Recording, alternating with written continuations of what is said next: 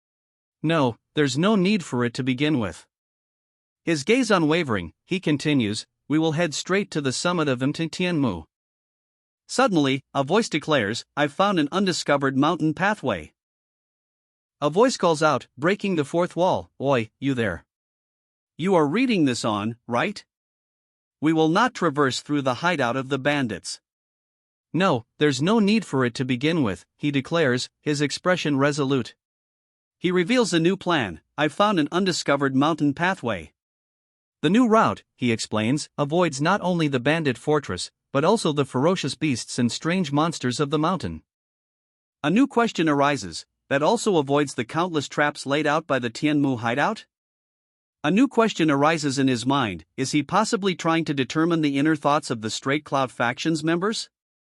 Then he's truly an elaborate person, the thought concludes. The leader announces, but not everyone will be able to participate in the MT Tianmu Commission. The declaration is met with visible surprise and confusion from some of the members. The leader continues, declaring, this commission will have to be done as fast as possible with a minimal amount of participants. The leader clarifies, so I'll be taking along faction members that possess the needed talent in order to break through Mtitianmu. The leader's piercing gaze underscores her words. The selection of the guards for Straight Cloud faction was also made with this plan for the Mtitianmu Commission in mind.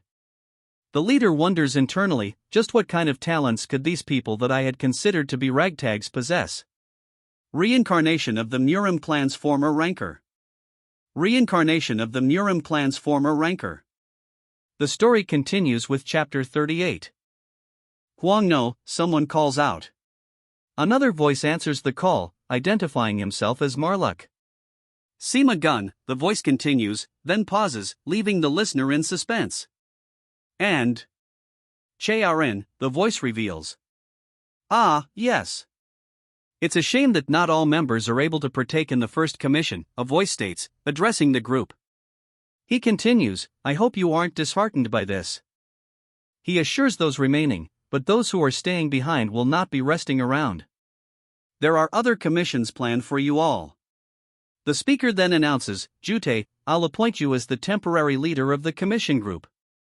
Holding a small piece of paper, he continues, I'll assign carriers to you, so head to Nanchang and Jiangxi once the sun rises tomorrow.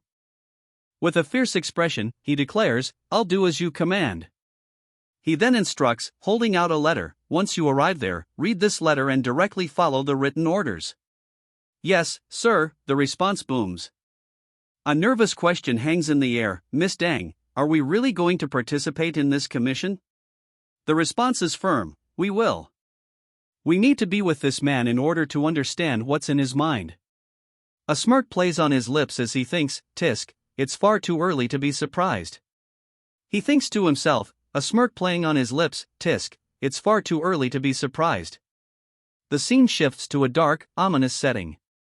A sudden shift in scenery reveals a dark and ominous location. The scene shifts to the Tianmu hideout, main military squad, 1st Wolf Squad. Ugh! I'm going to lose my mind. A frustrated voice echoes through the Tianmu hideout. Squad leader, how much longer do we have to search through this? The squad leader's face hardens at the insubordination. What did you say? He demands, his eyes narrowing. The man continues his rant, questioning, I'm saying which bastard would be able to enter this mountain pathway where even we can get lost. The man warns that if we take just a few more steps outside, it'll be a dangerous area for us as well. The man retorts, stating that if the boss told us to do it, then we better do it. If you have any complaints, tell the boss directly, not me. He then asks if he should tell the boss in their stead. One of the men scoffs, wondering what crazy bastard came to him to Tianmu without a single fear. Another wonders if it was some kind of commission clan that started with Beck. An unseen voice shouts, Beckun clan, you idiot. Beckun clan? Isn't that the place where the brothers just screwed each other up? One of the men asks. Another retorts, from the looks of it, it's just some scoundrel poking around and trying to get some fame. An enraged voice booms, promising, son of a bitch. I'll free his limbs from his torso once I get my hands on him. Despite the danger, he thinks to himself, I I actually like this since I'm able to learn about the mountain pathways because I'm new to the mountain hideout. He pauses, a confused "huh" escaping his lips. Suddenly, he stops, questioning, did I just hear a person's voice or something? Suddenly, a voice calls out, hey, you there? A sharp khuk sound echoes as he is suddenly grabbed by the neck. He's suddenly seized by the neck. Why is this idiot slowly going towards the cliff?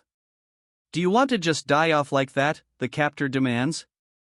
He then adds, that's not it, but I heard some kind of noise down there. SSSP. Oh, ho, would you look at this guy? Already talking back to me, the captor sneers, his grip tightening. I am sorry, brother. The captured one stammers. The captor's expression hardens as he barks, I'm already pissed off as is. Follow behind me obediently and don't provoke me, got it? Amikji got it, is the reply. The captured one walks forward, deeper into the dark forest. Deeper into the forest he goes, his expression unreadable. Silence hangs heavy in the air as he continues his trek. He stops abruptly, finding himself at the edge of a steep cliff. Below, a group of people plummets into the darkness. The darkness below swallows them whole. Clawing at the rock face, he struggles to find purchase. You can ease up a little bit since it looks like they've completely left, he says, still clinging to the rock face. Below him, the other man apologizes, admitting, I'm not quite used to the wall tiger technique. The man below questions, but, clan leader, are you truly fine with this? Marluk, too, is worried about the clan leader. Reaching higher up the cliff face, the clan leader assures them, I'm truly fine. There's no need to worry about me.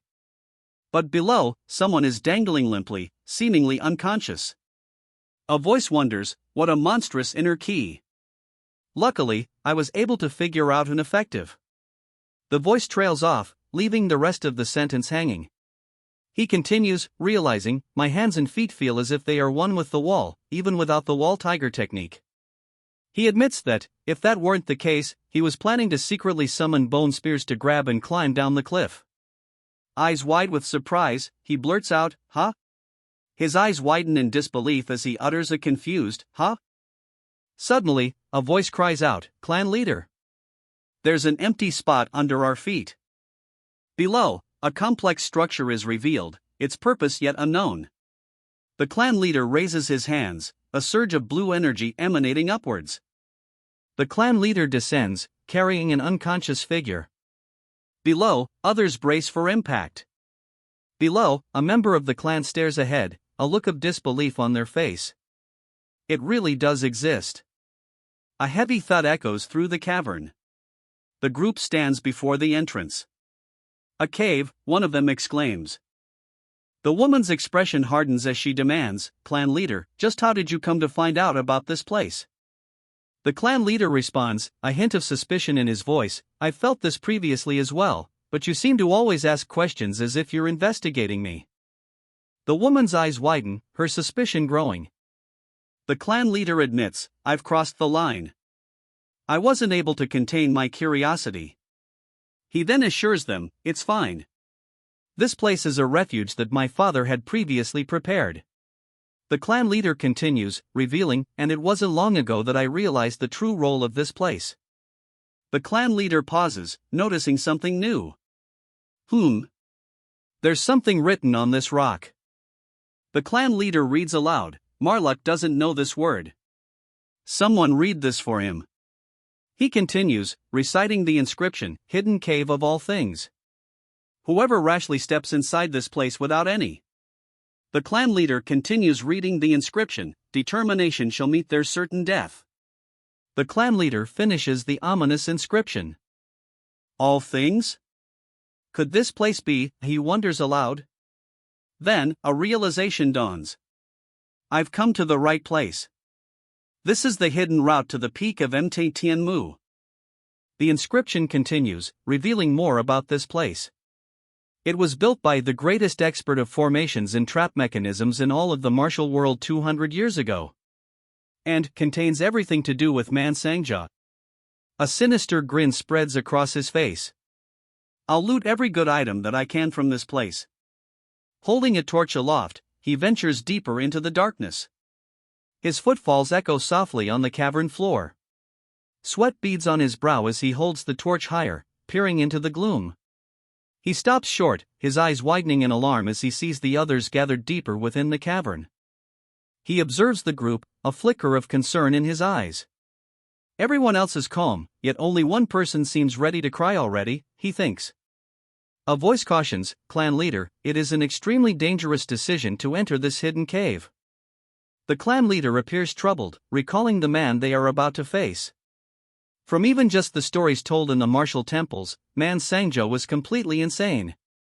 The clan leader's grim recollection continues, painting a terrifying picture of their foe. He's the kind of person who went and destroyed a large sect alone because of one small argument. Sweat glistened on the clan leader's face as he warned, entering his trap mechanisms and 8-gate formations is an act of suicide. Despite the clan leader's dire warnings, the protagonist confidently states, "Don't worry about it. As I've said before, I've only brought along people that possess the talent to breach this hidden cave." A chilling ha echoes, his glowing eye betraying a sinister confidence. His eyes widen in fear, stammering, "Th. There." He points a trembling finger, sweat beading on his brow. The group approaches the cave entrance, torches illuminating the path ahead. A sign marks their location, first compartment. Entering the compartment, the protagonist smiles, though the woman behind him seems apprehensive. "Good, now it begins," a voice declares, hinting at the trials to come. The story continues in the next chapter. The chapter unfolds, Ken-as. The next chapter begins, Ken-as. A voice calls out, breaking the fourth wall, "Oi, you there. You are reading this on, right?" Startled, he looks up towards a small, glowing blue gem embedded in the cave wall. The man with the hat also looks up, both now gazing at the source of the sound. "Although it may be just a cave, I can feel a strange chill," he remarks, a subtle unease creeping into his voice. Seeing that it had first compartment written on the entrance, this place must be. The words "the first trial" appear, looming over the entrance to the cavern. The group stands before the ominous cave, ready to face whatever awaits them. The group finds themselves submerged in water. The cavern opens up to a vast underwater world. Marlik's vision is impaired, he can only see water. It's blocked off everywhere, he realizes, his vision still blurred by the water. The clan leader states that the structure must have changed over time due to natural phenomena. "Clan leader, why don't we now turn back and look for another way in?" one of his companions asks. The clan leader dismisses the suggestion of turning back. "No, this place itself is the trial. Look closely at each side," he commands. The clan leader's gaze intensifies as he studies their surroundings. But then, a sudden exclamation breaks the silence. "What?" She spots a possible solution. "Over there, one person should be able to barely get onto that rock." The group faces the cavern wall. It's the same for the other side, which probably means 2 people. The character realizes, understanding the implications of the cavern's layout. The instructions are clear: 2 people must enter the water and each swim to a rock. Relieved, someone comments, "Phew, looks like Man Sangja had a conscience after all and made the first trap a bit easier," he finishes, a smug grin spreading across his face. The smugness is short-lived, however, as the true nature of the trial is revealed. At most one will have to swim through the heavenly glacial water while avoiding the armored ghostfish. His initial confidence visibly falters. "I see. Just the heavenly glacial water and armored ghostfish." The clan leader stutters. The heavenly glacial water is a divine water found in the heart of the northern sea ice castle which contains the absolute coldness. Continuing his explanation, the clan leader describes the armored ghostfish as a monstrous creature from the jungle of Nanman, possessing scales like steel armor and drill-like teeth. The man in the light blue robe smirks. "Oh, you seem to be well-versed," as the clan leader below him cries out in fear. The clan leader, visibly shaken, exclaims, "It's crazy, it's insane." He poured enough heavenly glacial water to submerge the cave and even added armored ghostfish. The clan leader begs, "Can we please head back?" Above, the man in the light blue robe remains unfazed, as a warning echoes, someone who hasn't yet mastered the art of yin-yang qi will freeze to death the moment they enter the heavily glacial water. It is also said that groups of armored ghostfish can even devour zenith-level experts. The leader's face reflects the gravity of the situation as a stark realization dawns: this is impossible. Only masters of the duckweed crossing technique could possibly solve this trial. I think that's enough of an explanation, the man in the light blue robe states, then commands, time is running out, so let's begin. Marluck. Come in front of me. A subordinate replies, got it, leader. A realization dawns, I can see why he chose these sorts of people. The individual continues, understanding the leader's intentions, he chose those who won't cause problems in the future even if they were to be sacrificed here. Drawing his sword, Marluck warns, Yu Shinwon. If you pull any tricks, I'll neutralize you immediately. A bead of sweat trickles down Yu Shinwon's face. His eyes widen in alarm. What is he trying to do? Yu Shinwon wonders, clearly concerned. One of his subordinates asks, is this how you sit in a lotus position, leader? He receives confirmation, yes, that's correct. Just stay like that for a moment. Yu Shinwon's subordinate sits in the lotus position as instructed, a bead of sweat rolling down his face. Suddenly, glowing symbols appear. With his hand on the subordinate's back, Yu Shinwon is enveloped in a bright blue light. A glowing symbol appears above them. What an utterly powerful and pure energy! A character observes, clearly sensing the shift. The subordinate's expression shifts to one of relief. Even my inner ki is stabilizing. He realizes, the powerful energy clearly having an effect. Impossible. For that man to reach the level of transcendent already, he exclaims, disbelief etched on his face. His eyes closed, the man focuses, a bright blue aura enveloping him. A nearby observer marvels, it's amazing. He hasn't learned a single martial art, yet his 8 extraordinary meridians are this clean. A voice booms, declaring that the man will have no trouble accepting their energy. Will he have no trouble accepting my energy? A voice thunders. The man groans as the energy transfer begins. The system explains that this is the art of energy transmission, a technique that transfers a part of the caster's energy. The voice booms, declaring, Marluck, your constitution has the most suitable talent necessary to clear this trial. Marluck gasps as a system message appears, detailing his unique attributes, frost martial body, a+, and cold immunity, a+. It explains his body is filled with absolute cold energy, preventing damage from the cold. The disembodied voice continues, explaining that with the 100 spirit eyes, it was able to understand the physical traits of Marluck's body.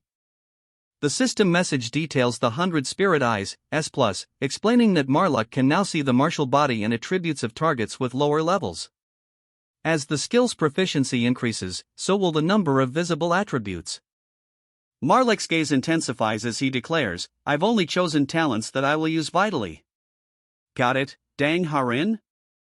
Just, the words hang in the air, pregnant with unspoken meaning. The question hangs heavy, what is going on? A strange sound echoes through the air. With a hand placed on the man's back, the other figure states, good, with the resistance of the frost martial body as well as both the ki of the thundercloud and the ki of the eastern shining sage, he should be able to sufficiently endure the water. His eyes glow with an intense light, and he cries out in pain. Struggling, he manages to stammer, thank you, leader. Marluck, with a determined shout, declares, until the day I die, I will remain with the leader. He kneels, his hand gripping the ground for support. A smirk plays on his lips as he replies, great, but I'll receive your appreciation after we clear this trial. He tears open his robe, revealing a powerfully built torso. A flustered voice cries out, what are you doing right now? He continues to remove his pants, leaving them in a heap on the ground. Did you think I would send my subordinate alone through a dangerous area? He asks, his gaze intense. He then states, naturally, I'll be going as well. The subordinate's eyes widen in surprise. What? She asks, clearly not expecting this development. The bald man beside him is visibly shocked by this declaration. The camera focuses on their toned physiques, clad only in simple white shorts. The camera pans down to reveal a pool of icy water. The group stands before the icy pool, anticipation hanging in the air. One of them blushes furiously, steam practically rising from their face. A question hangs in the air: he performed the art of energy transmission to a mere subordinate?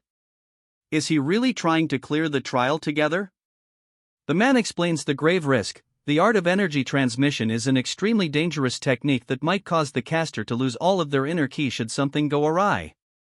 That's why, he continues, it's only done to a clan or sect heir. Another ponders, is he placing trust in the stability of his martial arts? The question hangs in the air, is he placing trust in people who he's met not long ago? He wonders to himself, what a strange person, but why is it that my heart is drawn to him? A bead of sweat trickles down his face as he contemplates the situation.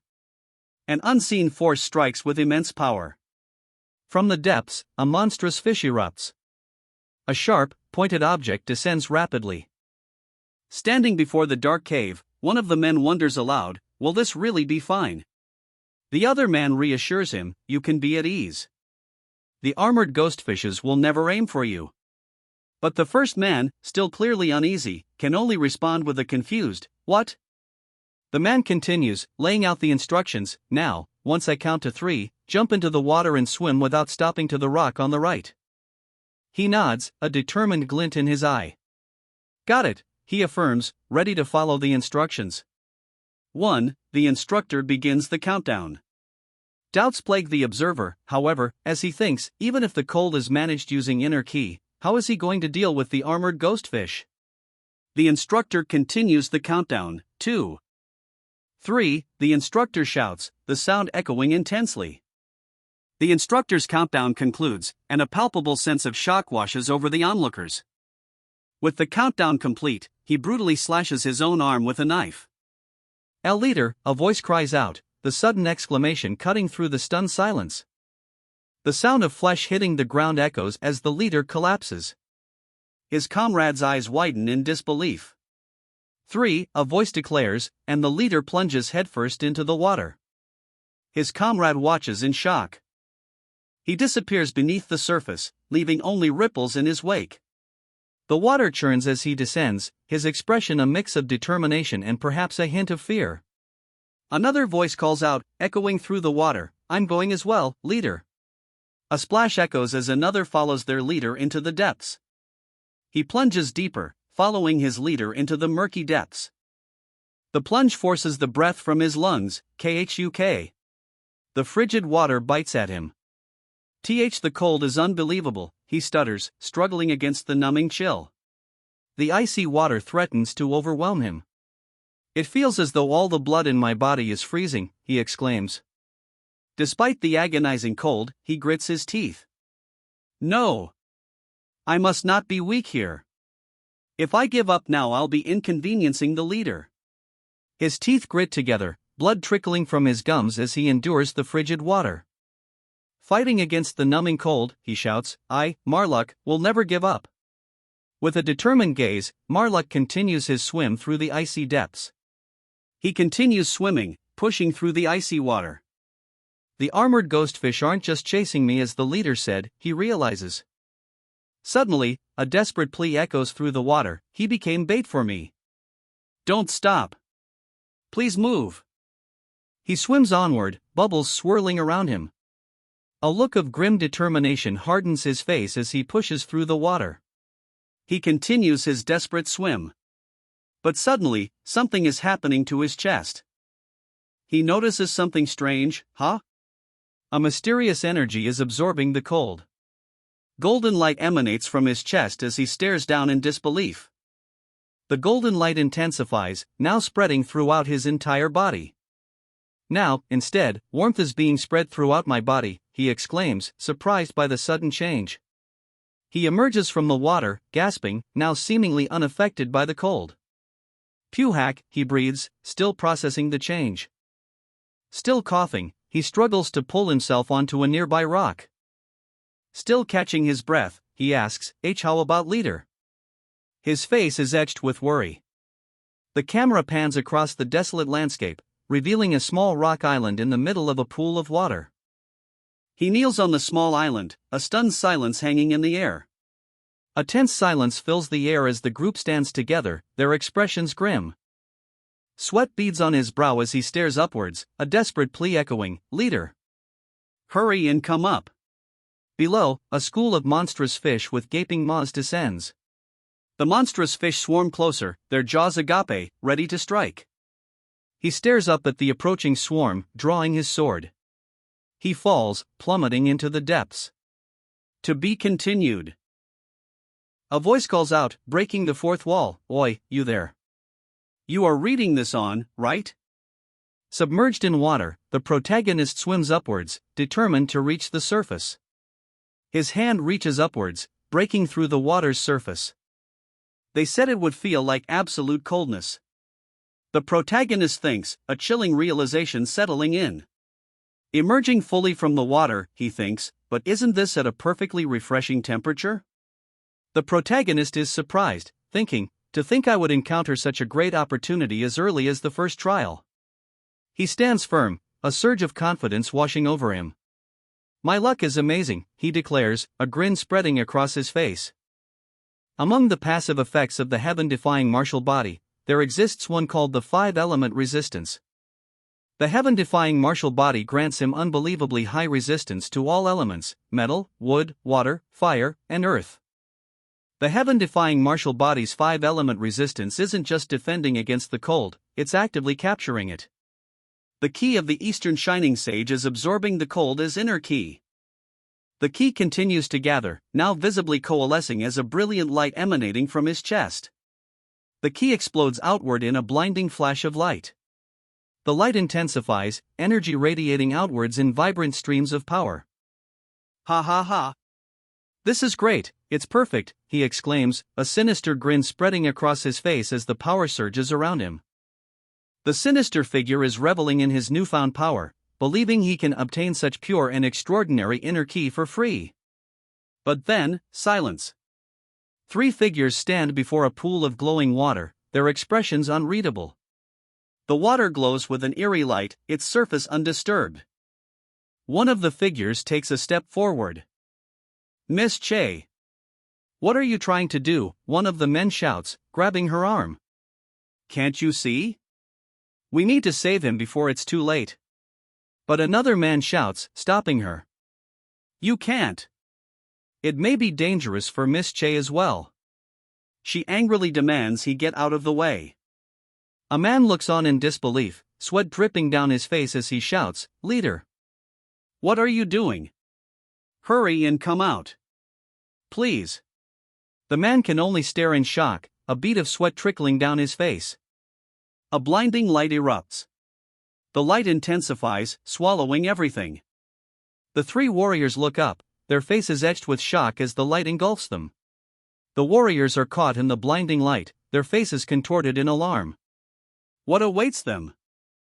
The light intensifies, accompanied by a strange sound. A piercing scream rips through the air, "Yuwa! Hi-ee!" The scream tears through the silence. Is this the armored ghost fish? He wonders, staring at the monstrous creature before him. A hand emerges from the water, dripping and pale. "Ulu!" he roars, clenching his fist in triumph. He rises from the water, fist clenched in victory. Crouching on the rock, he grimaces, muttering, "Phu." He's told, "Mar luck. If you feel around the rock's surface, you should find a spot that feels different." His hand presses against the rock, and a shout rings out, "I found it. It's here." The command rings out, "Press it." Press it as hard as you can, the order echoes out. The air vibrates with the force of the command. Both men look upwards, startled. What could have caused such a reaction? The source of the disturbance is revealed, a swirling vortex of water. An exclamation punctuates the scene as they gaze upon the swirling torrent above. The situation takes a turn as a voice declares, "The water is draining away." The water swirls faster, forming a deep vortex. A profound sense of unease settles over the observers as one wonders aloud, just what is he? Suddenly, a voice booms out, ordering, "Oi, stand by." Startled, the man on the right responds, "Yes." The commanding voice continues, demanding, "Why don't you stop looking around aimlessly and pass me my clothes instead?" The man in the lead smirks, declaring, as expected of Man Sangja. He even made a passage in this sort of place. A dark passage opens before them, a text bubble declaring, "Starting from here is the true path to the peak." With no time to spare, the leader orders, "Let's enter immediately." He then instructs Marluck to carry Huangno on his back. The group stands at the cave's entrance, torches illuminating the path ahead.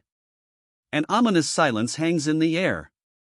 Torches in hand, the group cautiously enters the dark cave.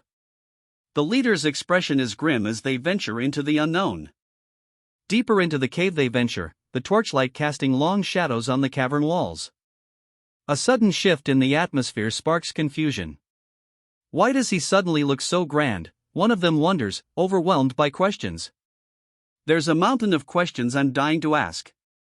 I'm about to go crazy. The journey ends as he announces, "Looks like we've arrived." He gestures towards a massive rock face, etched with symbols.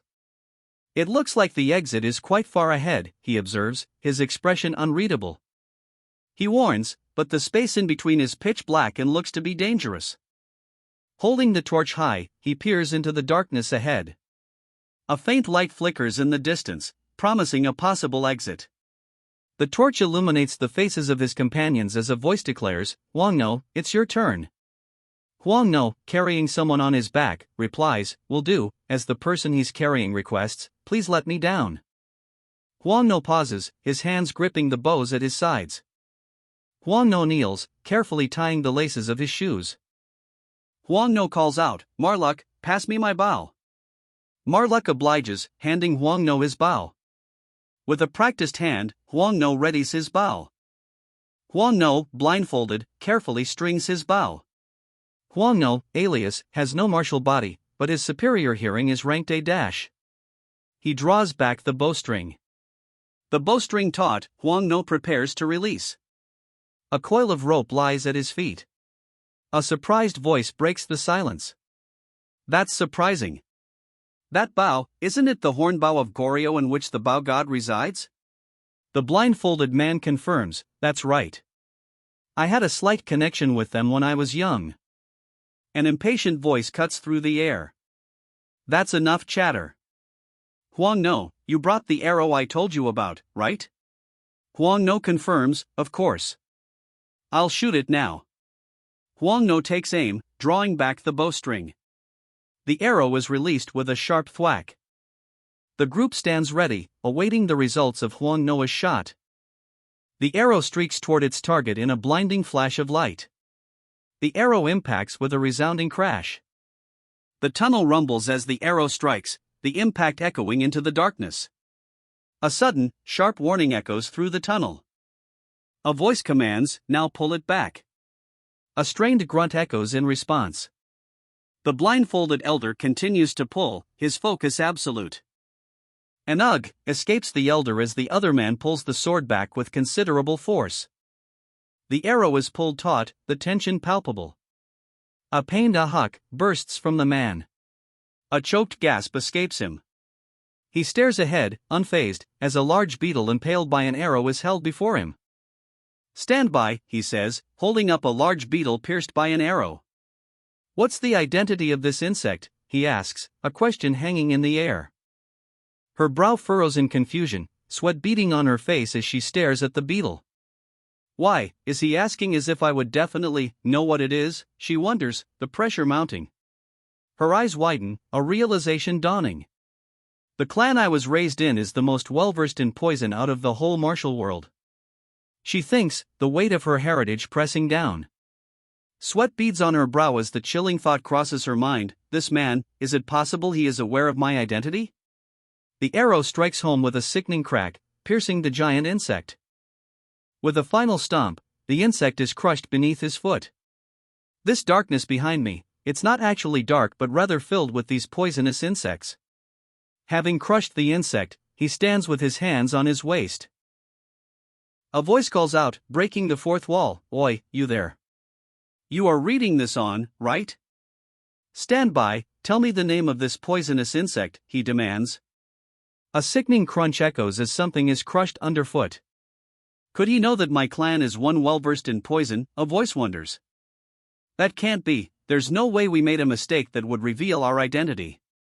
One of them thinks, a flicker of panic in their eyes.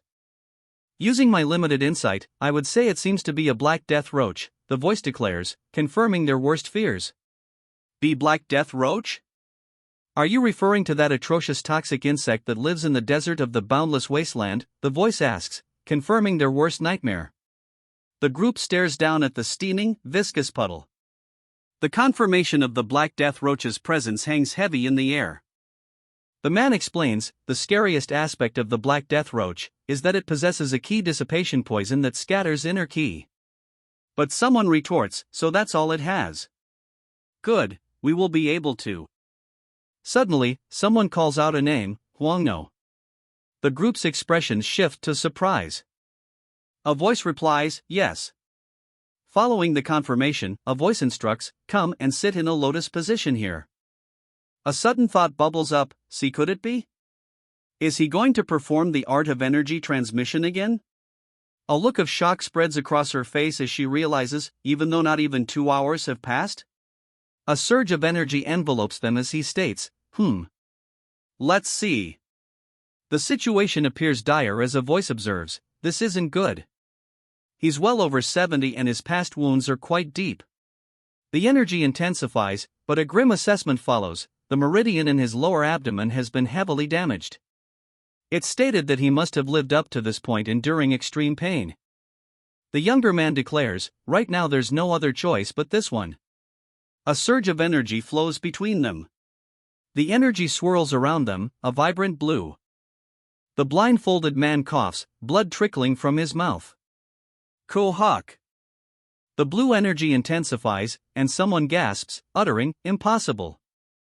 A realization dawns. How is it that I'm sensing the energy I felt from that man, from him?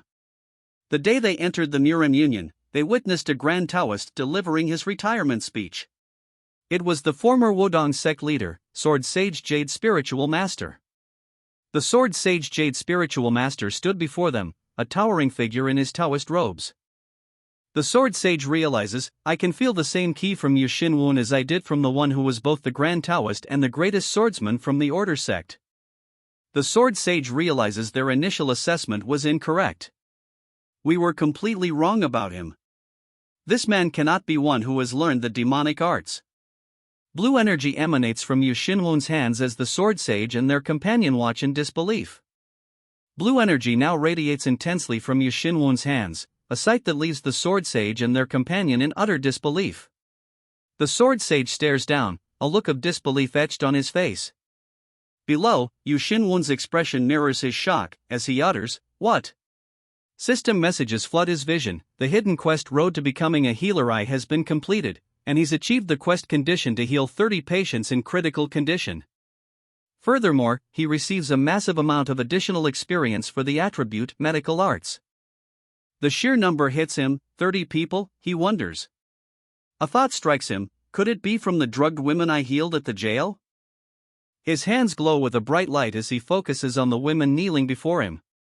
A sudden realization strikes him, marked by a visible exclamation. Suddenly, a series of system notifications appear. The first reveals that a medical art unknown to the world has been discovered. Then, it's revealed his medical art, a plus, attribute has reached its limit, evolving into Sage Medical Art, SS. More notifications chime in, revealing he's obtained Reverse Purification, S+, Accumulative Power Reinforcement, S+, and White Wishes, A+. A hidden quest, Road to Becoming a Healer 2, has also been obtained. A realization dawns on him. Sage Medical Arts is at SS rank? Is it because I used natural power to heal Huangno? He muses, to think a necromancer would be able to obtain the power of a healer. With a hand on Huangno's shoulder, he declares, now, it's done. A stunned voice breaks the silence. How did you? With a knowing smirk, he cuts off any further questions. We'll discuss the details later. Huangno, still reeling, can only respond with a subdued, yes. His smirk unwavering, he warns, I suspect there are other dangerous trap mechanisms hidden within the passageway aside from the black death roaches. He leads the group deeper into the passageway, his warning hanging heavy in the air. Yes, he confirms, leading the group further into the darkness. A sinister smile plays on his lips as he declares, I will have you protect me. He gives his instructions, once I enter, destroy only the trap mechanisms. The group acknowledges the command with a unified, understood. Footsteps echo as he enters the dimly lit space. Footsteps echo through the cavern. The cavern walls are lined with countless glowing eyes. He walks along the cavern wall, the multitude of eyes watching his every move. A sinister smile plays on his lips as he beckons, come. A flurry of strikes rains down, the air thick with the promise of violence. The swarm descends, a mass of chitin in fury. He stares up, unflinching, as the swarm hurtles toward him. The swarm closes in, filling the space around him. They strike, a flurry of motion and blurred forms. The swarm engulfs him, the sound of their mandibles echoing. The sound intensifies as the swarm continues its assault. Despite the intensifying swarm, a voice declares, let's endure it for a bit. There's no way I'll receive damage from this sort of poison when my poison resistance rank is so high. Smirking slightly, he seems confident in his resistance. His smirk widens as he thinks, after I used the scythe of melting poison, my poison resistance rose to S+ rank. He confidently taunts, bite me as much as you want. He plans to store the key dissipation poison within his body and transfer it to them. He intends to save the scythe of melting poison for use later. The beetles swarm him as he declares, it's coming. The beetles surround him as he confidently states, let's see, shall we? A blinding light erupts as he unleashes his power. His confident smirk remains as the purple energy manifests into a pair of glowing scissors. As expected of the Bao Ghost, he muses, surrounded by a swarm of beetles. The Bao Ghost draws back his arrow, despite the bandages covering his eyes. I can see it. He declares. Though I may be blind. He begins, his face resolute. I can definitely see it. He declares, his arrow trained on the distant figure. The hero is completely engulfed by a swarm of beetles. More of the creatures crawl forward. The swarm continues to advance, an endless tide of black carapaces. He cries out, a blindfold obscuring his vision. A cacophony of grinding gears fills the air. Despite the blindfold, he draws his bow with deadly precision. A sharp crack echoes as the arrow flies. The air crackles with energy as the arrow streaks towards its target. The arrow hurtles towards a dense swarm of beetles. The arrow explodes on impact, sending a shockwave through the swarm. Amidst the explosion, the man observes with a slight smirk. Below, another wonders, to think there would be someone capable of pulling that off. The attention shifts to the blind archer. The same goes for the blind archer protecting him. Surrounded by beetles, he wonders, what, is that it for the second trial? Covered in beetles, he thinks, now that I've obtained enough poison.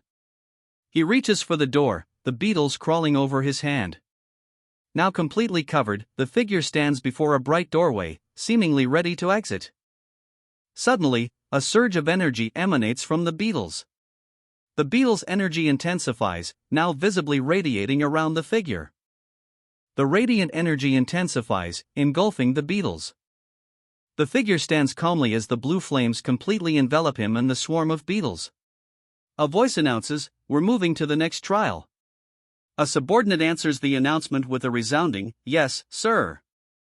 The trial begins as they enter a cavernous space, its walls rough and uneven. The group descends deeper into the cavern, their figures growing smaller as they navigate the rough-hewn steps. Huang No, who had to be carried the entire time, is now walking on his own. Huang No continues onward, showing no sign of fatigue. He shows no sign of fatigue even though we have been walking for quite a while. They continue onward, approaching a blinding light at the end of the tunnel. They continue their trek, the blinding light growing ever closer. He squints, shielding his eyes as the light intensifies. He moves forward, fist clenched, ready to strike. No, I've already decided not to give that child any more false hope. she declares, her voice firm with resolve. Her words hang in the air, a stark reminder of her unwavering decision. The journey ends as a voice declares, "We've arrived." Upon arrival, a collective "ah" escapes their lips. The cavern echoes with an unknown sound. They gaze out at a vast, dark expanse. Its strange leader. "There's nothing here," one of the men observes, his expression mirroring the sentiment. The story continues in the next chapter. The story continues in the next chapter, Ken Ass. The story continues with Ken Ass. A voice calls out, breaking the fourth wall, "Oi, you there. You are reading this on, right?" Its strange leader. "There's nothing here," a voice reports, followed by a soft groan. The group stands in a vast, empty space, the rocky walls looming around them. Its strange leader. "There's nothing here," one of them reports, followed by a soft groan. He confirms, "Marluck, there doesn't seem to be anything here just as you said." Silence hangs in the air as the group seems to be at a loss for what to do next. A sly grin spreads across his face as he wonders aloud, "Is it a formation?" His question hangs in the air as a thought bubble appears, revealing someone's internal monologue, "This monstrous man. Just how much does he know?" The man confirms the question with a simple, "Yes, that's correct." The man's words confirm the danger. "This place is covered by Man Sangja's formation." The man continues, revealing, "He asked Miss Dang about poisonous insects and me about formations." A chilling realization dawns. He knows something about our identities. The man stands confidently, arms crossed. The realization hangs heavy in the air, their identities might be compromised. The man's words confirm their worst fears. Even so, we could be in danger if we reveal our identities. His gaze sharpens as he realizes, he's a transcendent expert. The blindfolded man states ominously, with faithful subordinates possessing abilities that can't be underestimated. The best course of action, he realizes, is to follow the expert's wishes and resolve the situation as quickly as possible in order to escape. The man in the hat observes, "It seems to be a formation that shows a camouflaged scenery through the arrangement of natural objects." The man in the hat then asks, "Are you able to solve it?" The man's eyes narrow, and he pauses, considering the question. After a moment, he responds, "Yes, I will try." A question hangs in the air, laced with disbelief. "What are you saying?" "That you're able to dismantle Man Sangja's formation." A palpable tension fills the air as the surrounding group reacts to his claim. He studies the ground, a thoughtful expression on his face. It's a formation that uses natural objects." He then declares the next step, "Flip this rock here." He holds up a delicate flower, now giving a new command, "Move this orchid and plant it over there." Now, he points towards a stalactite. This stalactite needs to be embedded in the ground. A thought crosses his mind, heavenly brain. But then, a new thought occurs to him. No, for now let's see the skills of the current heavenly fool of the Zhuge clan. The story continues in chapter 42. The story continues in chapter 42, focusing on the most foolish one among heaven and earth. Heavenly Fool. The heavenly fool stands before a crowd, his expression unreadable. That was the nickname the clan used to call Zhuge Gun, the narrator reveals. Born without any talent from the Zhuge clan, a group known for formations and strategy, he also lacked motivation. Zhuge Gun had turned his back on training and studies, and instead lazed around all day. Despite being the second son of Zhuge Sung, the clan leader who had taken over the Murin Union's military strategy department, he was relegated to the Flying Hawk Squad, not given a position within the Union. Truthfully, the facade Zhuge Gun showed until now was not real. The truth is revealed, Zhuge Gun was Zhuge Sung's illegitimate son, the result of an accidental encounter. After revealing his talent, Zhuge Gun's parents grew cold, and so he hid his abilities. But the day his clan was destroyed, he became the sole survivor and began showing his true face. With his excellent strategies and formations, he became the head. He became the head strategist of the faction opposing the Blood Sect, earning the title of the Heavenly Brain through countless battles, though he eventually met his end. I never thought a person like that would willingly come to my clan, a voice muses. The man explains, it's the Thousand Road diluting shadow formation used in the battle against the Manhwa sect. The man continues, noting, this seems to be a modified version of that. Oh, I see. Do you know how to solve it? The man asks. He gets a confident reply, yes, thankfully. That boulder is the key object that composes this. The voice declares that, if that's destroyed, then the formation itself will crumble. Impressive, good work, the man says, patting the protagonist on the shoulder. The protagonist replies, hee hee, no need for compliments. He scratches the back of his head, a small smile playing on his lips. I unknowingly became happy. He thinks. A cold voice cuts through the air, so it was you. The sound of shattering glass fills the air, followed by a chilling voice. So it was you. The figure launches forward, fist outstretched with incredible speed. He strides forward, a determined look etched on his face as he approaches the group. He stops, staring up at the cavernous space. Oh, it appeared. A sudden exclamation rings out, it's the exit. Before them stands a massive metal door built into the rock face. Sima Gun is really amazing, someone exclaims, impressed. But Sima Gun waves off the praise, replying, that's not it, I just happened to be lucky. Wait a moment, one of them stammers. It looks like Man Sangja left a phrase there? Etched into the stone, the phrase reads, only one person. The voice booms out, posing a daunting question, who is willing to risk dying to protect their comrades may enter the final trial. Without hesitation, he declares, I shall go.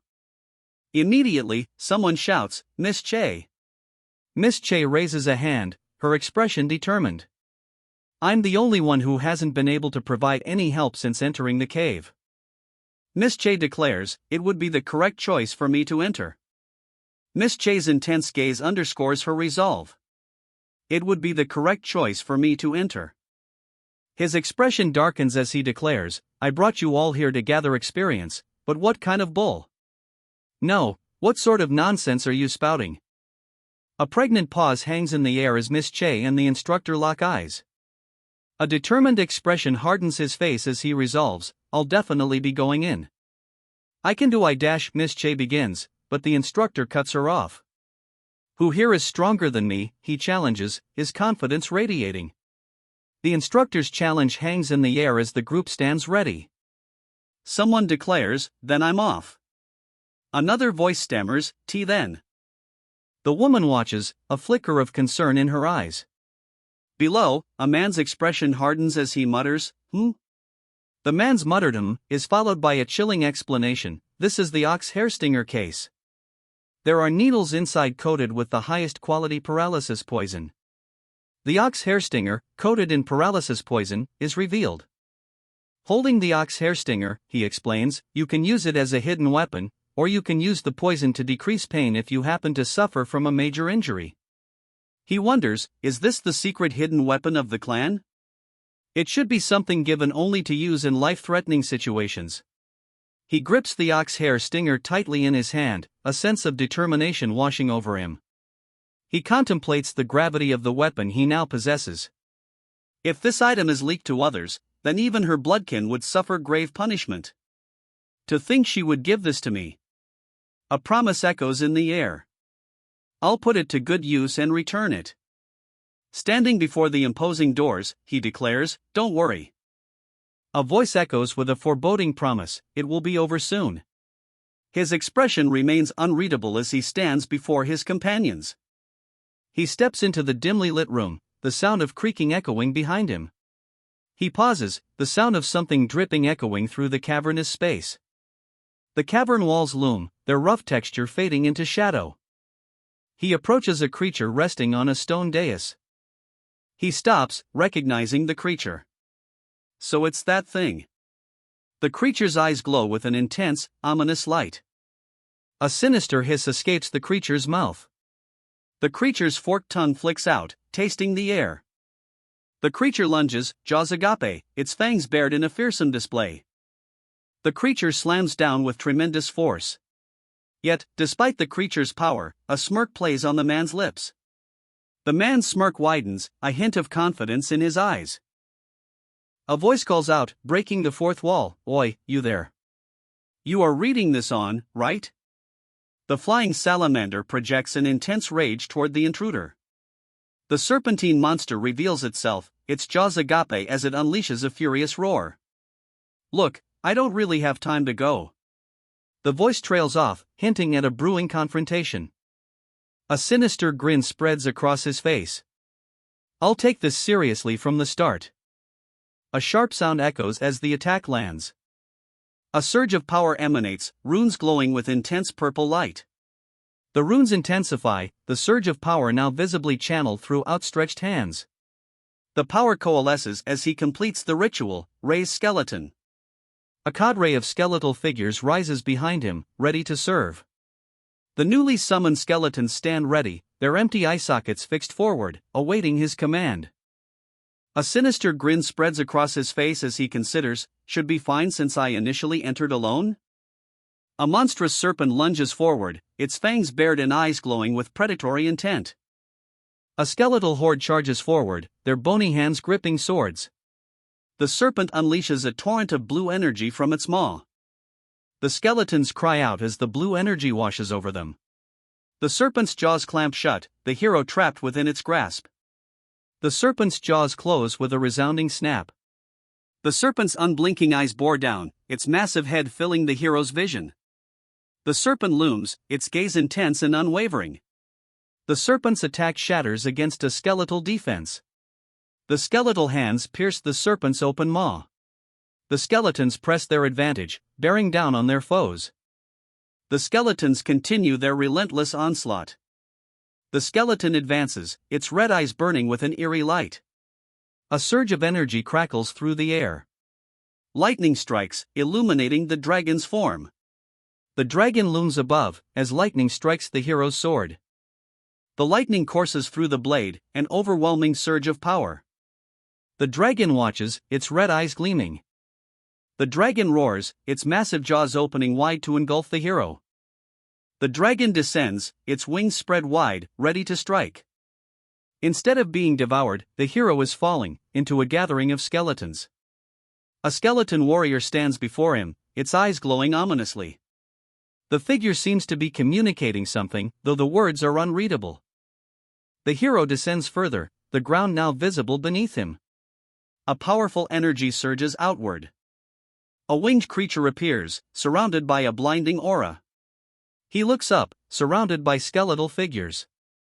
What a vast amount of inner ki, he thinks. The skeletal figures loom over him, their empty eye sockets staring down. A spectral dragon lunges forward, a burst of energy erupting from its jaws. Spread out, he yells, his expression one of urgent warning. A blinding flash of energy erupts, engulfing the area. The skeletons are caught in the blast, energy ripping through them. As the energy dissipates, he realizes, we'll need someone with a flying ability on our side as well. The skeletons begin to revive. Glowing runes swirling around them. The runes intensify, glowing brighter as the skeletons fully revive. Glowing red eyes glare down at a massive, reptilian creature below. The massive creature looms closer, its forked tongue flicking. Above the group, a message appears, "Summon, Vampire Lord." The summoned creatures include a vampire lord, a man in white robes, and a skeleton warrior. Another message appears above, this time announcing, "Summon, Basilisk." A sinister smile spreads across his face. Now, round 2 begins. The focus shifts to his torso, clad in ornate robes, as he prepares for the next battle. A system message appears, the necromancer's skill, Revive, Grade S+, allows him to revive and control monsters, restoring them to their former strength and abilities. Blue energy crackles in his hand as the necromancer prepares to unleash his power. Behind him, a horde of revived monsters with glowing red eyes awaits his command. He muses, I never thought there would be a use for the revive skill, but Kwak Ju-san and Gong Sun-sho were considered monsters. He reveals his strategy, thinking, so I waited until revive could be activated. Something seems to be different, he wonders, observing the revived monsters. Suddenly, a system notification appears. It announces that the player is the first to discover a new effective revive. A new system message appears, declaring that a vampire lord, veteran entity, has been summoned. Another veteran entity is summoned, Basilisk. The system declares him the first player to summon such a being, granting a massive experience reward. Level increases follow in rapid succession.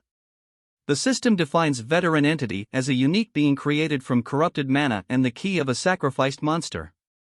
They possess higher stats than normal entities and can gain new skills upon leveling up. Reaching the level limit unlocks an unknown potential. Question mark is what exactly? It's saying I could overcome the monster's limit, he wonders, a thoughtful expression on his face. The vampire and the lizard-like monster stand on either side of him, their expressions unreadable. The skeleton suddenly snaps his fingers, a sharp clack cutting through the air. With a surge of power, the lizard-like monster takes flight. Ah, oops, the skeleton says. The lizard monster and the other being are now behind him. Now's the time for you both to get to work, the skeleton declares. The robed figure extends his hand, his expression intense as he commands the lizard and the other being to attack. The lizard lunges forward, its red eyes gleaming with savage intent. The lizard's attack is met with a powerful blast of energy. The lizard hisses, its glowing yellow eyes fixed on its target. Its red eyes glow intensely, and the lizard prepares to strike. Suddenly, the lizard unfurls wings, preparing to take flight. The lizard takes off with a powerful flap of its wings. The lizard soars into the air, wings beating powerfully. The winged figure ascends further, a trail of blood marking his ascent. The lizard's gaze remains fixed upwards, claws outstretched. A red glow intensifies, obscuring the view. The red glow reveals countless crimson blades descending. The figure stands defiant amidst the crimson rain, wings spread wide and eyes glowing with malevolent intent. He descends, wings spread wide, a storm of crimson blades following in his wake. The crimson blades descend, piercing the ground with devastating force. To be continued. Canas. Canas. A voice calls out, breaking the fourth wall, "Oi, you there. You are reading this on, right?" The sound of something shattering echoes. The dragon crashes through the structure, impaled by several red spikes. The impact resonates with a deafening kwang. The dragon thrashes wildly, more red spikes piercing its body. The spikes continue to tear through the dragon's defenses. The dragon roars in pain, its glowing eyes wide with fury. The dragon's eye glows brighter as the attack intensifies. The dragon is struck, blood splattering as it reels from the blow. The dragon roars in pain, its massive jaws wide open in agony. The dragon is sent crashing down, defeated. The fallen dragon's jaws remain agape, its defeat absolute. A foot descends with immense force. The impact reverberates outward, the skeletons nearby caught in the shockwave. The monster's head is crushed underfoot, a spray of dark fluid erupting from the point of impact. The monster's eye glows intensely as it shatters. Flames engulf the monster's head as it continues to crumble. The monster's body disintegrates in a burst of flames. The monster's skeletal remains are scattered by the force of the blast. The blast wave rips through the remaining enemies. The force of the explosion continues to obliterate everything in its path. The creature remains, kneeling amidst the fading flames. Its eyes glow with an eerie light as the flames lick around it. The creature's eyes burn brighter, an intense light radiating from its head. Blinding light erupts from the creature, filling the area. Lightning crackles around the man as he desperately clings to the creature. The blinding light intensifies. The lightning intensifies, filling the space with blinding energy. The lightning crashes down, a blinding explosion of energy erupting between the two figures. The air crackles with residual energy. His sword pierces the beast's head, lightning arcing from the point of impact. A sinister smile spreads across his face as he says, "Thanks for the meal." Lightning crackles around his hands. A surge of power erupts, the force of the attack shaking the very air around him. "Heavenly thunder compression strike," he declares as the attack connects. Phew, good thing I took care of it before it got burned, he sighs in relief. It seems monster corpses are valuable materials for blacksmiths. The system announces the flying salamander's defeat, rewarding him with its inner core. He has also leveled up, now reaching level 51. Furthermore, his necromancy attribute has reached rank S, granting additional proficiency for all necromancy-related skills. Finally, the system unlocks a new skill, Guillotine Bones. The system continues to shower him with rewards. He unlocks new skills, Curse of the Berserker and Extortion. Furthermore, he obtains the title of Monster Exorcist, and all of his stats permanently increase. Finally, his Scythe of Melting Poison absorbs the monster's energy, gaining a massive amount of natural power. The amount of natural power absorbed by the Scythe of Melting Poison has reached its limit. The system then announces that the treasure, Scythe of Melting Poison, has increased to rank S. The Scythe of Melting Poison has reached its limit of natural power absorption. The system then announces, the treasure, Scythe of Melting Poison, has increased to rank S. After absorbing the natural power, someone observes, looks like the Scythe of Melting Poison absorbed some natural power? Its form changed a bit too. Holding the Scythe of Melting Poison, he muses, with this, wouldn't it be alright if I eliminate monsters to obtain natural power? A sly grin spreads across his face as he considers the possibilities. A looming creature reflects, if the flying salamander had gone all out from the start, it wouldn't have been easy. A slight smirk plays on his lips as he reflects, fortunately, it underestimated me and my summons which allowed me to win. He now intends to dismantle the fallen flying salamander. Now then, let's dismember this.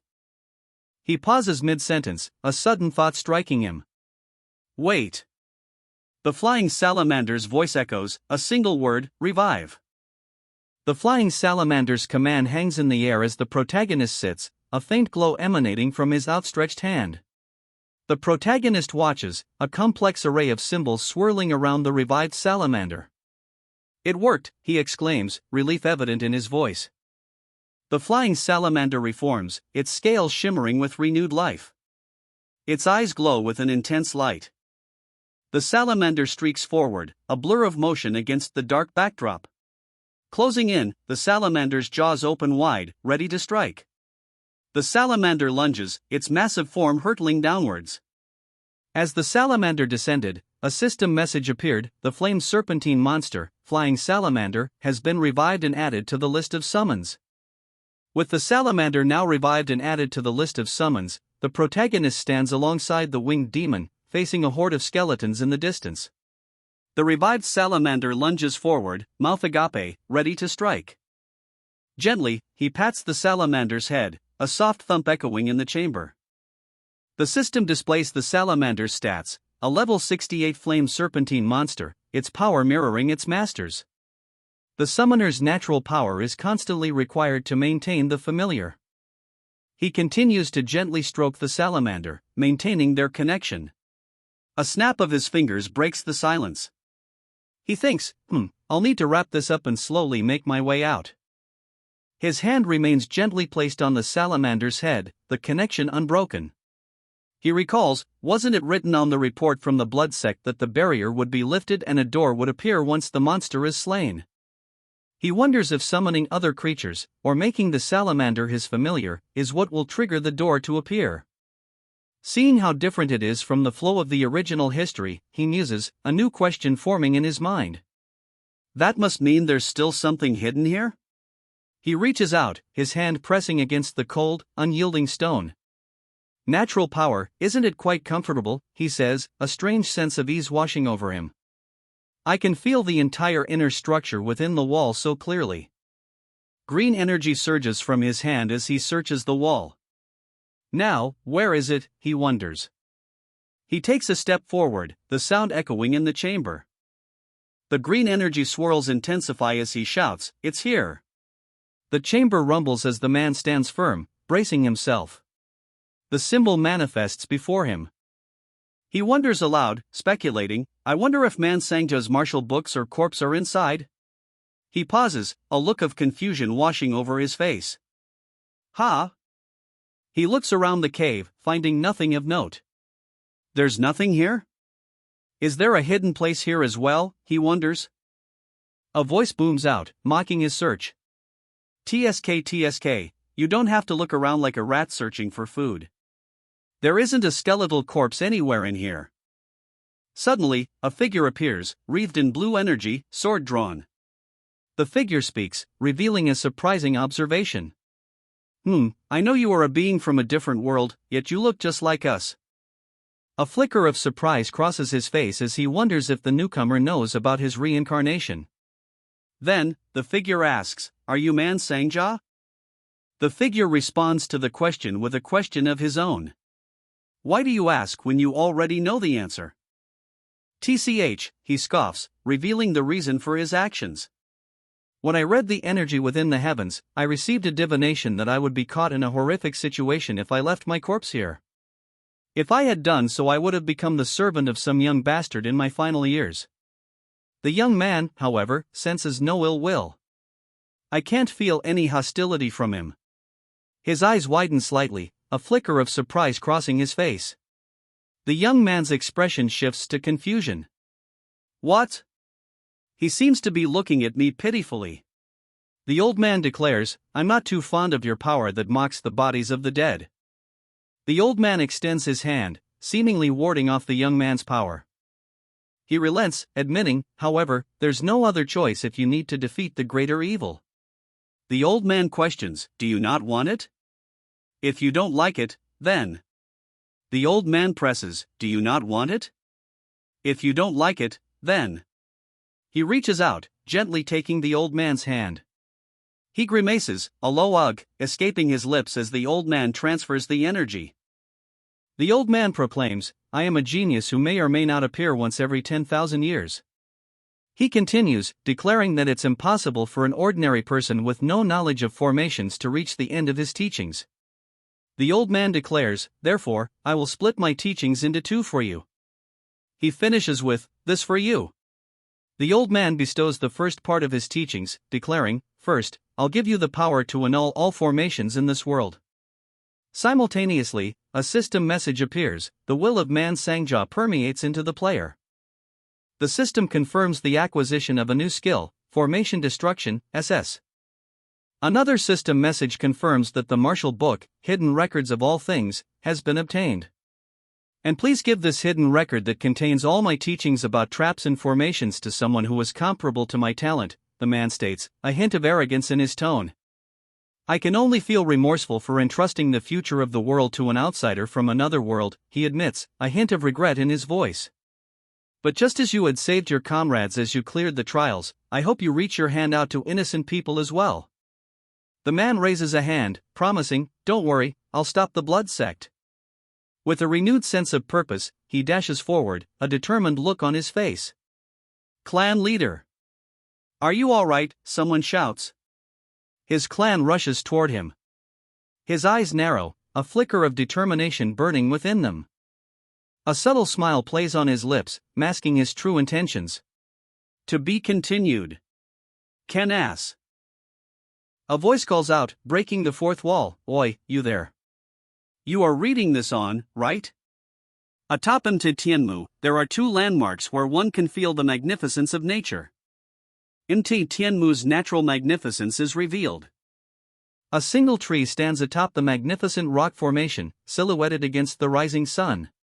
One is a large lake called Heaven Lake, the narration describes. Heaven Lake shimmers under the morning sun. The other is a lone tree of unparalleled size and beauty, the narration continues, showing the massive tree. A deep fissure splits the tree's trunk, revealing a vein of glowing blue energy within. A deafening crack echoes as the tree splits completely, revealing a portal of brilliant blue light. The group steps forward, ready to pass through the radiant portal. A collective sound of anticipation escapes them, HUAH. Before they can enter, a voice urges, let's bury the box before we get caught by those bandit bastards. The voice continues, instructing the group to grab a branch from the tree and return. The group hesitates, one of them questioning, clan leader? A massive tree is shown against the sky, dwarfing the group. Before them stretches a vast graveyard, bathed in the warm glow of the setting sun. The scale of the place is marked by the repetition of tombstones stretching to the horizon. Standing before the massive tree, the group faces a glowing opening in its trunk. The path ahead is a dense forest. This is. A voice begins, followed by another, hesitant, is it okay? The forest gives way to a graveyard. To bury the box here, a voice questions. There's no need for that, a voice declares, interrupting the hesitant suggestion. What a logical decision, one of the men exclaims. The other adds, indeed, how would the heavenly favor bank know whether or not we buried the box? The man declares, now then, let's snap off a branch of the divine tree and leave. Abruptly, a voice interjects, no, we don't need to snap off a branch of the divine tree. The man looks up, a bead of sweat trickling down his face. Then how will you prove to the heavenly favor bank? He asks, clearly concerned. Suddenly, a low rumbling sound fills the air, cutting through the tension. The ground trembles as a massive force charges forward. A wave of soldiers, led by a furious commander, charges directly towards them. The soldiers surge forward, a cacophony of war cries filling the air. Fists clenched, the commander leads the charge, his face a mask of fury. Panic rising, one soldier exclaims, how could? The hole is gone. SFX, shatter. A group arrives, their presence announced with a resounding declaration, they're finally here. Reincarnation of the Murim clan's former rancor. Reincarnation of the Murim clan's former rancor. Impossible. Just how? A voice exclaims, followed by another, more enraged, those Bekun clan bastards, they didn't return last night? The group's leader grits his teeth, a low growl escaping him as he wonders, how could those bastards be? Bastards be here, he finishes, the question hanging in the air, thick with disbelief and anger. His face contorted with fury, the leader bellows, what are you all doing? The leader roars, brandishing his blade, everyone, prepare for combat. The leader's command rings out, don't let even a single bastard escape. The soldiers respond in unison, yes, sir.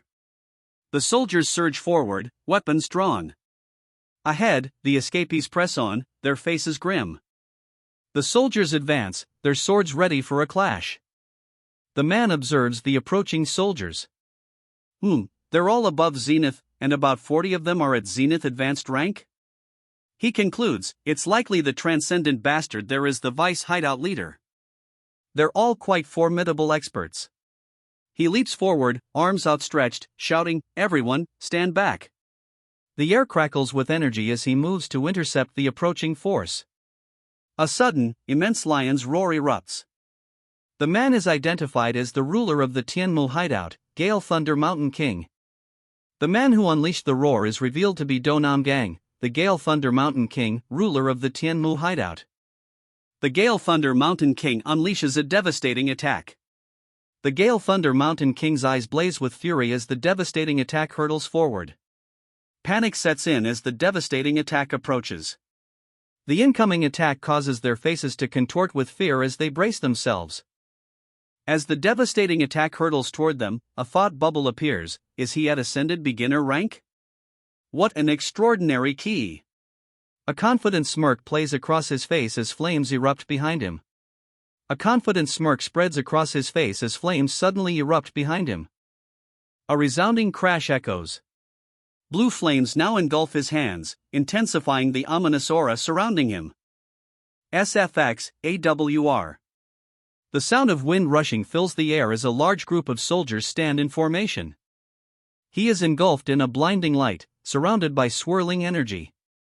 The light fades, and a voice seethes, that bastard. His eyes narrow, fury burning bright as the flames lick around him.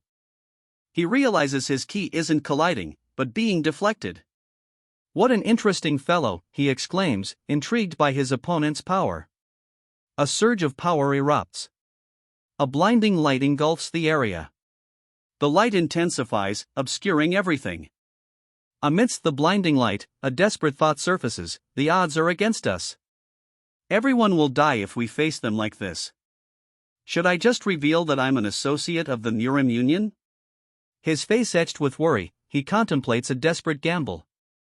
Should he reveal his affiliation with the Murim Union? the internal debate rages on. Do I sell the name of the Union to survive the Chaos Sex Mountain Bandits? He wonders, his brow furrowed in conflicted thought. I would have to live with the dishonor for the rest of my life, however. His internal conflict reaches a turning point. My honor can't be more important than the lives of Marluk, Wangno, and Yu Xinwun. He declares, I am Yu Xinwun, the leader of the Baekun Commission clan. The sudden announcement leaves at least one person visibly stunned. The man scoffs at Yu Xinwun's declaration. Why should I care, he asks. He continues, stating he isn't even curious about the name of the bastard trying to bury the box. With a snap of his fingers, the man readies himself for a fight. With a shout, the box flies from the man's hand. The box is sent flying, the impact echoing loudly. The box spins away, the force of the blow evident. Its key telekinesis, which is said to only be used by those who have reached ascended, someone exclaims. A figure stands before a crowd, declaring, Your sin is daring to intrude upon our holy land, blinded by your greed. You shall pay with your lives. The figure stands firm, his leopard print cloak billowing slightly. Senior, it seems you're misunderstanding something, a voice calls out, challenging the previous declaration. His eyes narrowed, the senior demands, then what did I misunderstand? A hand firmly grips a wooden box. The protagonist declares, I'm not here to complete the commission from the Heavenly Favor Bank. Stunned, the senior responds with a bewildered, what? He continues, I'm only here to tell you one thing. His expression hardens, a slight smirk playing on his lips as he prepares to deliver his message. He scoffs, dismissing the previous statement. Ha, what a lame joke. Do you really think you can overcome this crisis with mere words? His challenge rings out, the air thick with tension. Stop your useless words, and draw your sword. Grasping the hilt, he acknowledges, I guess there's no other choice. The blade begins to slide free. A sly grin spreads across his face as he proposes a deal. For every 10 rounds this junior endures, will you hear me out a bit more each time? The sly grin vanishes, replaced by a furious scowl. Then it seems I won't hear a single word, he declares, radiating palpable anger. A swift attack follows his declaration. The attack lands with explosive force, sending rocks and debris flying. The force of the blow is immense, the impact radiating outwards. He descends, declaring, Fool! I'll end you with one strike. He unleashes his attack, declaring, Divine Fist of the Gale Thunder. The Divine Fist of the Gale Thunder crackles with immense power. The attack streaks forward, a vibrant display of raw power. The Gale Thunder technique connects, a storm of lightning erupting on impact. His teeth gritted, the protagonist endures the full force of the Gale Thunder. The lightning crackles, then fades to white. The story continues in the next chapter. Fists clenched, he unleashes a devastating blow, the force radiating outwards. Electric energy crackles around him as his fist connects. The force of the blow shatters the air, sending shockwaves through the surroundings. The recipient of the blow is sent hurtling downwards, electric arcs dancing around him as he falls. This immature bastard. The unseen attacker seethes, clearly enraged by the previous exchange. Eyes narrowed, the attacker's rage intensifies. This immature bastard. He spits out. To think he's already a transcendent, the attacker exclaims, his eyes widening with a mix of shock and disbelief as he lunges forward, sword drawn. A blinding clash erupts as the swords meet.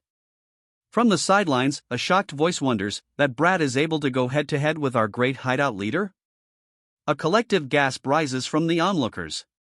How is such a thing possible? One of them wonders aloud, their faces etched with disbelief. The hideout leader observes the fight, remarking, Of course, I can see that the great hideout leader is controlling his strength. He continues, stating that if he were to exert all of his power, the tombs would all be swept away and destroyed. The hideout leader explains, there is also an absolute gap between a transcendent and an ascended that cannot be overcome. Despite his previous claims, the hideout leader thinks to himself, despite all that, the ability that man is showing is unbelievable. The hideout leader realizes the man's inner ki is worth about 3 cycles. He wonders if he's able to block those consecutive punches without any internal damage. The hideout leader continues to ponder, wondering if he's able to block those consecutive punches without any internal damage. The hideout leader continues his internal assessment. He would need about 2 cycles worth of inner ki at the very minimum. The hideout leader continues to be amazed by his opponent's power, for someone who's barely above 20 years old to possess that much inner ki. Donam Gang, he's stronger than I expected, the hideout leader realizes, sweat beading on his brow. Donam Gang moves in a blur, a surge of energy crackling around him. He thinks to himself, if I didn't have the skill I obtained while learning the sage medical arts, this would have been extremely difficult. Energy crackles around Do Namgang as the system displays a cumulative power reinforcement. S+ momentarily greatly amplifies the efficiency of all potential energies within yourself or a designated target. Current max duration 15 minutes. Current efficiency amplification 150%. Phew. Do Namgang sighs, the exertion evident. Do Namgang's brow furrows, beads of sweat clinging to his face.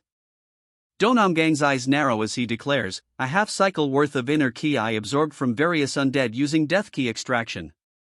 He continues, adding, the half cycle from the ki of Thundercloud and the ki of the Eastern Shining Sage, as well as the half cycle worth of inner ki from the cold absorbed from the heavenly glacial water. He calculates that the amplification should produce the effect of being slightly over 2 cycles worth. But with 3 minutes already passed, he knows he can't be careless.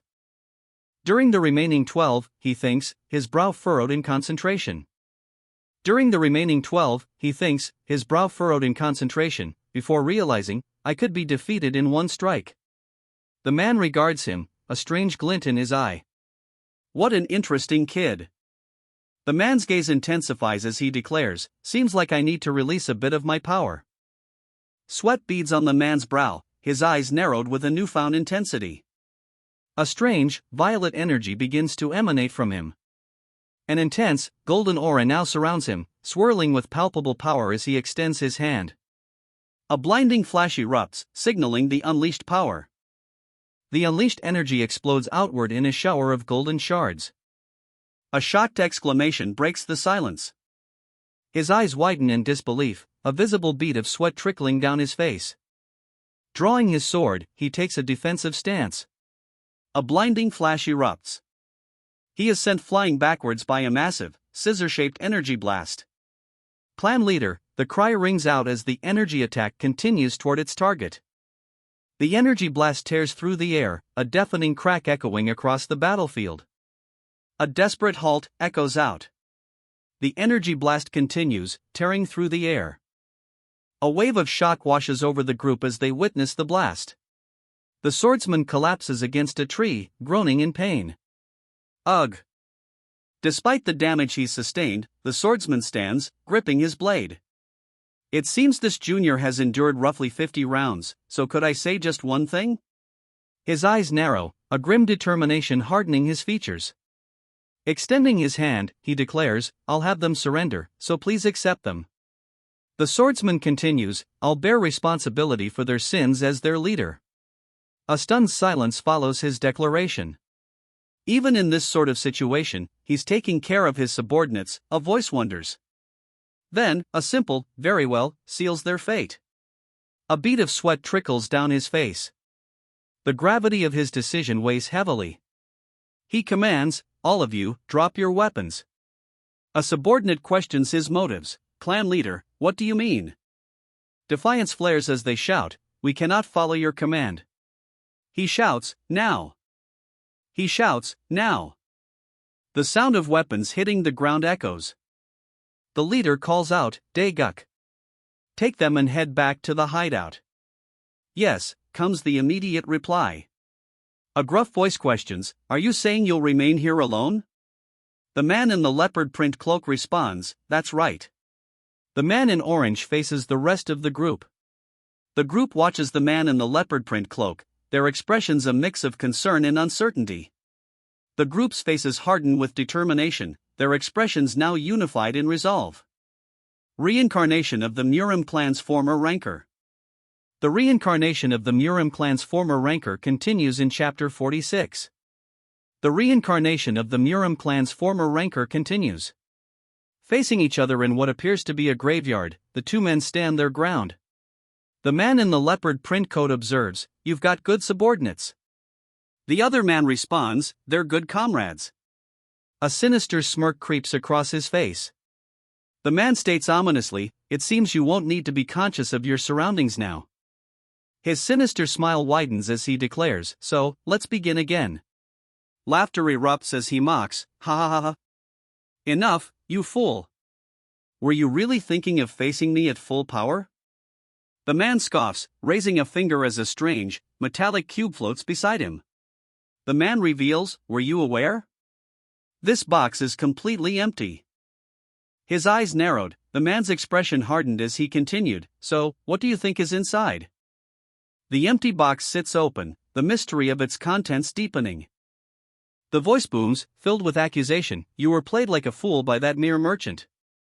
He reveals the madman's true intentions. That madman simply wanted to drive others to death and mock this world even after death. The box floats away, its purpose now clear. The figure orders, "Get your subordinates from the hideout and descend the mountain." Holding the box, he declares, "I'll overlook this incident as a commemoration of seeing the figure who will lead the next generation." Holding the box securely, he firmly states, "No, I cannot do that." His face contorted with rage, he booms, "How foolish, even though I spoke so that you could understand." Power crackles around him as he demands, "Do you truly wish to antagonize the bandits for mere coins?" What intense pressure! I should quickly start talking, he thinks, feeling the bandit leader's power bearing down on him. Suddenly, a voice breaks through the tension, declaring, 60 years ago. The bandit leader's intense gaze pierces through him as he begins to speak, 60 years ago. The bandit leader's words hang in the air, promising a tale from 60 years ago. The bandit leader begins his tale, revealing that the eldest son of a distinguished scholar family was able to pass the final test of the imperial examination. The bandit leader continues the tale, revealing, he had a woman who he promised to marry, but she was a lowly peasant. Unfortunately, the truth was discovered by his family. The bandit leader continues, revealing that the scholar's promised bride received all sorts of threats and was driven away. Upon learning this, he cursed his family and left. The bandit leader continues the story.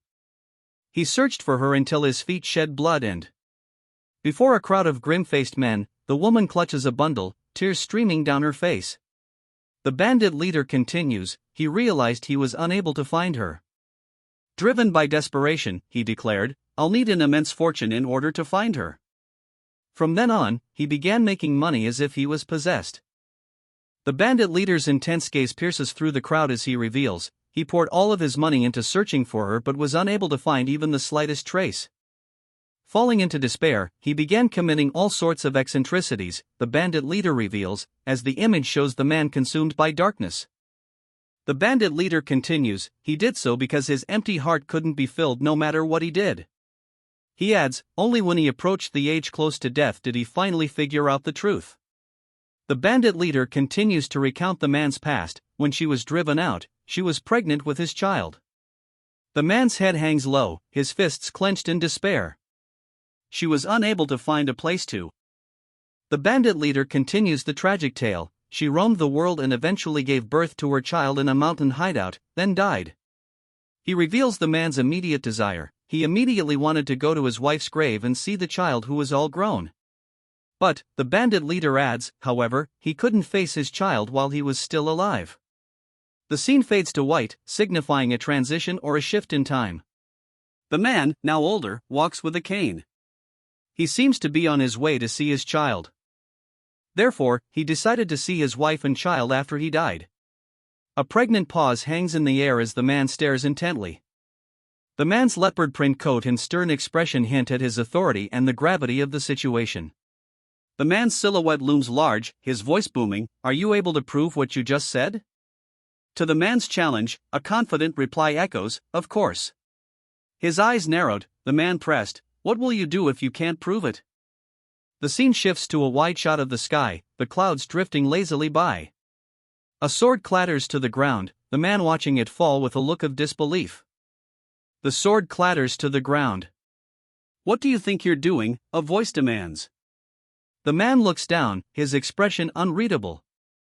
What do you think you're doing? He asks, his tone laced with suspicion. If I can't prove it. He begins, his words hanging in the air. Then I'll just have to make it so I can, he finishes, a confident smirk playing on his lips. He holds his hand out, issuing a stark challenge, cut me down that instant.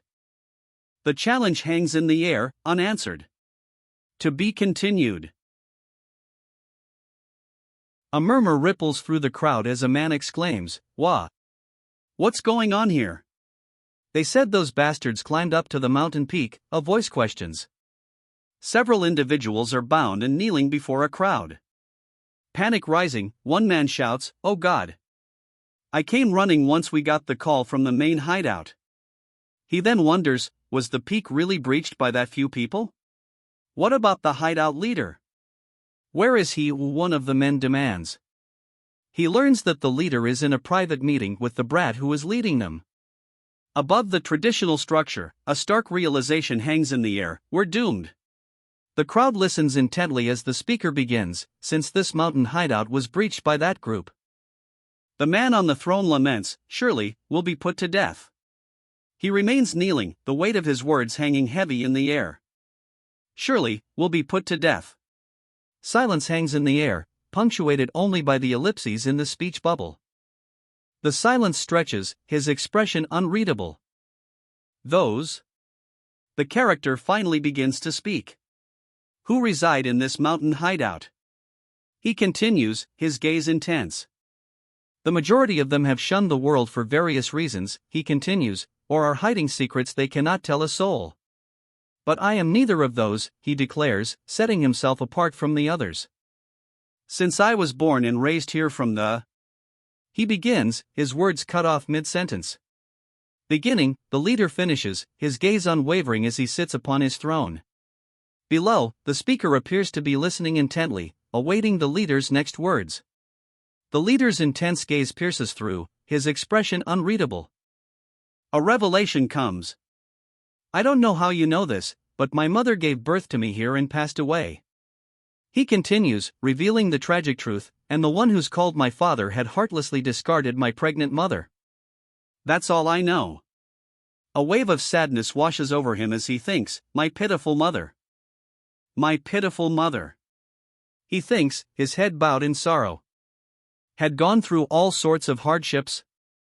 He continues to reflect on his mother's past. The man in the leopard print robe demands, so I ask you this one last time. If you crafted this lie based on rumors just so you could survive, tell me now. His gaze remains steady, betraying no hint of deception. The man responds, unwavering, everything is true. He continues, his expression unwavering, as I said, these are all stories of the hideout leader and your mother. A stunned silence follows the man's revelation.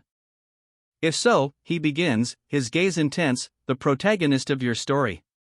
He continues, posing a pointed question, is Gil Gunpyong of the Heavenly Favor Bank, correct?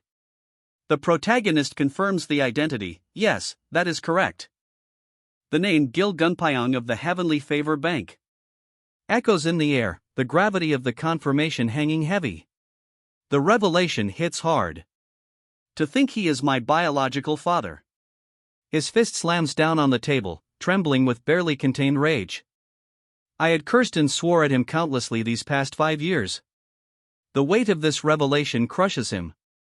What harsh reality. The man in the throne retorts, you speak so leisurely of such unbelievable things. He scoffs at the unbelievable nature of the claim, declaring, rather, it makes me seem strange for not being able to believe this. His expression hardened, he states firmly, as I said before, I can prove it to you. He confidently declares, if I was unable to, I would never have come all the way here. A question hangs in the air, what will you use to prove it? He points directly forward, declaring, that box right there. The man holds up the box, an exclamation mark hovering above him, as if to emphasize the importance of this simple object. His eyes narrowed, the man states, you don't seem to have paid attention to my words. He continues, emphasizing his point, I'm sure I said it? There's nothing in this box. He declares, his tone unwavering, this is an object with absolutely no use. He continues to insist, yes, there's definitely nothing inside that box. Despite his insistence, a voice declares, however, that object itself has a purpose. The box flies through the air. Fine, he retorts, tossing the object away. If you want it that much, then take it. The box hurtles forward with a thwack. He smirks, a thank you bubble appearing below. But then, he has another request. Could I borrow an ink stick, an inkstone, and a writing brush? A voice demands, why? The man stares intently, uttering a single, ominous word, that. He then declares, will be explained after I show it to you. The title card appears, Reincarnation of the Murim clan's former ranker. The title card appears, announcing, Reincarnation of the Murim clan's former ranker. A brush, poised and ready, hovers just above the surface. Seated in a traditional room, he carefully dips the brush into the ink. Eyes narrowed, he demands, just what sort of nonsense are you trying to pull? A sinister smile plays on his lips as he questions, are you thinking of confessing it was all a lie after coming this far? A brush hovers, poised to strike. His eyes narrow, pupils constricting with intense focus. A sudden, sharp intake of breath. Confusion flickers across his face. That? He begins, seemingly stunned by what he's seeing. His unfinished sentence hangs in the air, that is? The air crackles with energy as glowing symbols fill the space. To think there was an engraving on the box, he exclaims, realizing a crucial detail he had missed. Holding the box, he states, this is the letter left to the hideout leader by your father. He explains, as for the letter's contents, you can see it with more detail if you stamp it onto paper. He continues, stating that the same method applies to all the boxes collected thus far. He reveals that among the boxes might be something his father wanted to leave for him. The news lands with the weight of unspoken expectations. The scene dissolves into an abstract display of ink splatters and light, obscuring the specific details of the environment. The scene blurs, an artistic swirl of ink and light obscuring the room. The abstract display fades, revealing the protagonist seated, a small wooden box held in his hands. A flurry of ink obscures the view. Darkness suddenly overwhelms the scene. The ink explodes outward, obscuring the view of the battle. The artist continues his work, splattering ink across the canvas. His hands press down firmly on the canvas, a distinct crack echoing in the air. The artist cries out as the canvas breaks under the force. The man in the leopard print coat looks on, surprised. The man in the leopard print coat speaks, his words carrying a heavy weight, your father had never forgotten. The man in the leopard print coat continues, revealing a deeper connection, he vividly remembered his wife's face. The man in the leopard print coat concludes, and engraved it onto this box. He holds out the folded paper, offering it to the other man. The man in the leopard print coat presents the other man with the image. The image shows a woman's face. Right. I lived having forgotten her at some point. He thinks, remembering her face. I lived only with memories of her face that had gone through hardships all her life. Now, he says, a bead of sweat trickling down his face. I remember. He begins, the words hanging in the air. Tears stream down his face as he remembers, my mother's lovely smile. He exclaims, his memories flooding back. A burst of energy surrounds him as he realizes, it worked. A confident smirk spreads across his face. He realizes the true objective, the goal of this commission wasn't the wealth of the heavenly favor bank. I already obtained what I needed from the hidden cave of all things. The true objective is revealed, the Gale Thunder Mountain King, Do Nam Gang. The man before him, reading from a large book, is revealed to be the Gale Thunder Mountain King, Do Nam Gang. The man himself, the narration declares. It continues, explaining that the blood sect of a different future won over another great hideout leader, who then challenged for the position of supreme head to obtain the bandit union. The narration reveals that they began to scheme to take down the prime candidate for that position, Do Nam Gang. The narration reveals that the blood sect also intensified the hostility between the Tenmu hideout and the heavenly favor bank. Swords clash as the men engage in a brutal fight. Blood splatters as the battle intensifies. A flurry of blades cuts through the air as the brutal fight continues. Blood spatters, painting a grim picture of the ongoing conflict. Eventually, a long war broke out between the two factions. Although Do Nam Gang ultimately eradicated the Heavenly Favor Bank after the long war, the revelation hits him: Gil Gunpyeong was his biological father. And after realizing he killed his own kin, he struggled from the ever-constricting guilt. His face contorts in anguish, red eyes blazing with torment. The crushing truth hits: he lived his life in pain, then died. Therefore, everything was to change Do Nam Gang's future. The man declares, "I need him in order to stop the ruination of the future." The man's voice booms, cutting off any response. "Do you desire something from me?" he finishes, the question hanging heavy in the air. The man's question is met with a surprising response: "How could I ask for a reward for a deed that follows the will of the heavens?" The man's unexpected humility leaves the leopard-clad figure speechless, a large, appearing next to him. The man clasps his hands together, beginning to explain, "It's just that." The man continues, explaining, "I got here by climbing until my bones would break, and I am quite tired from having to face Senior's fist, so I would like to quench my thirst." He concludes his lengthy request with a demand: "I request a cup of fine liquor." The man's request hangs in the air as a voice responds, laced with disbelief: "Is that truly all you want?" A smirk plays on his lips as he confirms, "That's right." The man's confidence is unwavering. "That's all," he declares. A sinister chuckle escapes him. A booming laugh echoes. The sound of maniacal laughter fills the air. The laughter abruptly cuts off, replaced by a palpable sense of confusion among the crowd. The crowd's confusion is evident as one of them voices the question on everyone's mind: just what exactly is happening here?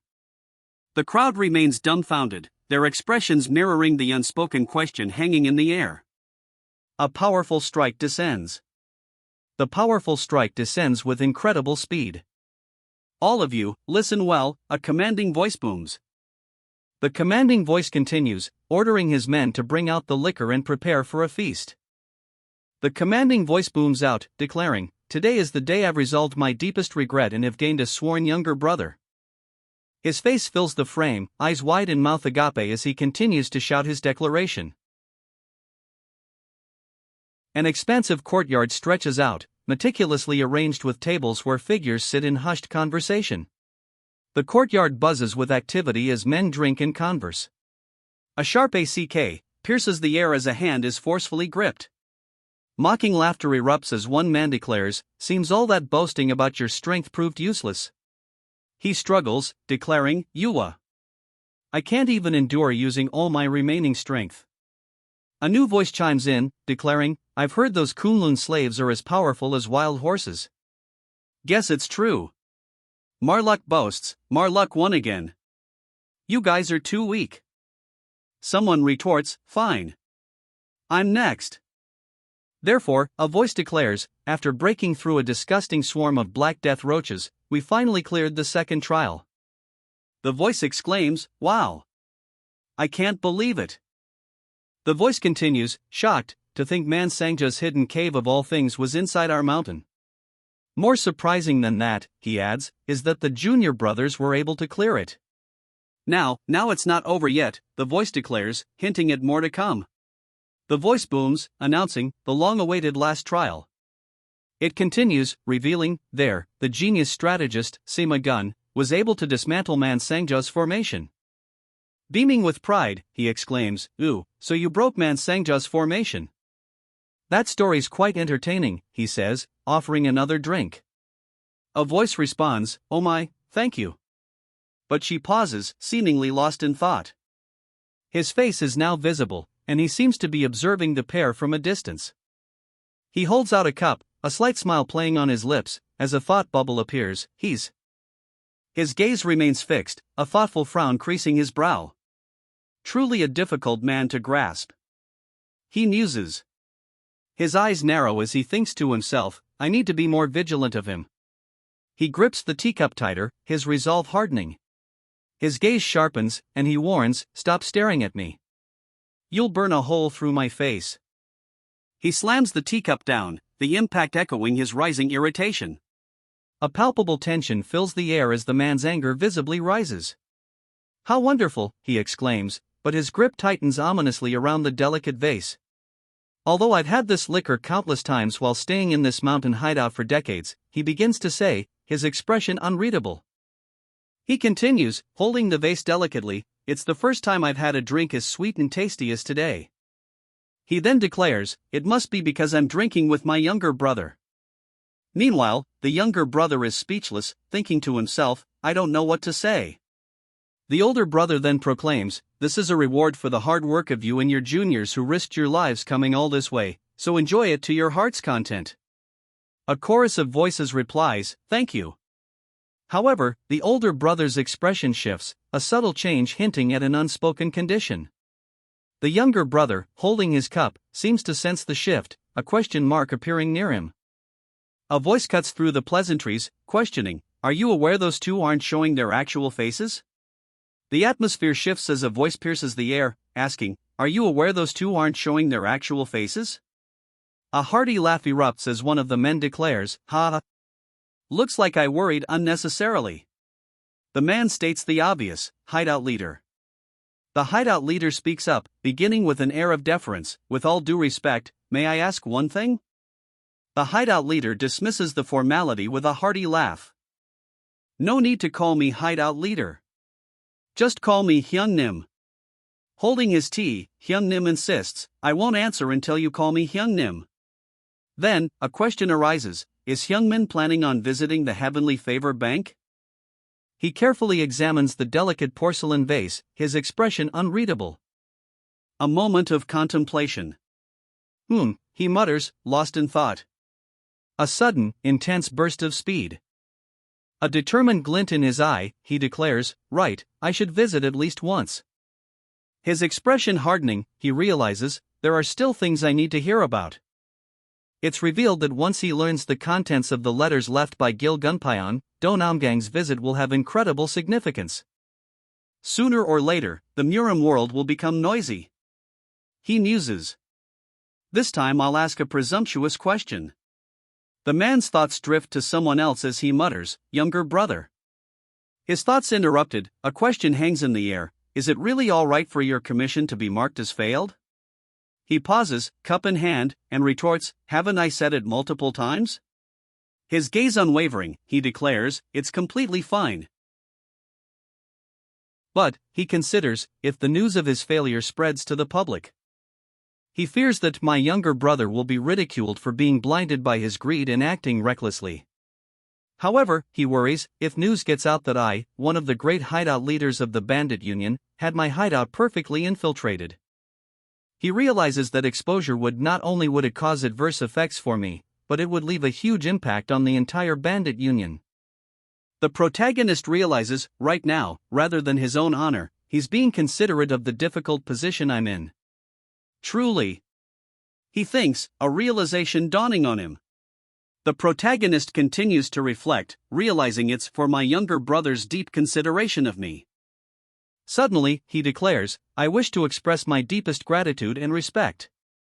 His hands rise to his throat, a gesture of profound gratitude. His eyes widen, a bead of sweat trickling down his face. "Hyo Hyungnim," he shouts. The figure responds, "You've shown more than enough gratitude. I was just doing what's right. My younger brother is covering up my disgrace," he says, continuing, "How could I not return that courtesy as your older brother?" A red symbol flares as he unleashes a powerful strike. The strike explodes with power, a glowing symbol blazing forth. The symbol intensifies, bathing the area in a blinding light as the attack connects. The symbol burns even brighter, searing the ground beneath it. The light intensifies further, and a character reacts with shock. The crowd's expressions mirror the shock of the earlier character, their faces frozen in disbelief. The crowd's shock intensifies, their expressions now mixed with disbelief and a dawning sense of unease. One of them exclaims. The announcement booms, "My brothers." My younger brother has refused a massive fortune and instead has decided to take the disgrace upon himself for our honor. The crowd remains still, absorbing the gravity of the announcement. Their eyes are fixed on the two figures standing before them. The booming voice continues, declaring, if we do not return his favor, what is the point of our existence? The booming voice continues, declaring, if we do not return his favor, what is the point of our existence? We must repay him wholeheartedly. The booming voice continues, declaring that failing to return the favor would prove they are mere outlaws. He then declares, therefore, I will take this opportunity to declare this to my younger brother and to all my brothers. The man's eyes widen slightly as he makes this grand declaration to his kin. The man's declaration continues, revealing the next part of his decree. Starting today, my younger brother's commission clan shall be allowed to traverse through all the mountains under my control without any restrictions. The man's decree rings out, leaving his subordinate visibly shocked. The subordinate's eyes widen in disbelief. This is a reward I could never have thought of. The crowd erupts in a unified cry of yes, sir. Their voices boom with unquestioning loyalty. Donamgang, the great hideout leader, rules over all mountain hideouts in Zhejiang, Jiangxi, and Anhui. That means. The words hang heavy in the air as the crowd seems to realize the implications of the leader's statement. The implications become clear. It means they will not hold any inspections of the Baekun clan. The implications become clear as he states, it means they will not hold any inspections of the Baekun clan. Which, he continues, the words hanging heavy in the air, is why I came here.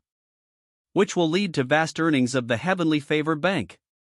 The man muses that the greatest obstacle for commissions was conflicts with bandits. He marvels that the problem would be solved instantly. The announcement rings out. With this, the Baekun Commission clan has the chance to spread its influence to regions beyond Zhejiang. The man smiles, stating, this is the least I can give you. The man then pleads, my younger brother, please. He continues, pleading with his brother, for the sake of this lacking older brother, accept it. His brother's fist clenches tightly as he demands, what are you talking about? He insists, there's no greater gift than this. The younger brother's declaration rings out, this younger brother. With hands clasped, the younger brother declares, will gladly accept it. A booming laugh erupts as he proclaims, ha ha. Good, good. I can't help but truly be happy. He raises a vase high above his head, the sound of shattering glass echoing as he brings it crashing down. He then commands, everyone, raise your glasses. He then adds, my younger brother who shares my joy here today. The younger brother holds his cup, a flicker of something unreadable in his eyes. Raising his cup high, he then shouts, my younger brother's juniors. My brothers. The younger brother proposes a toast, exclaiming, to everyone's long and healthy lives. He then throws his head back and shouts, cheers. Fireworks explode in the night sky. The shout rings out, cheers. The celebration continues, with the assembled crowd raising their glasses in unison. The screen fades to black, with the words to be continued appearing. The screen fades to black, signaling the end of this chapter. A grim pronouncement echoes, this truly is misfortune upon misfortune. Arms crossed, the man sits behind a desk piled high with documents and books. His stern gaze suggests the misfortune has only just begun. The situation worsens, as reports of bad rumors about the Baekun clan pile up day by day. The situation grows dire. The clan leader took a considerable amount of money with him, so our funds have depleted much faster than expected. The situation worsens. The Huangrok clan has begun spreading malicious rumors to the new guards. His expression darkens, a deep frown etched onto his face. The situation is clearly weighing heavily on him. The situation worsens as the number of guards resigning due to the Huangrok clan's schemes continues to rise. Pacing back and forth, he wonders aloud, how should I handle these issues? The weight of the Huangrok clan's actions bears down on him. But above all, the words hang in the air, a prelude to a critical decision. His concerns solidify, I am most concerned about the safe return of the clan leader who left for Tianmu. A desperate plea echoes, please. His grip tightens on the sword hilt. I can only hope the clan leader returns safely. He thinks, bracing himself for what's to come. Energy crackles around him as he prepares to fight. The energy coalesces into a powerful strike. Get a hold of yourself, he commands, his blade radiating power. At times like this, I must be a source of support for the clan leader. A surge of power emanates outward, as the words echo, the clan leader saved this body that could have died at any moment. Power flares around the blade as he vows, I will strive to help him even if it may cost my life. Suddenly, a wave of shock washes over the clan leader as he turns. The clan leader cries out in alarm, Yuwa. Well, what's going on? He cries out, the sound of something breaking echoing through the room. Cook. Someone groans, while another voice demands, what's the problem? Blood drips from his face as he reels from the unseen attack. Another man stands ready, staff in hand. His eyes widen in disbelief as he staggers back, utterly shocked by the sudden strike. Two figures emerge from the building, their expressions unreadable. The two figures stand over the fallen men, their robes billowing slightly. One of the fallen men lies prone, defeated. An exclamation hangs in the air, that man is. A trio of new figures appears, their leader demanding, who are you bastards? A grotesque face fills the frame, demanding, reveal your identities this instant. The figure demands, demonic head Yu Shinwon, come out right now. The man's face contorts further as he shouts, demonic head Yu Shinwon, come out right now. The man's voice booms, now demanding, come out this instant and kneel before me. If you do so, he continues, his voice echoing with a promise. The man holding the blade declares, I will kindly only take your life. An inner voice erupts in fury, demonic head. How dare he call the clan leader that? The blade inches closer, and a stunned what echoes. The question hangs in the air, what? His eyes blazing with fury, he roars, what impudence? A blinding flash erupts. With veins bulging, he commands, everyone. Raise your swords. The building trembles. The soldiers raise their swords in unison, ready to fight. The soldiers, looking unimpressed, question, why are there only two of them? An enraged voice booms, that cowardly bastard wouldn't come here without his subordinates. His face contorted with rage, the man's eyes narrowed in fury. Ahem, someone clears their throat loudly. His eye widens in shock, a bead of sweat trickling down his face. An enraged voice booms out, who dares point a blade at my disciple? The men around him react with shock and anger. The man in the center glares, demanding, who dares point a blade at my disciple? The man in the center repeats the question, his glare intensifying, who dares point a blade at my disciple? His eyes widen in disbelief. Damn, he mutters, a bead of sweat trickling down his face. A realization dawns on him as he stares at the approaching figures. Those people are. The approaching figures are revealed to be stern-faced men, their eyes narrowed with an unspoken intensity. The realization hits hard, the masters of the Mount Huang sect. Master Chengsu, elder of the Mount Huang sect, demands, why don't you withdraw your swords this instant? A powerful force erupts. What a disaster, to think the masters of the Mount Huang sect would act this quickly, he thinks, his eyes narrowed in disbelief. Grasping his sword tightly, he demands, how could we decrease our vigilance toward the intruders who destroyed our securely locked gate and entered our territory? An angry voice from the crowd retorts, what an arrogant geezer. A question hangs in the air, met with silence. Smirking, Song Hak declares, for you to run your mouth like that, you must not know who is standing before you. His face contorted with rage, he demands, did you believe I would overlook this after you severed my younger brother's arm? The text reveals that Song Hak is not only a direct disciple of Master Chengsu, but also possesses the greatest skills among the first-generation disciples of the Song clan. An elder refutes Song Hak's claim, stating, it's unfeasible that an elder of the Mount Huang sect would act for the sake of revenge for a mere branch disciple. The elder continues, arguing, after all, there is no benefit for an elder aiming to be the future sect leader to meddle in trifling matters. The elder's reasoning is interrupted by a revelation. The Wanrock clan must have promised him incredible wealth in exchange for getting rid of our clan. The elder's eyes narrow, a sinister glint in them. The Huangrok clan must have promised him incredible wealth in exchange for getting rid of our clan, he declares. The elder continues, his voice laced with fury, my disciple's arm was severed by that horrifying demonic head, how could I not come here myself? The elder's expression hardens. Your words have gone too far. He demands, how dare you refer to the clan leader as a demonic head? The elder demands, his voice booming, what proof do you have to make such absurd claims? This is definitely, the hero begins, but the sentence is cut short by a burst of speed. A blinding flash of blue energy erupts as he draws his sword with incredible speed. The blade crackles with intense blue energy as he prepares to strike. The swordsman towers over his fallen opponent, his face grim as he prepares to deliver the final blow. His opponent screams in pain and terror as the swordsman prepares to strike. The swordsman's face contorts in a furious snarl as he brings the blade down. With a resounding crash, the blade connects. The impact sends shockwaves rippling outwards. The man grits his teeth, enduring the force of the blow. The attack continues to press down with immense force. Vice clan leader! The cry rings out amidst the ongoing struggle. The vice clan leader's expression is one of pure anguish. The enemy soldiers advance, blades drawn. Don't meddle in their business, one of the soldiers orders, a sinister grin spreading across his face. The soldiers threaten, if you make even the slightest move, we will slaughter you mercilessly. One of them glares, muttering, this bastard. You want to go? Roaring, the man shouts, everyone, stand back.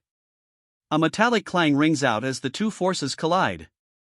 If you come forth now, everyone will be massacred, he warns, his voice booming. I'll be fine as his only opponent, he declares, stepping forward. The man beside him grits his teeth, uttering, Vice Clan leader. The opponent unleashes a flurry of attacks, declaring, how foolish, truly foolish. The opponent continues his assault, sneering, all you had to do was obediently bring your master here, but you dare defy an elder of the great Mount Huang sect when you're nothing but a soldier of this insignificant commission clan. Your arrogance knows no bounds, the elder declares, his attack intensifying. Your arrogance knows no bounds, the elder shouts, pressing his attack. The elder's attack descends, a blur of motion. Suddenly, a voice booms, declaring, the Union's mission to defeat chaos and eradicate the demons hasn't ended yet.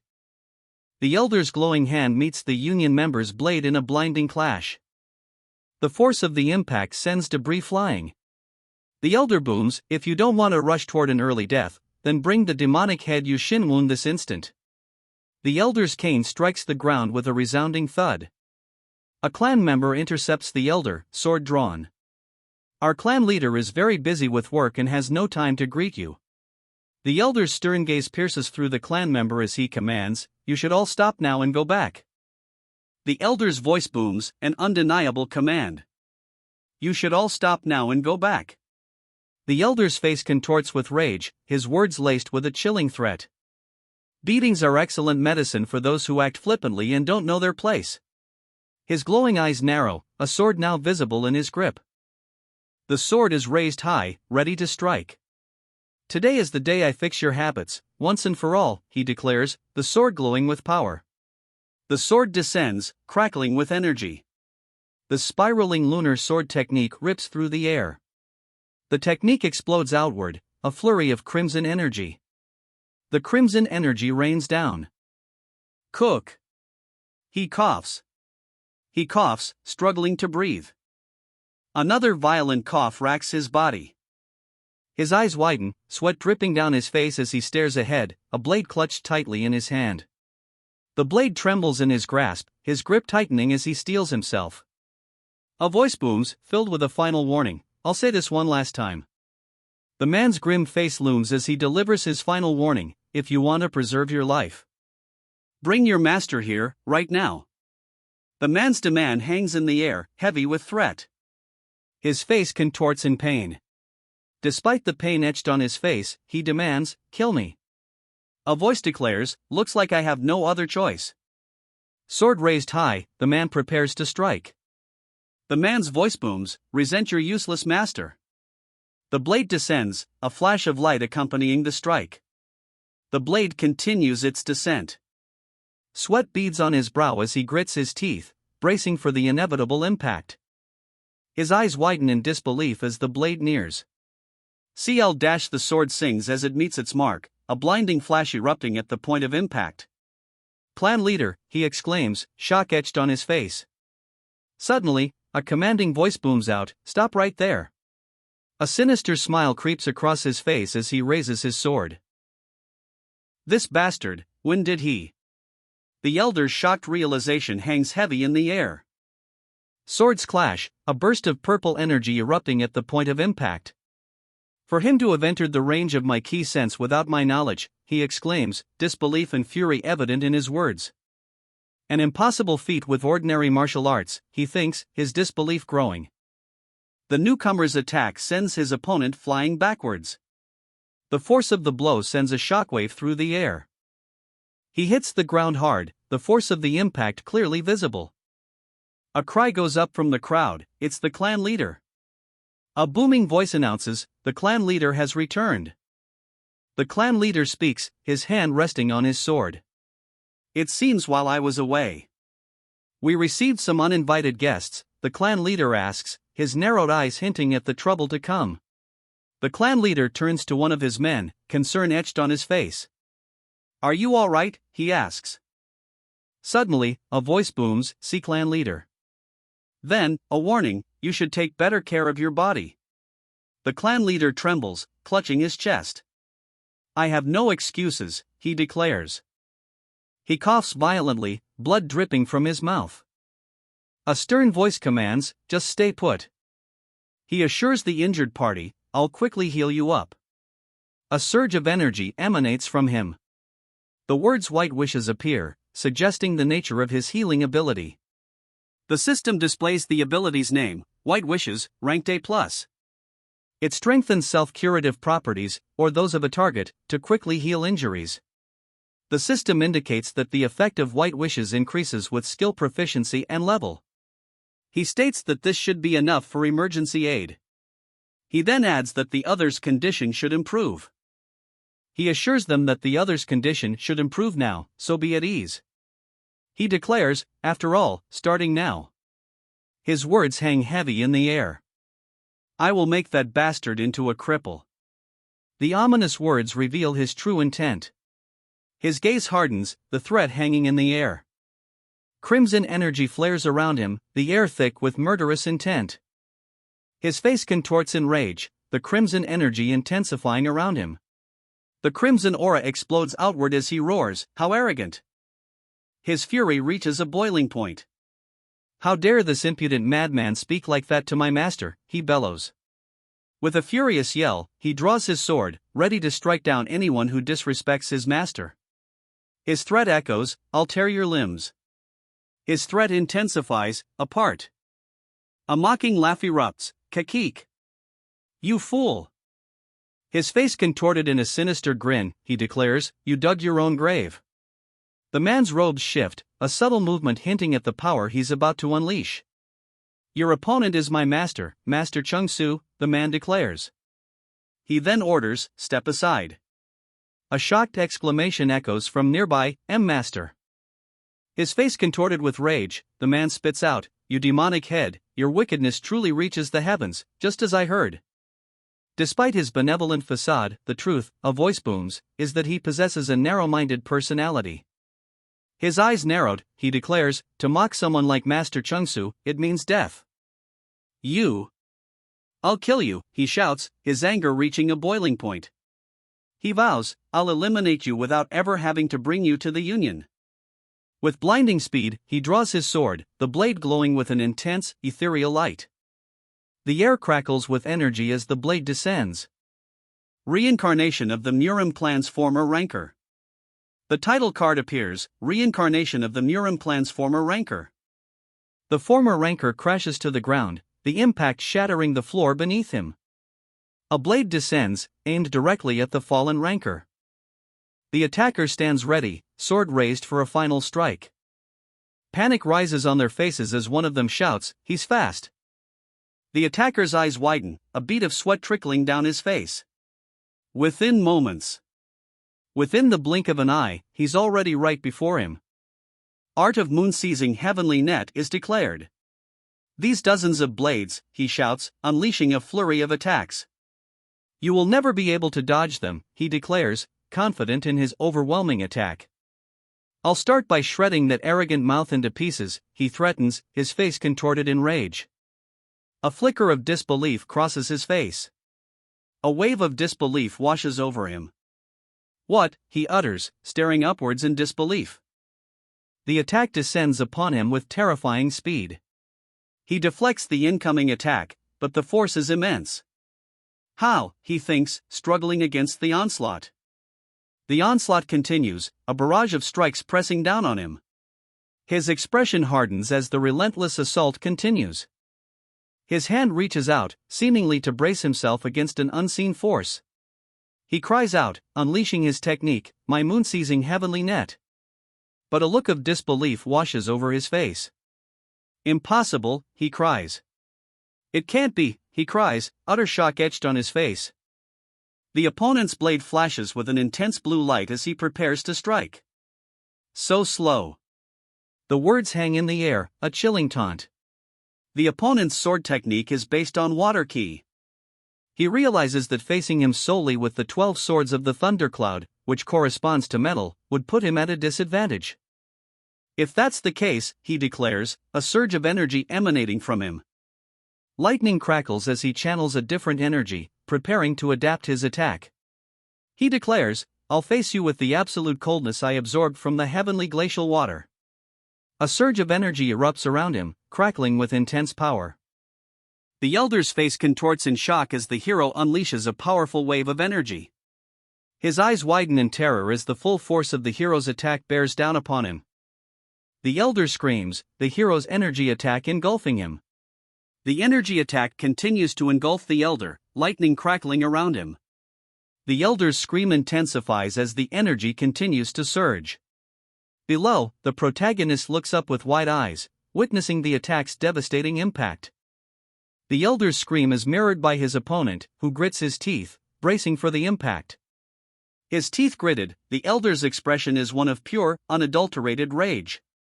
The elder's rage seems to spread to his companions, their expressions mirroring his shock and fury. Ugh! A pained groan echoes as drops of blood splatter onto the ground. Clutching his sword for support, the elder's eyes widen in disbelief. It's impossible, he gasps, blood staining his robes. He manages to stammer, his voice strained. Would lose to a mere nameless soldier, he thinks, disbelief etched on his face as he grips his sword. A chime rings out as the system announces that the 12 swords of the thundercloud and the chilling key of the heavenly glacial water have evolved. His martial understanding has reached its full potential, and proficiency with the 12 swords of the thundercloud has greatly increased. The system announces that the grade of the 12 swords of the thundercloud will be adjusted accordingly. The system announces a significant upgrade, the 12 swords of the thundercloud have ascended and are now able to evolve. The swordsman observes his opponent, stating, from the looks of it, it seems you were almost cut in half. The injured man kneels, clutching his sword as blood stains his white robes. From the looks of it seems you were almost cut in half, his opponent observes. The injured man's opponent declares, I shall grant you a special act of charity. The opponent's voice booms, demanding, if you want to live, get out of my sight this instant. A sinister grin spreads across his face as he raises his sword. The protagonist retorts, don't be so full of yourself. Sweat beads on his brow, his gaze intense. That inexperienced brat, a voice seethes. There is no way he could have reached transcendent level. The words hang heavy in the air, disbelief palpable. The elder's face contorts in rage as he declares, he surely is a demonic head. Shadows coalesce as a voice declares, I'll cut you down. The man vows, I'll definitely slice your neck. But then, he pauses, sensing something, this energy is. So that was the case. He realizes, finally understanding. If that is your wish, then I shall have to respond appropriately, he declares, his hand gripping the sword's hilt. The challenge is thrown. Come, the words boldly declare. The air crackles with energy as he retorts, I'll be slicing that neck of yours instead. His eyes narrowed, the blade hurtling forward with deadly intent. The blade flashes, a blur of motion. His eyes blaze with fury as the blade hurtles towards its target. The blade strikes, unleashing a burst of energy. Energy crackles around the blade as it continues its descent. The energy intensifies as the blade hurtles downward, the two warriors below bracing for impact. The moment of impact is imminent. The blade strikes, a blinding flash erupting as the power surges. Their swords meet, unleashing a surge of raw power. The force of the impact shatters the ground beneath their feet. An arrow, crackling with energy, hurtles toward him. He stares, seemingly lost in thought. The arrow strikes. That's the... He begins to say, sweat beading on his brow. The lightning arrow of Dang streaks through the air. The arrow is now completely engulfed in crackling lightning. The arrow strikes the ground, the lightning crackling around it. An arrow soars through the bright blue sky. The arrow pierces the ground, embedding itself firmly in the stone. The arrow sticks firmly into the ground, a declaration of war. The lightning arrow of Dang is an item that acts as a beacon foretelling the declaration of war by the Sichuan Dang clan. In other words, the appearance of the lightning arrow of Dang signifies the end of a battle. Realization dawns on him. That means... His eyes widen in alarm. The Sichuan Dang clan is here? A group of imposing figures stands before him, prompting a new question: who are these bastards? A voice declares, they're not members of the Sichuan Dang clan. Suddenly, a voice cries out, ah! It's the Straight Cloud faction members. The man's grim expression deepens as he hears the announcement: the Straight Cloud faction members have returned as well. The man observes their arrival, muttering, Straight Cloud faction members? They must be bastards of the Baekun clan from the looks of them. The man's thoughts race, but how? His eyes narrow in suspicion as he clutches an arrow, the question hanging heavy in the air, but how? The realization dawns on him: does that wench have the lightning arrow of Dang? The man's voice booms, filled with arrogance: you bastards must not know that the heavens are high and the lands are thick. He scoffs, his arrogance unwavering. Did you think I would be fooled by this trash imitation? His booming voice cuts through the air, demanding, reveal your identities this instant. His face contorted in rage, he bellows for them to reveal themselves. A voice cries out, revealing a crucial detail: Master, the lightning arrow of Dang is a hidden weapon only those of the Dang clan's direct lineage are permitted to use. I am well aware of that. I've seen my fair share of members of the Dang clan, he retorts, dismissing the warning. He remains confident, but a seed of doubt is planted. However, I've never seen that person before. An audible ugh escapes her lips. The woman's eyes are tightly shut in what appears to be discomfort. Her hand presses against her forehead as a sharp pain shoots through her head. Haa. She groans, the sound of cracking resonating around her. The cracking sound intensifies as the two men register the shift in power, their expressions a mix of shock and concern. The cracking intensifies, focusing on her neck as the sound rips through the air. The men can only watch in stunned silence, their faces etched with disbelief as the cracking sound continues. The crowd's murmurs grow louder, their attention fixed on the woman. That woman is... The murmurs fade as the woman's golden eyes open, revealing a hint of what's to come. A collective gasp rises from the crowd. Dang, Harin? Whispers spread through the crowd, questioning, Dang Harin? The vice clan leader of that Sichuan Dang clan? My God! He mutters, his expression shifting to one of surprise. How unexpected! The reveal comes sooner than expected. I thought they would wait a bit longer to reveal their identities. To think they would do so here. He muses, the unexpected reveal clearly weighing on his mind. His eyes widen in disbelief.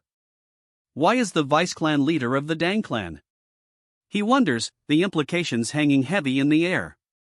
Here of all places, he questions, the implications of the vice clan leader's presence continuing to weigh heavily on him. Dang Harin speaks up, admitting, it seems I have accidentally disgraced the senior in my attempt to stop the fight. He then formally introduces himself as Dang Haren of the Sichuan Dang clan. Another voice cuts in, declaring, "I'm Zhuge Gun of the Zhuge clan." A new voice interrupts the introductions, declaring, "We are currently in the middle of executing a mission of the Flying Hawk Squad." The interruption reveals that the group belongs to the Flying Hawk Squad, an organization within the Murim Union. Their mission, to investigate problems caused by members of the Union and collect information from various regions. The man requests their cooperation with the investigation required for the Flying Hawk Squad's mission. Frustration mounts as he exclaims, "Damn it! First the Dang clan, then the Zhuge clan." The situation grows more complicated as he realizes, moreover, they're members of the Flying Hawk Squad, too. The situation, he realizes, has become quite troublesome. Gripping his sword tighter, he acknowledges, "Although my position may be higher than that of the Flying Hawk Squad, they are still children of the 7 clans." He continues, acknowledging that the power struggle between the 10 sects and the 7 clans is at an all-time high. The woman beside him listens intently, her gaze fixed on something in the distance. His voice booms with a warning, "If they find fault in me for acting for my own personal gain, the entirety of the Mount Huang sect will be in trouble." His warning escalates, declaring, "It may even negatively affect the entire 10 sects." The sect leader grits his teeth, a desperate resolve hardening his features. "I need to cover this up, no matter what." His anger flares, as he admits, "I never knew the Dang clan would belittle me in the Mount Huang sect this much." Pointing an accusing finger, the sect leader declares, "I have come to this place because that man is suspected to be a demonic head." The sect leader's accusation rings out, "His powers are exactly the same as those of a demonic head." The sect leader continues, his voice unwavering, "I had plenty of justification for coming here. Yet you dare suspect that I've come here for some insignificant reason," the sect leader demands. He continues, stating he had no intention to belittle the senior or the Mount Huang sect. The sect leader hesitates, his next words hanging in the balance, "I was just." The sect leader reveals he was trying to protect the assistant who has been secretly cooperating with the Flying Hawk Squad. Furthermore, he claims this person is also the benefactor whom the Dang clan owes much to. The sect leader's words hang heavy in the air, his expression unreadable. The sect leader's shocking revelation is met with stunned silence, broken only by a single, resounding "what?" The sect leader's words are followed by a stunned realization, assistant of the Flying Hawk Squad and the benefactor of the Dang clan? The shock continues to ripple through the crowd, the bastard leader of a mere commission clan? The situation has. Above, a voice booms, "Looks like things are about to become quite messy." The man smirks, as a voice declares that harming the Dang clan's benefactor is a direct challenge to the entire clan. Opposing them, it continues, will never benefit Mount Hua. The voice booms, declaring, "Mount Huang sect." The man grits his teeth, sweat beading on his brow as the narrator explains the potential consequences. Should war erupt between the weakened Mount Huang sect and the Sichuan Dang clan, a clan vying for a higher position within the 7 clans, the result will be as expected. Pacted. The narrator's voice trails off, leaving the dire prediction hanging in the air. Even if that man may be a benefactor of the Dang clan, the possibility that he is a demonic head still exists. He then declares, voice rising, that if he doesn't punish him and make an example of him, there's no telling what might happen in the future. She questions whether the Dang clan is able to take responsibility. With unwavering resolve, she answers, yes. She declares, "I will do so." The elder's expression shifts to one of shock. One of the figures states that the clan leader of the Baekun Commission clan is an assistant and a benefactor. Another responds, declaring, "In my personal opinion, I do not think he is a demonic head." So, since this incident seems to have been created due to a misunderstanding, why don't you end this here, one of the figures suggests. He continues, "After all, I have heard plenty of stories of your open-mindedness and generosity." Though humiliating, he admits it would be dangerous to continue. Despite the apparent concession, he thinks to himself, "I have no reason to put my life on the line for this mere churl." "Just as you say." He begins, but a sharp sound cuts him off. It seems there was a misunderstanding between us." He continues, revealing the request comes from members of the same union, the Dang clan. He states that he has no other choice but to excuse himself. The Deng clan members stand ready, their faces grim as they advance. The leader commands his clan to draw their swords. "We shall head back," he declares. Panic rising, one of the clan members cries out, Master, wait. What about my revenge?" The leader ignores the desperate plea, his expression hardening. The leader silences all dissent with a chilling command, "Silence." The leader's threat hangs heavy in the air, "Before I sever your remaining arm with my own hands." A pained cry escapes. The man and woman stand stoically, facing the solemn procession. The solemn procession continues as a voice declares, "They've all gone back." The man in the center is visibly injured, his robe stained with what appears to be blood. The two men behind him look on with concern. Suddenly, a triumphant announcement rings out, "The enemy has retreated. The Baekun clan is victorious." The leader commands, "Everyone, retrieve the wounded and start sorting out the state of affairs." The leader's fist clenches, a subtle sign of the weight of command.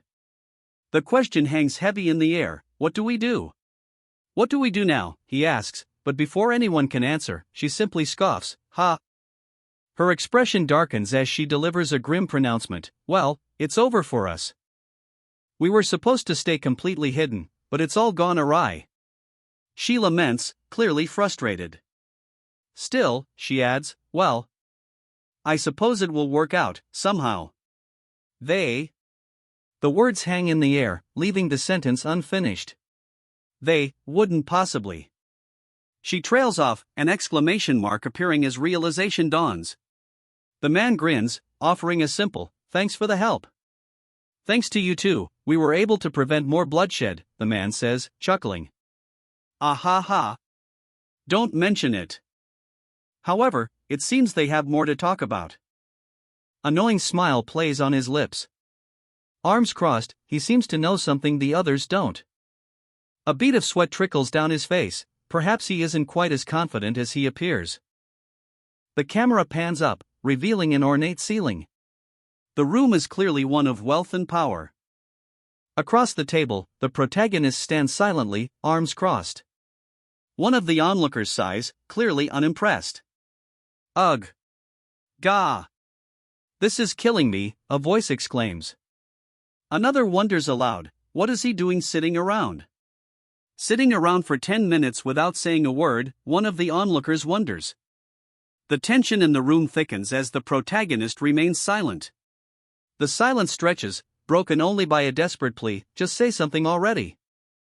Finally, he breaks the silence. "Let's refrain from introducing ourselves again." His expression remains unreadable, a mask of cold indifference. He continues, revealing his knowledge. "After all, I already heard your true identities a moment ago." The woman's eyes widen slightly, a flicker of surprise crossing her face as she hears his words. "I would first like to apologize for revealing our identities so late," he says. But she replies, "There's no need for that." He then reveals, with a slight smile, "Truthfully, I have been aware of your identities for a while." An exclamation punctuates the air as the revelation hangs heavy. "Why do you have such surprised expressions?" he asks, observing their stunned reactions. A slight smirk plays on his lips as he says, "I assumed you suspected I had roughly figured something was going on already." His fingers steepled, a gesture of calculated confidence. She reveals, "I was aware since the day you two took the test." A question hangs in the air as she asks, "How did you figure it out?" To the question of how she knew, she replies, "Let's just say I was born with good eyes." A smug smile spreads across his face as he thinks, "Our disguise cannot be sensed with mediocre inner key." He thinks to himself, a smug grin spreading, "Our disguise cannot be sensed with mediocre inner key." He remembers, furthermore, he had shown that he was not overwhelmed in the battle against Do Namgang nor Master Chung Su. His thoughts crystallize, he definitely isn't ordinary. "Putting that aside, let me ask a question, too," he declares, his arms still crossed. He continues, stating that even if they hadn't intervened, he would have settled everything himself. "Then, a question, why did you intervene at that moment, even going so far as to reveal your identities?" He presses the issue, demanding, "Was it to protect your comrade, Master Chung Su?" He continues his interrogation, his gaze intense. Or was it your intention to put me in your debt? He begins to ask, or was there some other reason, but is cut off with a firm, no. The figure continues, voice firm, I don't even care in the slightest about the life of that hypocrite blinded by wealth. He adds, I also don't have any intention of indebting the clan leader.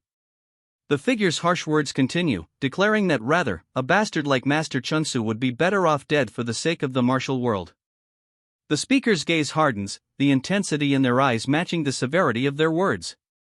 The figure then declares, I did it for the sake of the clan leader. He pauses, hand raised to his mouth, and asks, for me? The woman states matter-of-factly, if I hadn't stopped the fight. Two headless bodies lie on the ground. One voice insists the clan leader would have killed him. Another voice counters, no, perhaps you were planning to kill all the masters of the Manhwa sect. The two men look on in shock, as a large speech bubble reads, eh? He retorts, I don't think my conjecture is some wild speculation. The man smirks, confirming, yes, that's correct. The man admits, if needed, I was planning to eliminate all of them. It dawns on someone that he really intended to kill them all. The realization hits hard, he was willing to wage war against one of the 10 sections. He then asks, did it seem like I was being reckless? The man is told, Master Chungsu, although it is true he is an unredeemable piece of trash, it doesn't change the fact that he currently holds an important position in the Union. The man continues, if the clan leader had really killed him, then even we wouldn't have been able to stop the Union from. The man warns that it would eventually lead to bloodshed, in which tens, if not hundreds, of lives would be sacrificed. He continues to look off to the side, the weight of his words hanging heavy in the air. He states that the situation would never be good for the clan leader. He continues, revealing, that is why we intervened. He agrees, stating, she's right. Opposing the Murin Union at this point in time is not a good decision. The voice continues, ominously revealing, after all, in the near future, spies within the Murin Union will be thinned out. Good. Now that I know the reason, let me ask a few more questions, he declares. Another voice responds, ask anything you want.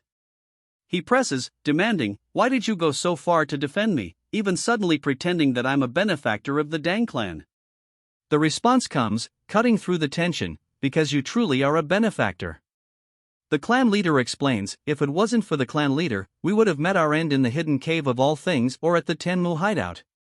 So, the rumors are true, the Dang clan never forgets favors. The Dang clan's reputation is confirmed, they never forget favors or spite, even in life-endangering situations. The questioning continues. Why did you infiltrate the Baekun Commission clan, he asks, pressing for answers. I'll be honest, he begins. The clan leader was being suspected as the culprit behind the serial disappearances currently occurring in Zhejiang, he reveals. I see, so they were after traces of the blood sect, he asks, realizing their motive. Then, he adds with a laugh, of course, not anymore now. The situation had already reached its conclusion, and the masterminds pulling the strings could never be identified. Finally, my last question, he declares, his tone suggesting a pivotal moment. He holds up 3 fingers, the gesture punctuating his declaration. His eyes still closed, he wonders, why am I no longer being suspected? His eyes still closed, he wonders, why am I no longer being suspected? His eyes snap open as he begins to speak, Cutting him off, a voice questions, persimmon? Frustration evident, the voice continues, not that. I'm talking about perception. Intuition. The voice accuses, for your subordinates, you covered yourself in black death roaches. He dove into the heavenly glacial water, and even fought a duel to the death with an elder of the Mount Huang sect. Swords clash, and one man thinks, in my opinion, someone like that couldn't possibly be the culprit. I'm not sure, he thinks, but I'm starting to think this is a lot more complicated than I thought. It was my intuition, she states, her gaze fixed on something unseen. However, the scene cuts away, leaving the audience in suspense. He smirks, countering her statement. However, if my intuition was wrong, then the clan leader's acting skills are truly exceptional. The man's voice cuts through the air, laced with sarcasm. Am I supposed to thank you? That wasn't a bad answer, he declares, then continues, because of that, it seems I should also tell a story that would benefit the two of you. The pair exchange a look of confusion. He continues, revealing, that serial disappearance case you are investigating, to be honest, I have been following it long before the two of you. Her eyes widen in shock at this revelation. What? Is that really true? She exclaims, reeling from the unexpected news. No, how? She mutters, stunned by the revelation. He continues, explaining that GM Miho and Eugene Sang were deeply involved in the case, and he was on the verge of identifying the culprit after a long investigation. A desperate plea escapes him. I beg of you. Her eyes wide with desperation, she begs, please. Please tell us everything. His face, etched with a deep weariness, remains impassive despite their pleas. His expression unchanging, he warns, the moment you hear the truth. You won't be able to turn back anymore, he finishes, a knowing smirk playing on his lips. Arms crossed, he stands firm, the subtle pattern on his robes hinting at hidden power. He continues, his tone laced with a hint of challenge, are you confident you won't regret it? A bead of sweat trickles down her face as she glances to the side, a flicker of doubt crossing her features. Under the watchful eye of the moon, the stage is set. A thick fog hangs heavy in the air, obscuring the path ahead. The creaking of a wooden wheel cuts through the heavy fog. The creaking grows louder as a group of figures in dark robes emerges from the fog, surrounding a covered wagon. The figures are now visible, a menacing group cloaked in dark robes. Phew! One of the figures groans. The sound of rustling fabric fills the air as they surround the wagon. Phew! One of the figures groans again, the sound barely audible. Hyuk, the figure gasps, their hand outstretched towards the ground. Under the pale moonlight, the air crackles with unseen energy. A surge of power erupts. The hand lies still amidst the blood splatter. A hooded figure emerges from the shadows, his expression grim. The grim faces of two more hooded figures emerge. A hand grips the protagonist's wrist, the sound of a stifled gasp echoing in the night. Another hooded figure stands over the protagonist, their face obscured by shadows. A sharp sound pierces the silence. Three hooded figures stand beneath the moonlight, their faces obscured by shadows. The hooded figures loom closer, their dark forms filling the view. They advance further, the moonlight casting long shadows from their cowls. Cook! A bloodied hand lies outstretched as the hooded figures stand in the distance. The hooded figures stand amidst the fallen, their mission complete. The camera pans up to reveal the hooded figures standing within a large, seemingly abandoned structure. A sinister grin spreads across one of the hooded figures' faces, revealing sharp teeth. More hooded figures emerge from the shadows, their eyes gleaming ominously. Torches illuminate the cavern as a voice booms, declaring, "We shall wait here until the head's ritual is complete." Another figure commands, "Guards, pull the cart and come with me." The guards respond in unison, "Yes, sir." The hooded figures begin to move, pulling the cart deeper into the cavernous passage. Finally, one of the figures sighs, "Phew, we can finally catch our breaths." The hooded figures collapse, exhausted from their efforts. "What's with all the hard work so late at night?" One of them mutters, clearly not thrilled about their current task. But it's more than that. Three figures in dark robes stand silently in the background, prompting one of the men to wonder aloud, "Who are they?" Another responds, "I heard we received some aid from other squads due to lack of manpower, so that must be them." One of the men, holding a gourd, addresses the robed figures. "You there, why don't you sit down and rest instead of standing around like that?" One of the robed figures extends a gourd, offering, "Would you like a drink?" The robed figure laughs, taunting, "Ha, you must have gotten nervous." He then reveals the reason for their journey. "Well, we are going through all sorts of trouble because of that head of the playful dragon." The robed figure continues, "I've been working all day without a moment's rest." The robed figure continues his rant, complaining, "I've been working all day without a moment's rest." His complaint hangs, unfinished. His drinking is interrupted by a sudden realization. "There's only one exit here," he asks, mid-swig. He pauses, then confirms the grim reality.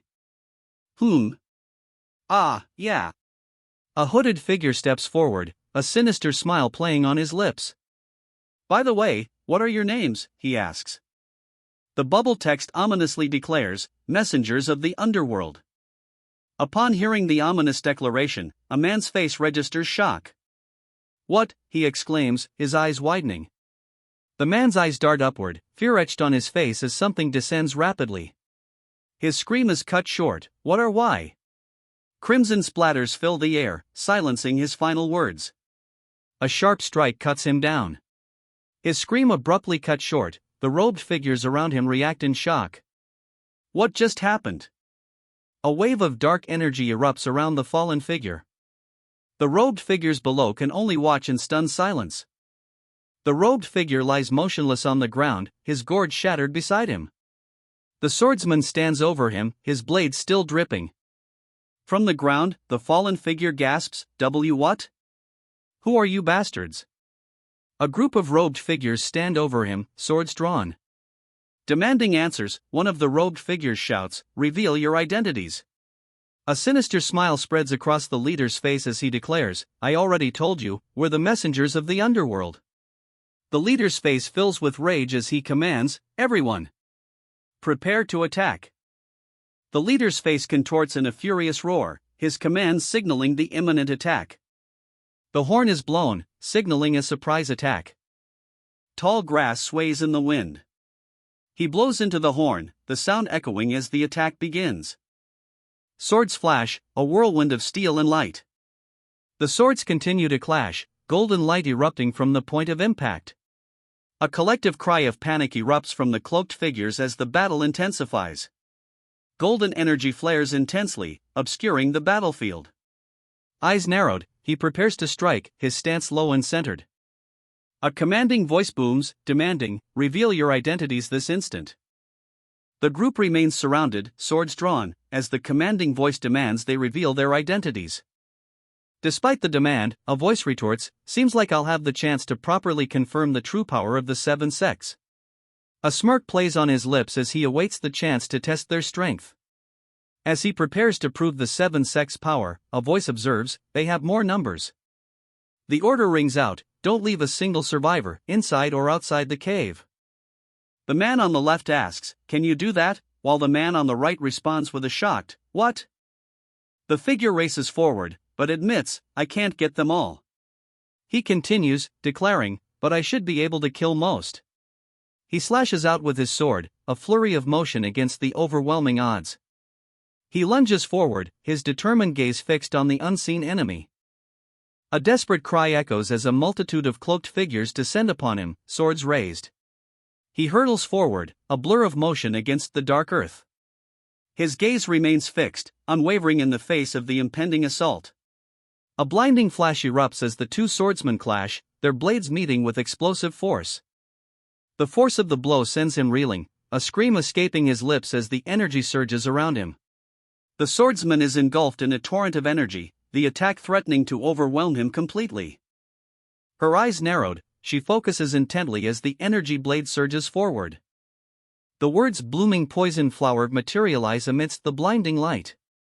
The energy blade intensifies, radiating a blinding light as the blooming poison flower technique takes form. The technique's energy intensifies, the blooming poison flower taking full, devastating form. The blooming poison flower erupts, a torrent of energy unleashed. With unwavering focus, she prepares to strike, the energy blade gleaming. The energy blade descends, a blinding flash filling the space. A smirk plays on his lips. Looks like I won't have to worry about that side. His crimson eye narrows, a sinister glint in its depths. Looks like I won't have to worry about that side. Then, the realization dawns, the only one left. The cloaked figure lashes out, screaming, ah! Just die. A chilling question hangs in the air, will he be alright?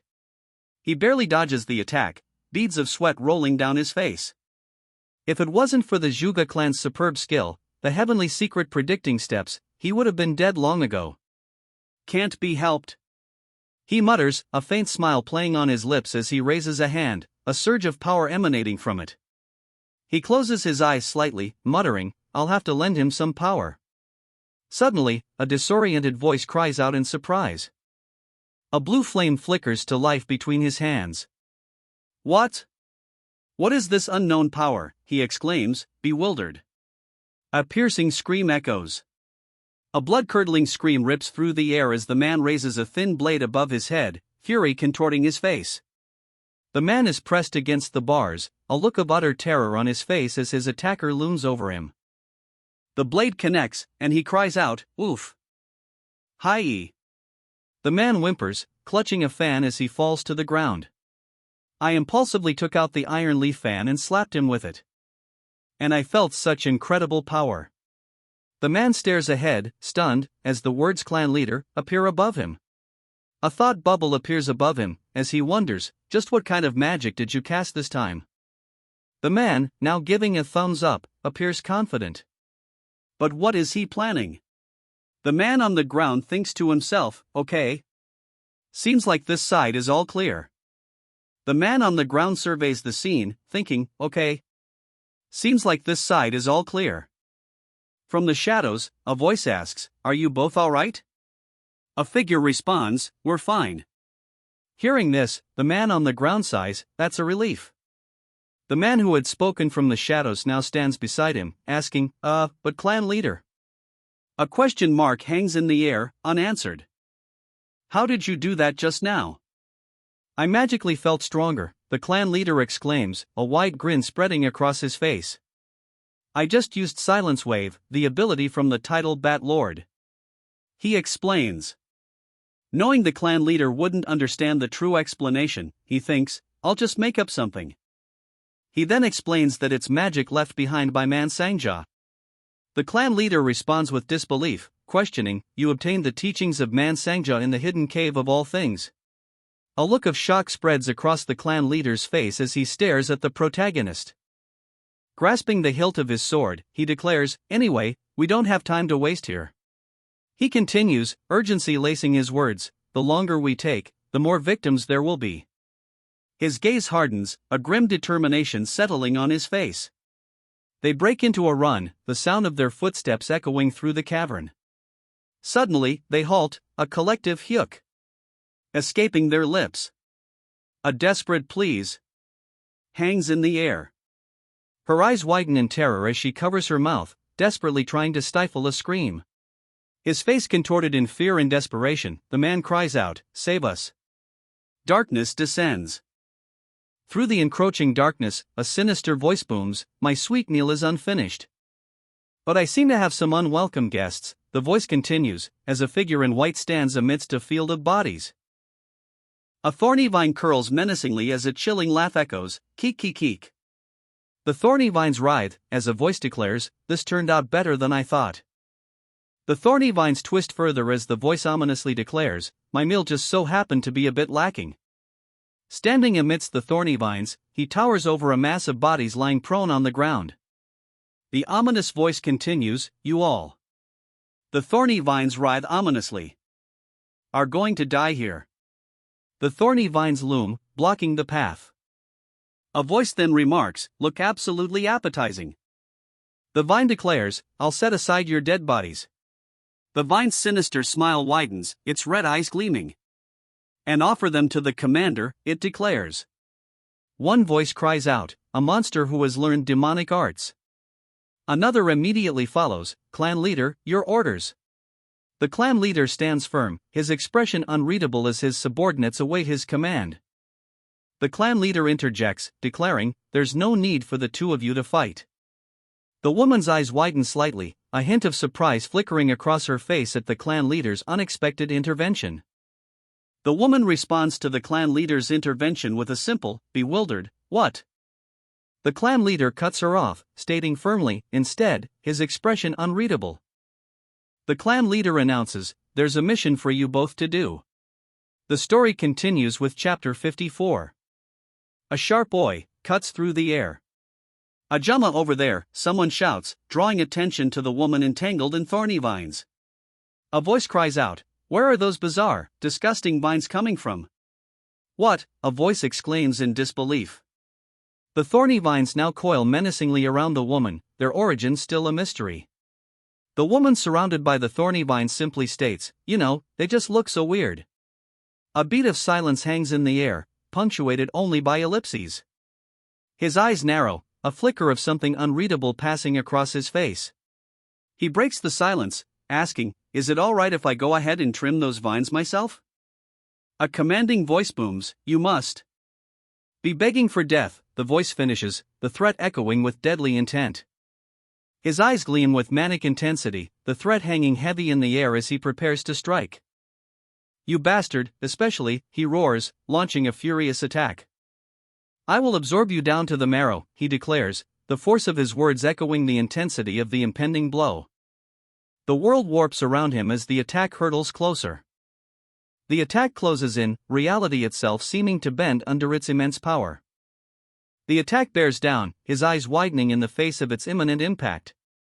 The world distorts around him as the attack slams into him. The world spins as the barrage of attacks continues to rain down upon him. He stumbles, barely keeping his footing as the onslaught continues. The attacks intensify, the air crackling with energy as the onslaught continues. He deflects the incoming attacks with a furious barrage of his own. The thorny tendrils lash out, a relentless assault of dark energy. He struck, a trail of blood arcing behind him as he's sent flying. "Kohaha, it's futile," the unseen attacker taunts. The thorny vines continue their relentless advance. "It doesn't matter how many you," the attacker begins to say, the thorny vines closing in. "Many you cut," he continues, as the thorny vines coil even tighter around him. The attacker finishes his thought, declaring, "My vines are near limitless." A sinister grin spreads across his face, revealing rows of sharp teeth. The vines surge forward, a crimson tide aimed directly at their target. The vines are unleashed as he declares, "Let's see how long you can endure this onslaught." He parries the incoming vines with a swift, precise strike of his blade. He grits his teeth, bracing against the relentless barrage of thorny vines. "These vines really are incredible," he admits, acknowledging the power he faces. The thorny vines lash out, moving with incredible speed. He realizes the grave danger he's in. "If I get pierced even once..." He barely dodges the thorny attack. "It will definitely drain everything from my body on the spot." He realizes, if this continues, I'll soon reach my limit. He parries another strike, but a grim realization dawns. The fight intensifies, but he thinks, but it's too early right now.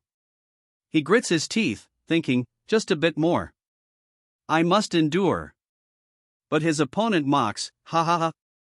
Are you trying to show off some cute swordsmanship tricks to me?" The opponent sneers, "I was curious about your skill level since you acted so arrogantly." The opponent continues, a sinister smile spreading across his face, "But it seems you're just a paper tiger." His eyes widen in disbelief as he asks, "But you dare taunt me with such meager skills?" The opponent's red eyes gleam with disdain as he declares, "It's so boring I've lost the desire to continue playing around with you." The opponent's face fills with rage as he declares, "Let's end this." A surge of power erupts from the opponent, the force of it palpable. The attack comes in a blinding flash of red energy. The hero is struck by the full force of the attack. The hero's eyes widen as the attack slams into him. The hero grunts in pain as the attack lands. Cook! A red glint flashes in his eye, and a sense of impending doom washes over him. He grits his teeth, sweat beading on his brow as the attack hurtles towards him. The blade pierces through him, a crimson spray erupting as the attack lands. The force of the blow sends him flying backwards. Ko-ha-ha! The sound of maniacal laughter echoes. Ko-ha-ha! The maniacal laughter continues, his red eyes burning with fury. The laughter crescendos as he declares, "This is the end. SFX, WHUM. The laughter fades as he promises, "Now, I'll devour you without leaving a trace." The spiked club pierces straight through him, glowing with malevolent energy. He grits his teeth against the pain, drawing his sword. A bead of sweat trickles down his brow as he stares in disbelief. Eyes wide with shock, she can only stammer, "WH what?" Her shock deepens as she wonders, "Why is my strength Lying amongst the fallen, she wonders, surely I should have enough nourishment.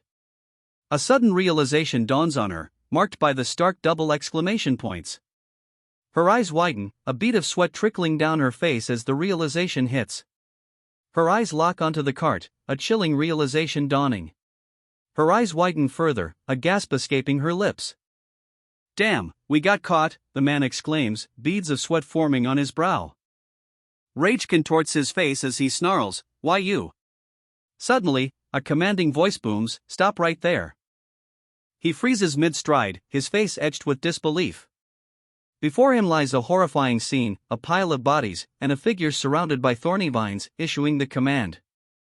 The figure surrounded by thorny vines retorts, I don't think that's the most important thing right now. A voice cries out, recognizing the technique being used, you. That's the art of the fiery yang? The figure responds, I was waiting for this moment. A confident smirk plays on his lips as he prepares to unleash the fiery technique. The skill extortion activates, an S+ grade ability with 0% proficiency.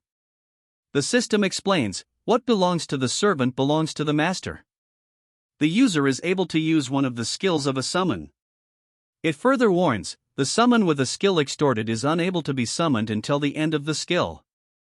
The staff ignites with fierce flames as he declares, I want to burn you to ashes right now. Despite his rage, he hesitates. But I can't just burn those innocent people together with you. An incredulous voice echoes, questioning how someone so lowly could possibly know the art of the fiery yang.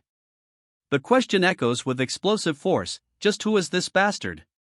A sinister grin spreads across his face, illuminated by the fiery energy emanating from him. Energy crackles around him as he declares, you've become so boring I don't want to play around with you any longer. The fiery energy intensifies as he vows, I'll burn you until there's nothing left. The flames erupt, engulfing everything around him as he prepares to unleash his full power. The flames intensify, radiating outwards with incredible speed. Inferno blazes across the scene as the flames reach their peak. His gaze is unwavering as the inferno rages around him. The flames intensify, engulfing everything in a blinding light. A piercing scream tears through the inferno. Ka-ah-ah. The scream intensifies, revealing elongated canines as the flames lick at his face. Blazing flames erupt, obscuring everything. Blades of light descend, piercing through the inferno. The swordsman deflects the light blades with his own fiery energy.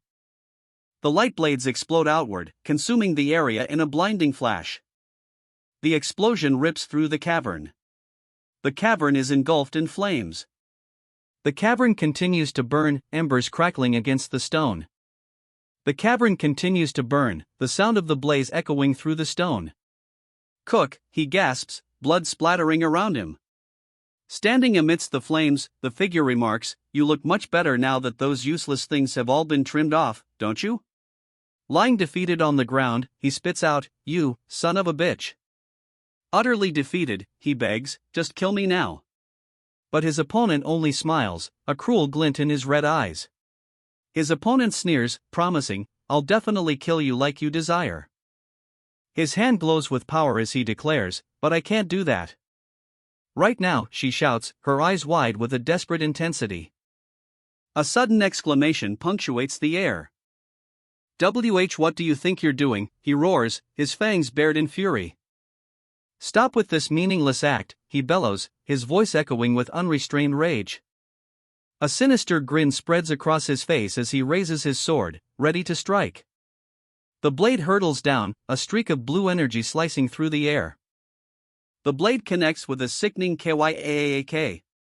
Despite the blood trickling down his face, he smirks, promising, I'll heal you whenever. The man's eyes widen, a look of dawning realization slowly spreading across his face as he begins to speak, so. Under the light of a full moon, a dark cave entrance awaits. We saved all the women who were still breathing, someone reports. But the relief is short-lived, they're in a critical state. Is it possible to give them emergency care? Someone asks, desperation evident in their voice. The woman tending to the injured is resolute, we need to try. A hand glows with healing energy, hovering over the face of an injured woman. As the healing energy envelopes the injured woman, a grave realization dawns: this isn't just a simple physical wound. The healer's face contorts with worry as she states, "I can't cure them with my powers." A dire premonition grips her. At this rate, they will all be in danger. Is there truly no other way? Her voice trails off, a chilling silence filling the air as she realizes there isn't. Dread etched on her face, she begins, "Wheel."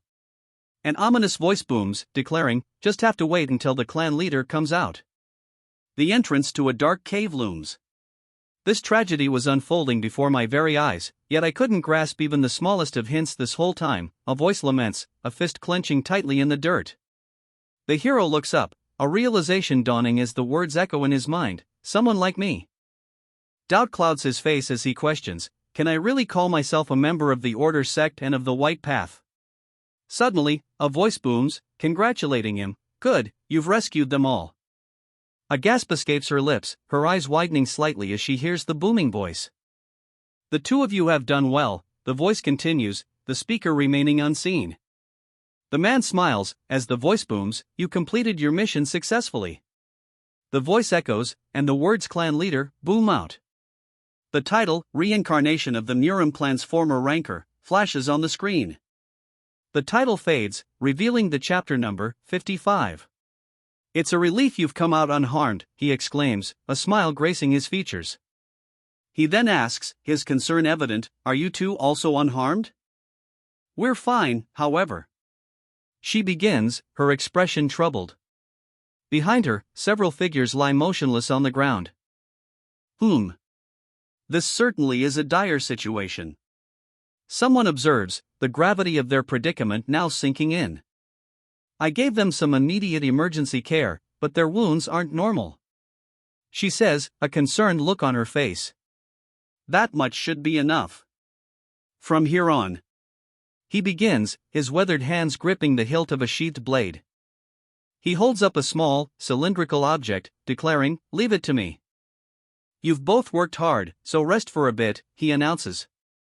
But below, another voice wonders, "That's the stinger case." The truth is revealed, the stinger case is used to hide my skill. He declares, "I'll use reverse purification and white wishes at the same time." Eyes narrowed with determination, he prepares to unleash the combined power of reverse purification and white wishes. The system displays the details of the S+ rank skill, reverse purification, which removes one harmful effect from the user or a designated target. It also states that using a healing skill on a target affected by reverse purification increases its efficiency by 20%. The skill activates, and a resounding great booms as golden light envelopes him. The toxins begin to leave her body, and her breathing returns to normal. A voice declares, "This should be enough for any urgent issues." The system announces that the proficiency of the attribute, Sage Medical Arts, SS, has increased. The system then announces the acquisition of a new skill, Divine Spiritual Duty, S+. The system then displays progress on the hidden quest, Road to Becoming a Healer 2, showing that 15 out of 100 critically ill patients have been healed. Holding a small container, he announces, "It's all done." He then states that they all need to be taken to a doctor to receive further treatment. He adds, "But, at the very least, they won't die." The woman's eyes widen in shock, a gasp escaping her lips. The man's words prompt a question: what caused their condition? The man answers the question with one word: drugs. He continues, assuming they are aware that this drug is far more addictive than opium. A shocked question rises from the group: "Tea then?" The man's expression hardens as he reveals the horrifying truth: they've been selling these drug-intoxicated women as goods? The horrifying truth is revealed: a prominent figure of the Chaos sect, the Kowloon group, has been perpetrating human trafficking and drug use. "Drugs," he exclaims, realizing the gravity of the situation. "This won't just be an incident in the martial world, the government will become involved. Perhaps, this could be the major incident that shatters the neutrality pact between the government and the Murim. This incident must not be overlooked," she declares, her expression grave. Another voice agrees, declaring, "She's right." He agrees, continuing the thought, "We must inform the Union of this news as soon as possible and cooperate with the government to eradicate the Kowloon group in one strike." she asks, is there something more? A voice replies, it will definitely be disregarded due to inconclusive evidence. He states with finality, in the end, even if you report this to the government, the investigation will never progress. Her eyes widen as a realization dawns. Could it be, she wonders aloud. The woman urgently questions, are you saying there are perpetrators of this incident within the union and the government? The figure confirms her suspicions with a single, chilling word, correct. His expression remains impassive, but the revelation hangs heavy in the air. The man reveals a shocking truth, there's someone within the Murin Union that knew about the Kowloon group and overlooked them. He presses the point, asking, do you remember the words I said before coming here? That you won't be able to turn back. He crosses his arms, declaring, now is the time for the two of you to choose. Now, the decision hangs heavy, whether to trust the union. Or.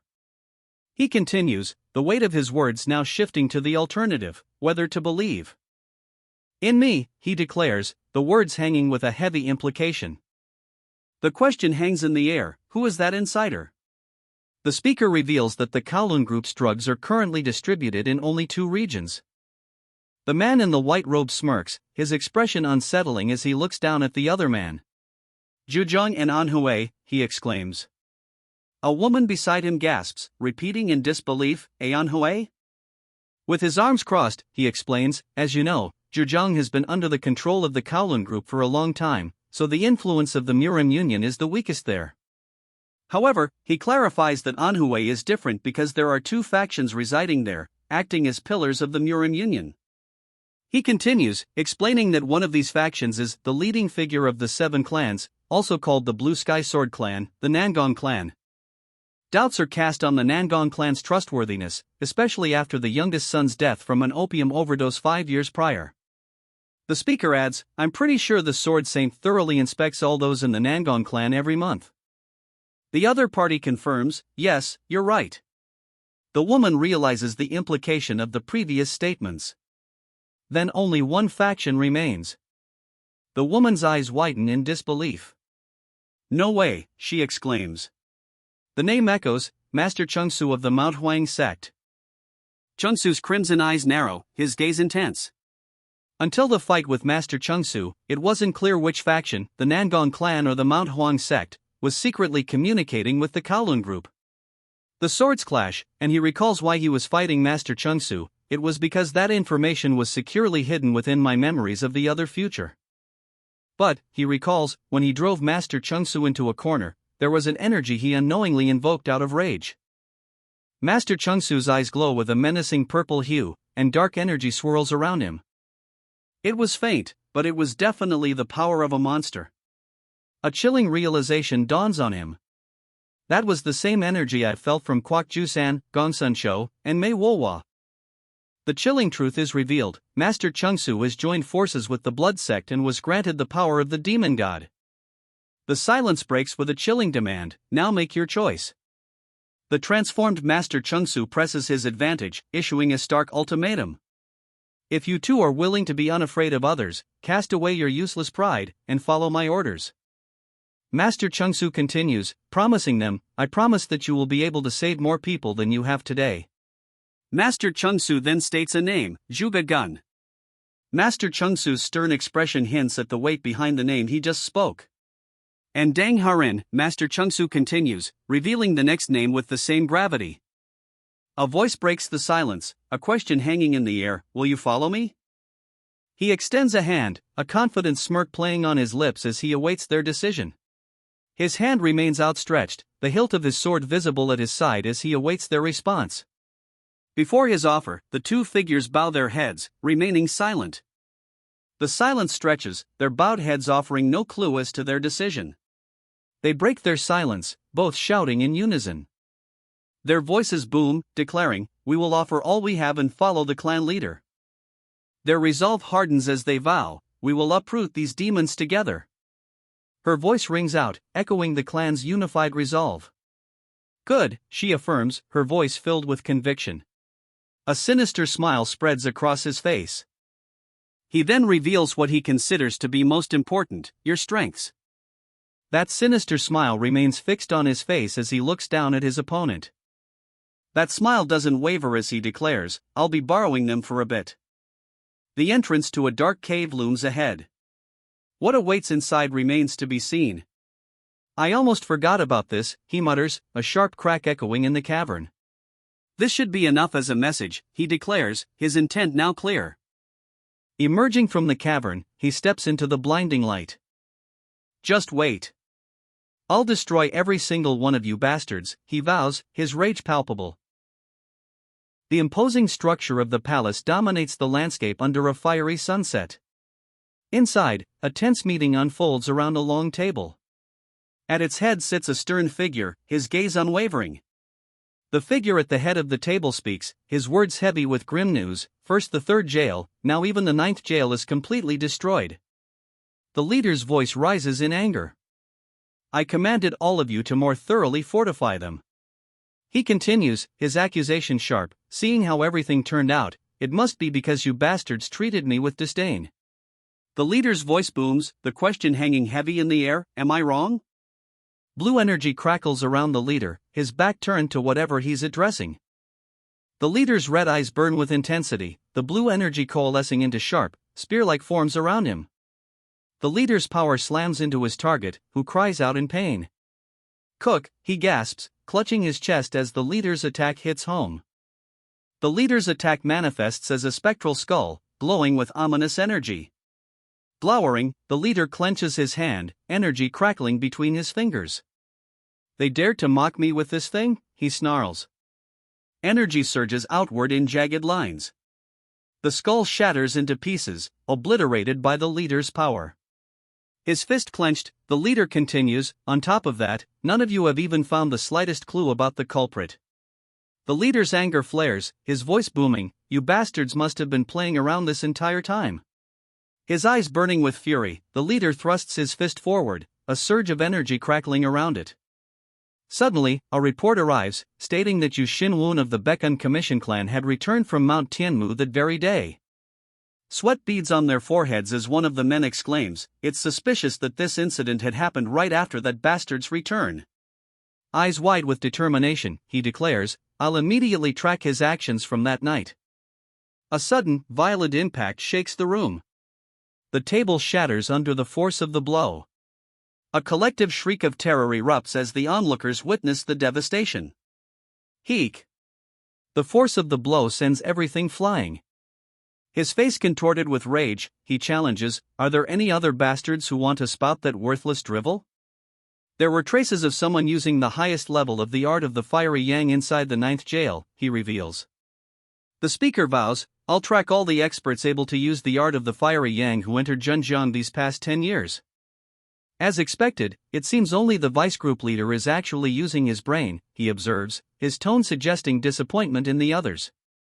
He continues, revealing, furthermore, there were also traces of poison arts left inside the ninth jail. He reveals a startling truth, in other words, it wasn't just one intruder, as we had expected. The traces of poison arts, he reveals, definitely came from Gunsun Shou. He must have been enticed by their offer, he concludes, implying a conspiracy. Perhaps they offered him the wealth from the third jail, he muses, continuing to unravel the mystery. Since, if it's not that bastard, it's impossible for others to know the locations of the perfectly hidden jails. The speaker declares he will lessen the burden of the vice group leader, revealing that the traces left in the ninth hail are from the flame serpent. But, he adds, to use the flame serpent, one must have reached the level of ascended. The implications of this revelation hang heavy in the air. That means, the speaker continues, revealing a shocking truth, in this century, there's only one person who was able to reach the level of ascended who uses the art of the fiery yang. A sinister grin spreads across the man's face. He continues, and that man has an intensely hostile relationship with us. His eyes widen with a sudden realization. Could it be? The name echoes in the air, Flame Terror, Yang Guangzhou. A figure emerges from the fiery haze, silhouetted against the intense light. The narration reveals that, 30 years prior, he had reached the level of ascended using the art of the fiery yang at the age of 50. Having killed the envoy of a sect that tried to recruit him, he became an assassination target. It is now known that he fought the entirety of the assassination squad to the death. However, one man states, but it's certain he must have survived in secrecy and recovered his powers. You're right. If the culprit is the Flame Terror, then all the pieces of the puzzle fit, one of the men exclaims, followed by another stating, as expected of the group leader. The man declares grimly, therefore, the attacks of the Flame Terror will continue. The man's voice booms, declaring, there will no longer be any carelessness. He commands, arm the rest of the jails with plenty of items filled with freezing key in order to face the Flame Terror. His command met with immediate compliance, the subordinates responding in unison, yes, sir. The leader closes the matter, stating simply, that's that. The leader's focus shifts, demanding, where is the daughter of the provincial minister jailed? An off-screen voice assures the leader, don't worry about it. The speaker continues, revealing that wench is locked up in a completely unexpected place that isn't one of the hidden jails. Good. The leader acknowledges, a sinister plan brewing. He continues, resolute, yes, we must keep that wench in our possession, so we can continue to maintain our control over that bastard. He then orders, take more caution in her security. Oh my, look how early you are, a voice remarks, followed by an apology, I apologize. The meeting took longer than I thought it would. The man's expression hardens, a visible tick mark appearing on his forehead. He seems to be thinking something over, muttering a quiet, The man scoffs, muttering, humph, this is why the Chaos Sect members are said to have no manners. I apologize once more, the man states, seemingly trying to smooth things over. An ambiguous echoes in response. Now, then. He begins, his gaze intense. The man then presses, what is your decision? His eyes narrow, a clear sign of impatience. The man's expression hardens as he awaits the answer. Silence hangs heavy in the air as he considers the offer. A bead of sweat trickles down his face as he contemplates the choice. If I accept that energy once again, will I truly be able to break through the wall of transcendent, he wonders. A beat of realization washes over him. Ah! He breathes, the question hanging in the air, will he truly be able to break through? The man's expression is unreadable, his mouth set in a firm line. The question of whether he can truly break through lingers. The man's voice booms, the intensity in his gaze unwavering. As I said before, if you have the courage to offer all that you have, you won't need to limit your goals to the level of ascended. The man's words carry the weight of immense power. Ascended. The word hangs in the air, charged with unspoken meaning. His hand clenches tightly around the book, the sound echoing in the silence. A voice booms, filled with a past glory. In the past, I was a supernova who received all the attention from both the Manhwa sect and the Murim Union. The booming voice continues, declaring him someone who was anticipated to become the youngest ascended in the history of the martial world. But 1 year became 2, then 10.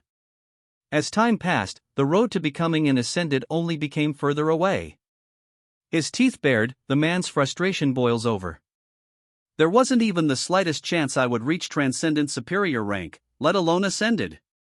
He shouts, denying any personal responsibility. There's no fault in me.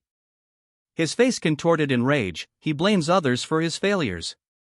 It's all because the martial arts of the Mount Huang sect are absolutely mediocre. His face, a mask of pure, unadulterated fury, reveals his utter lack of self-awareness. He continues his tirade, questioning, don't you think you weren't able to reach ascended because you are part of the Mount Huang sect? He spits back, yes, that's right. It's all because of that fool of a master. His rage barely contained, he continues, if only that bastard hadn't reached out his hand to me. His voice laced with regret, he laments, if only my master was someone from Mount Hua or the Wudong. Then right now. He begins, his fist clenching tighter with each word. I would have easily reached the abyss, he declares, a surge of frustration evident in his tone. Suddenly, a disembodied voice booms, do you desire power? The man is visibly startled by the sudden question. Red symbols flare around him as the mysterious voice echoes. The red symbols intensify, and a booming voice declares the arrival of the Wall of Transcendence. The man's eyes glow with power as the voice continues, declaring that he has been held back by a transcendent advanced rank all these years. The booming voice continues, promising, "You will be able to break through that wall." The man's gaze intensifies, filled with determination. But the voice adds a chilling condition, that is, if you offer everything to this power. A dark power begins to envelop him, the red energy swirling around him. The man stands before the dark power, its red tendrils reaching out, ready to claim him. The man declares, yes, with that power, it will be possible. Hope surges within him as he embraces the darkness. Enveloped by the dark power, he declares that there will no longer be a need for patience or grueling training. His eyes burning with newfound resolve, he vows that he will no longer be treated as obsolete. He will march straight to the highest rank of transcendent. He declares that the strongest in Anhui will no longer be some Nangon clan. His declaration continues, the words resonating with power, be the Mount Huang sect. And Yu Xinwun. With a determined gaze, Yu Xinwun prepares to draw his sword, poised to back up his bold claim. His eyes narrow with fierce determination, the intensity of his gaze promising a battle to come. The old man's gaze hardens, his expression unyielding. The old man's rage explodes, the words echoing with palpable fury, "You bastard, especially." His face contorts into a menacing grin, a thin trail of blood running down his cheek. His rage barely contained, he declares, "I will gladly become your stepping stone," he finishes, his eyes gleaming with malice. "Offer everything," he roars, the words echoing with dark intent. A traditional building stands tall against a bright, cloudy sky. Inside, a large table dominates the room, where several figures sit in anticipation. A dragon painting hangs behind the head of the table. The man at the head of the table crosses his arms, his gaze unwavering. "How is faction leader Do faring?" he asks. Answering the leader's question, a man replies, "I've actually just returned from visiting the infirmary." The man clasps his hands together, seemingly nervous. The man in the infirmary is shown bandaged and resting. Though his external wounds were quite severe, his condition is thankfully getting much better. Normally, those injuries would have left him on the verge of death. A voice observes. The man then states that, according to the doctor, his recovery is no less than a miracle. He dismisses their concerns, stating, "I don't think you need to be so concerned about it." "That's a relief," he sighs, then muses to himself, "looks like my white wishes took effect properly." A voice then asks, "Has something happened for you to call us here so hurriedly?" "Ah." A voice responds, as the group assembled around the table awaits his explanation. He then suggests, "I think you should take a look at this first," as he holds out a sealed letter. The men's eyes widen with anticipation as he presents the sealed letter. With a crisp thwack, the letter lands on the table. The man on the left stutters, "W what?" His shock is mirrored by the other man's wide-eyed stare. A smirk plays on his lips as he states, "It's not surprising you're shocked. But what exactly has caused such a reaction? This is?" The reason for their shock becomes clear. A notice of government commission states the provincial minister is overburdened. The emperor has granted authority to address it.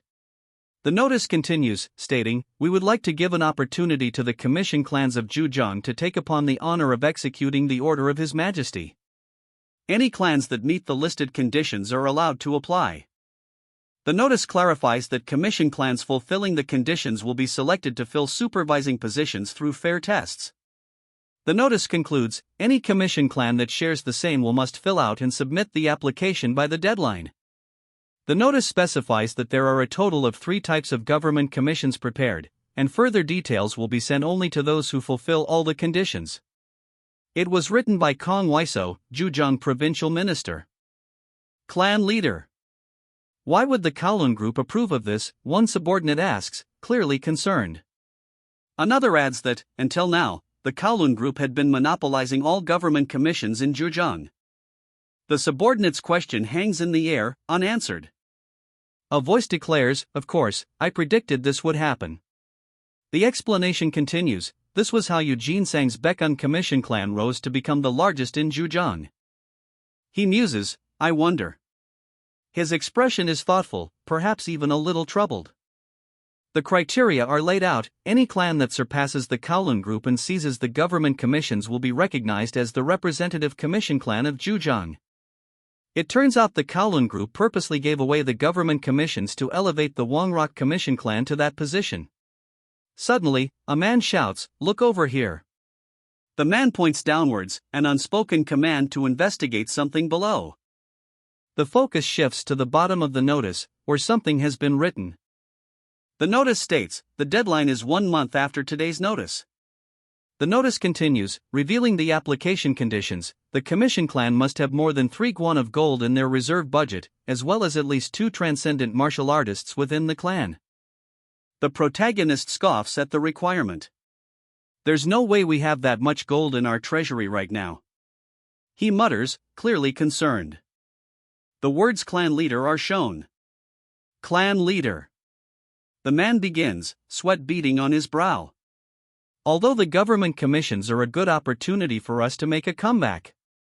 The man continues, stating, we unfortunately do not currently meet a single application condition.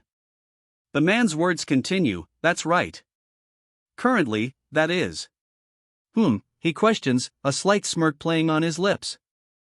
Weren't they kind enough to give us a month's time, he asks, a hint of skepticism coloring his tone. His grip tightens on the sword's hilt as he declares, that amount of time should be enough to solve all our problems. A blinding blue aura explodes from his blade, energy radiating outwards. The sword erupts with a blinding blue light, its power surging outwards.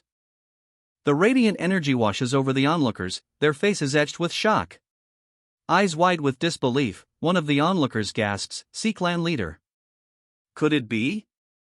The energy intensifies, crackling with raw power. His gaze intensifies, the air around him shimmering with blue energy. He mutters to himself, now I just need 1 more transcendent martial artist. The blue energy intensifies as he vows, 1 month. I'll make you all regret. Gripping the hilt of his sword, he smirks, giving me that much time. Suddenly, a voice booms, reporting in. The sudden announcement leaves him with a question mark floating in the air. The booming voice continues, I, Jute, have returned after completing my travels to execute the orders of the clan leader. Jute smiles, addressing the group. You all look great. You've done well. Jute then presents the mission's report. Here is the report of the mission results. Jute hands over the report, and the other man accepts it, simply stating, thanks. He examines the report, a low escaping his lips. His eyes widen, a flicker of surprise crossing his face. A sharp hyuk escapes his lips. He coughs, a strangled hyuk. Cook, bursting from his throat. Gasping for air, he manages to ask, Father, what's going on? Another choked gasp escapes him, punctuated by a pained hyuk. Now, just in time. A voice declares. Looks like our last problem is solved. The scene shifts to a few weeks ago, Jiangxi. The scene flashes back to Jiangxi, a few weeks earlier. The marketplace bustles with people and vendors. The marketplace is bustling as a group of men walk through. The marketplace buzzes with activity, the sounds of cartwheels and merchants echoing through the air. The marketplace stretches out, bustling with activity as horse-drawn carts rumble down the street. Suddenly, a loud clanging noise erupts from the marketplace. The crowd turns to see a rider approaching. Hey, isn't that the Baekun Commission clan? One of them asks. The carts roll into view, but something is amiss. It looks like their carts are all completely empty. A question hangs in the air, are they here to buy, or to sell? The man asks, are they here to buy some rice or something? A booming voice commands, take this letter. He holds out a letter, stating, while I'm off to the hidden cave of all things, Jute, all you need to do is follow exactly what this letter says. The first instruction is emphasized. The merchants question the instruction. You're selling the carts, one asks, while another scoffs, why would we buy those? The letter continues, ordering them to tell all the grain merchant associations at the market that they intend to sell the carts. Brandishing a hand, the man declares, it'll be 5 gold liang. The merchants react with disbelief. What? You must be joking, one exclaims, while another retorts, there's a limit to how much you can scam us. The merchant's disbelief escalates. You must be insane. Why would we buy something not even worth a single gold liang with 5 liang? His patience wearing thin, the man retorts, get lost. The man wonders, why would the clan leader order this? The instructions continue. Once you arrive, stand in front of the pavilion of Prince Tang at around 11 a.m. every day. He ponders these orders, a thoughtful hum escaping his lips. Standing on the stone pavement, he thinks, for the past 2 days, not a single person bought a cart. The instructions echo in his mind, and if you happen to see an old beggar get slapped, return to your accommodation. The instructor's words still ring in his head, see an old beggar get slapped. He wonders, why would he say something so random when he's not some sort of prophet? A sharp slap echoes through the air. His eyes widen in shock, a question mark hanging in the air as he reels from the sudden blow. Who does this damned beggar think he's looking at? She fumes, her anger palpable. He falls to his knees, hands raised in supplication. I committed a grave mistake, he cries out. But his pleas are cut short. Scram, a voice booms. Before he can finish, a crushing blow lands. But then, a voice, tinged with disbelief, breaks the silence. To think I'd actually witnessed that. The speaker is revealed to be a man with a sword strapped to his back. With a pointed finger, the man declares, now I should return to my accommodation. The man rests his head on his hand, looking exhausted. A disembodied voice echoes, once you return to your accommodation, lock the doors for 3 days. The voice continues, its warning now an explicit command, and don't meet anyone. The disembodied voice returns, its message now clear, once 3 days have passed. The silence is broken by a new voice, urgently asking, excuse me. Are you there? The urgent voice continues, now demanding, why aren't you meeting us? The man bursts through a door, shouting, I said I would buy all the carts you have. He seems confused by the lack of response. A cacophony of voices erupts, each man vying for ownership. Sell those carts to me. No, me. I'll buy them. A furious clamor erupts as the men shout over each other, each desperate to secure the carts. Amidst the chaos, one voice rises above the others, I'll buy all of them for 10 gold liang. The previous bidder's face contorts with rage. Why, you? I said that first, he yells, clearly incensed by the interruption. Another voice cuts through the rising tension, we'll pay more than what they offered. Another man, eyes wide with desperation, shouts, please sell it to us. Just what exactly is going on? A voice questions. The speaker notes that merchants who previously ignored the carts are now clamoring to buy them. Did something happen while I was resting at my accommodation? He wonders, looking down at someone out of view. Don't get me started, the voice booms. Not only Nanshang, but the entirety of Jiangxi is in an uproar right now. The man exclaims, eyes wide with shock, there was a huge explosion at Lake Poyang around dawn. An explosion? The man's shock is palpable. Stunned, he asks if it was an explosion, then adds, yes, and all the grain ships that were anchored at Lake Poyang sank. Demanding answers, he urgently asks, what was the cause? The answer comes, it is apparently the work of the violent thunder bomber. His eyes widen slightly, a bead of sweat trickling down his face as he repeats, by the violent thunder bomber, you mean? The revelation continues, it's the user of one of the 8 prohibitions of the martial world. His eye twitches, the whites widening in disbelief. The realization hits hard, a flashback triggered, 3 days ago in front of the pavilion of Prince Tang. The man's eyes widen further, a thought dawning on him. Could that old? The man reels back, struck by a sudden, terrible thought. That old man possibly be? His eyes narrow, the realization hitting him hard. The violent thunder bomber, he exclaims, the name laced with disbelief and dawning horror. His hand flies to his mouth, a gesture of utter shock. His eyes widen, sweat beading on his brow as he thinks, if my theory is correct. A cold sweat breaks out as he wonders, how could the clan leader have known? He continues, the dread growing, furthermore, to make matters worse. The situation worsens, they are investigating the possibility of dozens of violent thunder bombs remaining, so it is currently impossible to travel using ships. Adding to the dire news, he reveals, therefore, all the merchant groups have been switching to land-based trade routes. He reveals the reason behind the merchant group's actions, that is the reason they are desperately trying to purchase the carts. Excuse me. If you're in there, please come out, he shouts, his voice echoing through the room. Suddenly, a booming voice demands, quickly, sell us the carts. An offer echoes from the darkness, I'll buy the carts at double the price you listed. The crowd erupts, one voice rising above the others, we'll buy them for 13 gold liang. The bidding war escalates. We'll pay 15 gold liang, another voice shouts. His patience wearing thin, he shouts, please come out already. Are you messing with us? A sinister voice declares, in this sort of situation, I can name any price I want. The voice continues, declaring that this transaction could become the greatest in the history of our commission clan. A rustling sound fills the air as a hand holds up a document. But I am a warrior who follows orders, the text declares. Despite his declaration, the warrior steels himself. I must not be shaken by personal greed, he thinks, holding the document firmly. His resolve hardens as he reads the document.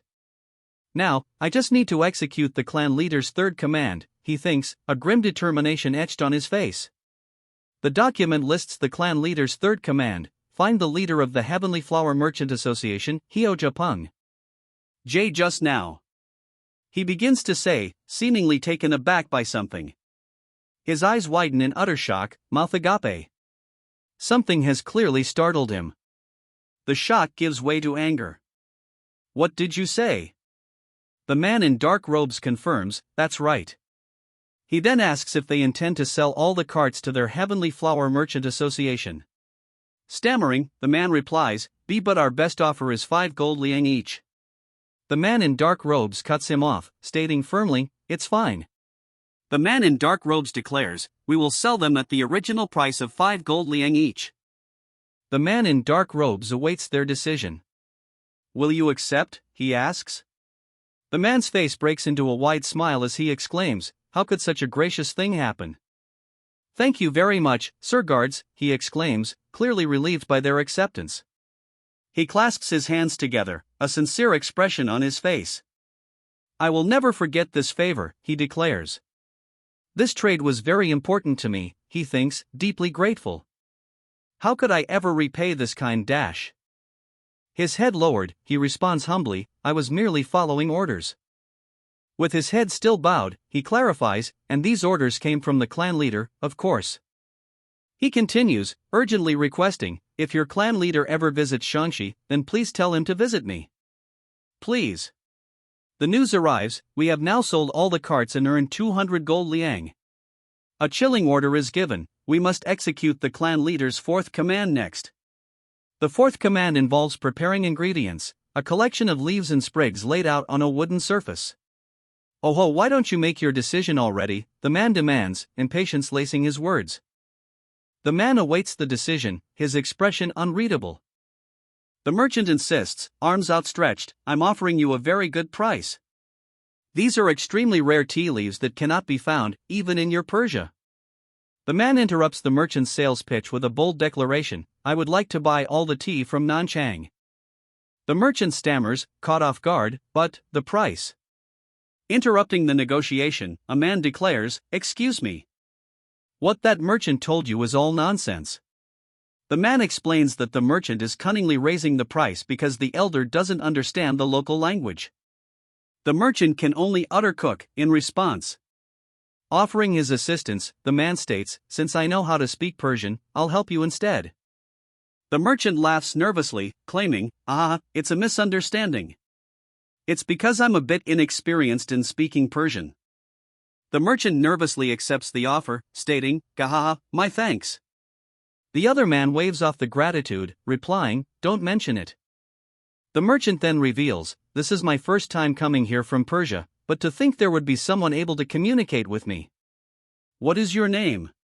The man responds, finally revealing his name, my name is Ju Dail. The elder answers the merchant's question, stating, my name is Ju Dail. Another voice responds, I am called Mahabji. Ha ha. Since it's fate that we've met like this. He begins, a sinister undertone creeping into his voice. Good. Ha ha. Since it's fate that we've met like this. He continues, a sinister undertone now unmistakable in his voice. Good. The man's expression hardens, a coldness settling into his gaze. Now the final fourth command. The words boom, signaling a turning point. The title, Reincarnation of the Murim clan's former ranker, flashes across the screen. The title Reincarnation of the Murim clan's former ranker fades, replaced by the chapter number, 58. The screen shifts to present day. Now, the scene shifts to the present day, revealing a traditional, multi-tiered building under a bright sky. The man stares in disbelief at the scroll in his hands, exclaiming, 400 gold liang and 4 gold guan. He sold all the carts and bought all the tea. The scroll reveals, and that's the profit from selling all that tea to the Persian merchant. One of the men, eyes wide, questions, am I dreaming, or is this real life? The scroll reveals that this amount is 1 guan more than the 3 guan we need to apply for the government. Clan leader, you're amazing, they exclaim. He modestly replies, don't mention it. It's because everyone has worked hard. The clan leader continues, especially Treasurer Gok, you must have been very troubled. But the treasurer waves it off, insisting, cook. It's nothing. Another voice chimes in, filled with gratitude. I'm just so grateful, clan leader. His hands are clasped tightly, knuckles white with tension. The clan leader assures them, you must have been anxious this whole time. Now all of the processes of the commission clan will return to normal, so don't worry about it and continue to manage the funds of the clan. Reassured, the man replies, yes, sir. A voice from the shadows declares, our commission clan will soon obtain ridiculous amounts of funding. It continues, now, if these large-scale commissions continue to succeed yearly. The man's smug expression betrays his ambitious plans. He continues, revealing the full extent of his ambition, and if we happen to claim even one of the 3 government commissions on top of all that, then it's not impossible to surpass being the greatest commission clan in Zhejiang and move on to becoming the largest commission clan in Jiangnan. He pauses, then adds with a sly grin, ah, right, I forgot to mention this. He then adds, almost as an afterthought, ah, right, I forgot to mention this. Continuing, he declares, going forward, our commission clan is free to use the mountain routes of Mount Tianmu as our heart's desire due to my promise with the Tianmu hideout leader. His hands clasped behind his back, the Tianmu hideout leader's words hang heavy in the air. So, the Tianmu hideout leader begins, drawing the attention of everyone present. The Tianmu hideout leader continues, from now on, keep that in mind when planning routes. The men listening appear shocked by this sudden change of plans, one exclaiming, what? Turning to leave, the Tianmu hideout leader waves dismissively, declaring, that's all. Great work. But another voice immediately challenges him, demanding, see clan leader, what do you mean by that? The demand echoes, please elaborate. Under the light of the full moon, what the Sea clan leader meant hangs heavy in the air. Beneath a sky heavy with clouds, a voice declares, I've finally arrived. Through the dark forest, a figure emerges, declaring, it's been a while. He is surrounded by an ominous blue aura. Now then. He begins, his words hanging heavy in the air. Blades of pure energy materialize around him. A confident smirk plays on his lips as the energy intensifies around him. The energy intensifies, now visibly outlining his entire form. It's been a while. A voice echoes across a misty landscape.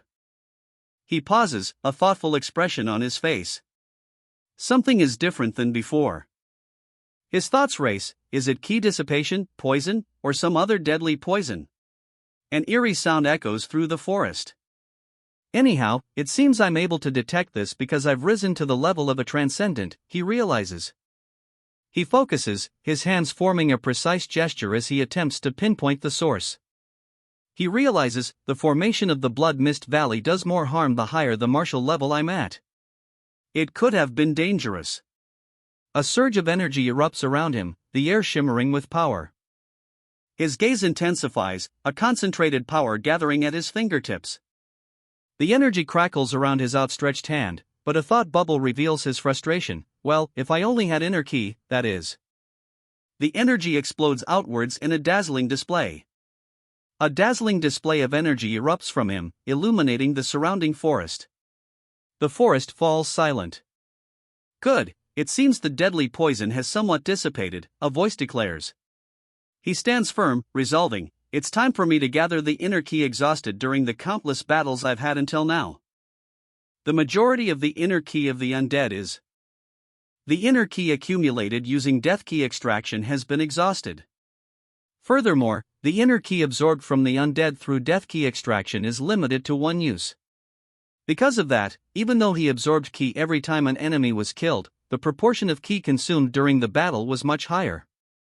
The text reveals a necromancer's path to power. For a necromancer, there is no better way to increase your power aside from increasing the number of summons you have.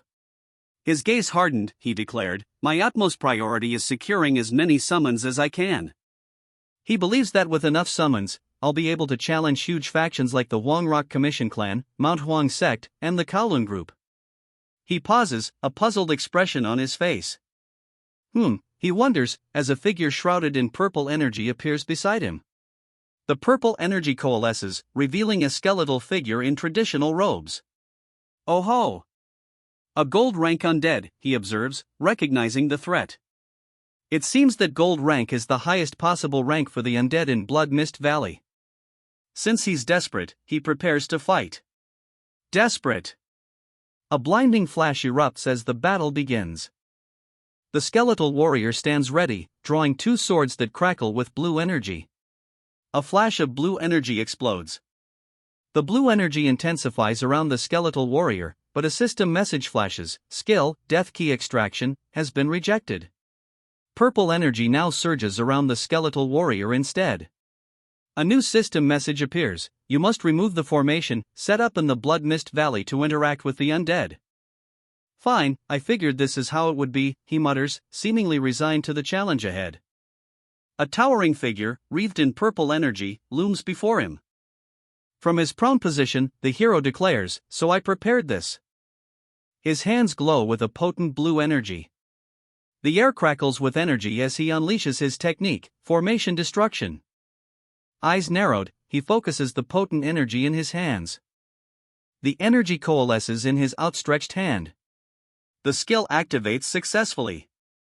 An unknown formation has been spotted, and its destruction has begun. His eyes widen in shock.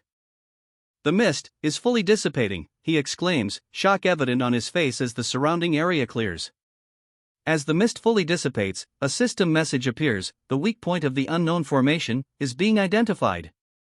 Another system message appears, stating, currently, the formation is at a state in which a long period of time has passed from its initial construction. Another system message chimes in, revealing that the formation has been greatly worn out, causing breaking points to be scattered throughout. The system confirms the destruction is complete, and the unknown formation's identity is revealed, the Blood Mist Heavily Net Formation. He walks deeper into the woods, unaware that someone is speaking. There was an actual. The voice begins. The disembodied voice continues, questioning, was an actual formation within the Blood Mist Valley? Blood Mist Heavenly Net Formation, the voice declares, revealing the name of the formation. The protagonist, however, admits, I've never heard that name before. Even after scouring through memories of the alternate future inside my mind, it's still the same, he thinks, a blue energy emanating from his hands. Still emanating that blue energy, he realizes, there are no traces of this formation within the Order Sect, Chaos Sect, Demonic Sect, or even the Blood Sect. The blue energy still swirling around his hands, he thinks, if I'm able to destroy this mysterious formation. He smirks, realizing he might be able to dismantle all the formations in the world with this skill alone, just like Man Sangja had said. A system notification chimes, a hidden effect of the skill, Formation Destruction, has been activated due to satisfying the necessary condition. His eyes widen slightly, a hint of surprise crossing his face. Another system notification appears, an additional effect, Formation Reconstruction, has been obtained. A bubble appears, the words within it suggesting his surprise. What a surprise! The system announces, the formation Blood Mist Heavenly Net Formation has been added to the list of possible reconstruction formations. The skill, Formation Destruction, didn't just dismantle the formation, but actually evolved it even further. The details of Formation Destruction are revealed, an SS grade skill with 31% proficiency. Not only does it remove formations, but it also grants Formation Reconstruction, allowing him to freely activate destroyed formations. He now has one formation in his possession. He realizes the full potential of his new skill. I'm able to use the formations I destroy? As expected, winners keep winning. Clenching his fist, he declares, "Good, then shall I take a look at this formation?" The formation looms before him, a stark contrast of light and shadow. It's the Blood Mist Heavenly Net Formation. 200 years ago, the Murim Union combined the 108 Arhat formation of the Shaolin Temple, the Black Heaven Taiji formation of the Wudong sect, and the Blue Sky Boundless formation of the Nangong clan. This demon-eradicating formation merges all three into one. The Nine Heavens Bloodless formation, the most disastrous formation of the Mount Tian demonic sect, were combined into one by chance. It turned into a completely different formation. Three figures stand together, seemingly embodying the combined formations. The essence of both the Murim Union and demonic sects formations had merged. Therefore, it was impossible to undo it unless someone was well-versed in both. Once the formation activates, a mist so dense that one couldn't even see an inch ahead would appear. The formation would also release a poison key, inflicting greater damage the higher one's martial level is. So, in other words, it would be nearly impossible to remove this formation. The man considers the implications of the poison key formation, his expression grave. The formations of the Shaolin, Wudong, Nangong, and demonic sect were the strongest from each faction, kept as the secret of all secrets. The bald warrior prepares to strike, fist clenched, while behind him, the swordsman draws his blade. The swordsman's expression hardens as he fully draws his blade. The swordsman's words echo with a grim pronouncement. Due to that fact, there wasn't a single person in existence who would be proficient with the fundamentals of all four formations. Energy crackles around his outstretched hands. That means, he exclaims, a revelation dawning. He declares, I've obtained the ultimate formation that will completely hide me whenever I cast it. He seems pleased with himself, asking, isn't this pretty nice? A sinister smile plays on his lips as he thinks, after all, I now have the ability I need most for the upcoming battle. But a voice warns, but it's too soon to celebrate. He declares that he's only completed the first step of removing the formation. Then, with a shout, he commands, reconstruct. The words Blood Mist Heavenly Net Formation echo, revealing his true intention. A surge of power emanates from him, the air crackling with energy. The forest air shimmers as the formation takes shape. He stands firm, his hands on his hips, a grim realization dawning on him. At this rate, the horrifying legends of the Blood Mist Valley will get worse because of me. A determined glint in his eyes, he declares, now, then. Shall I head to my final destination? He wonders aloud.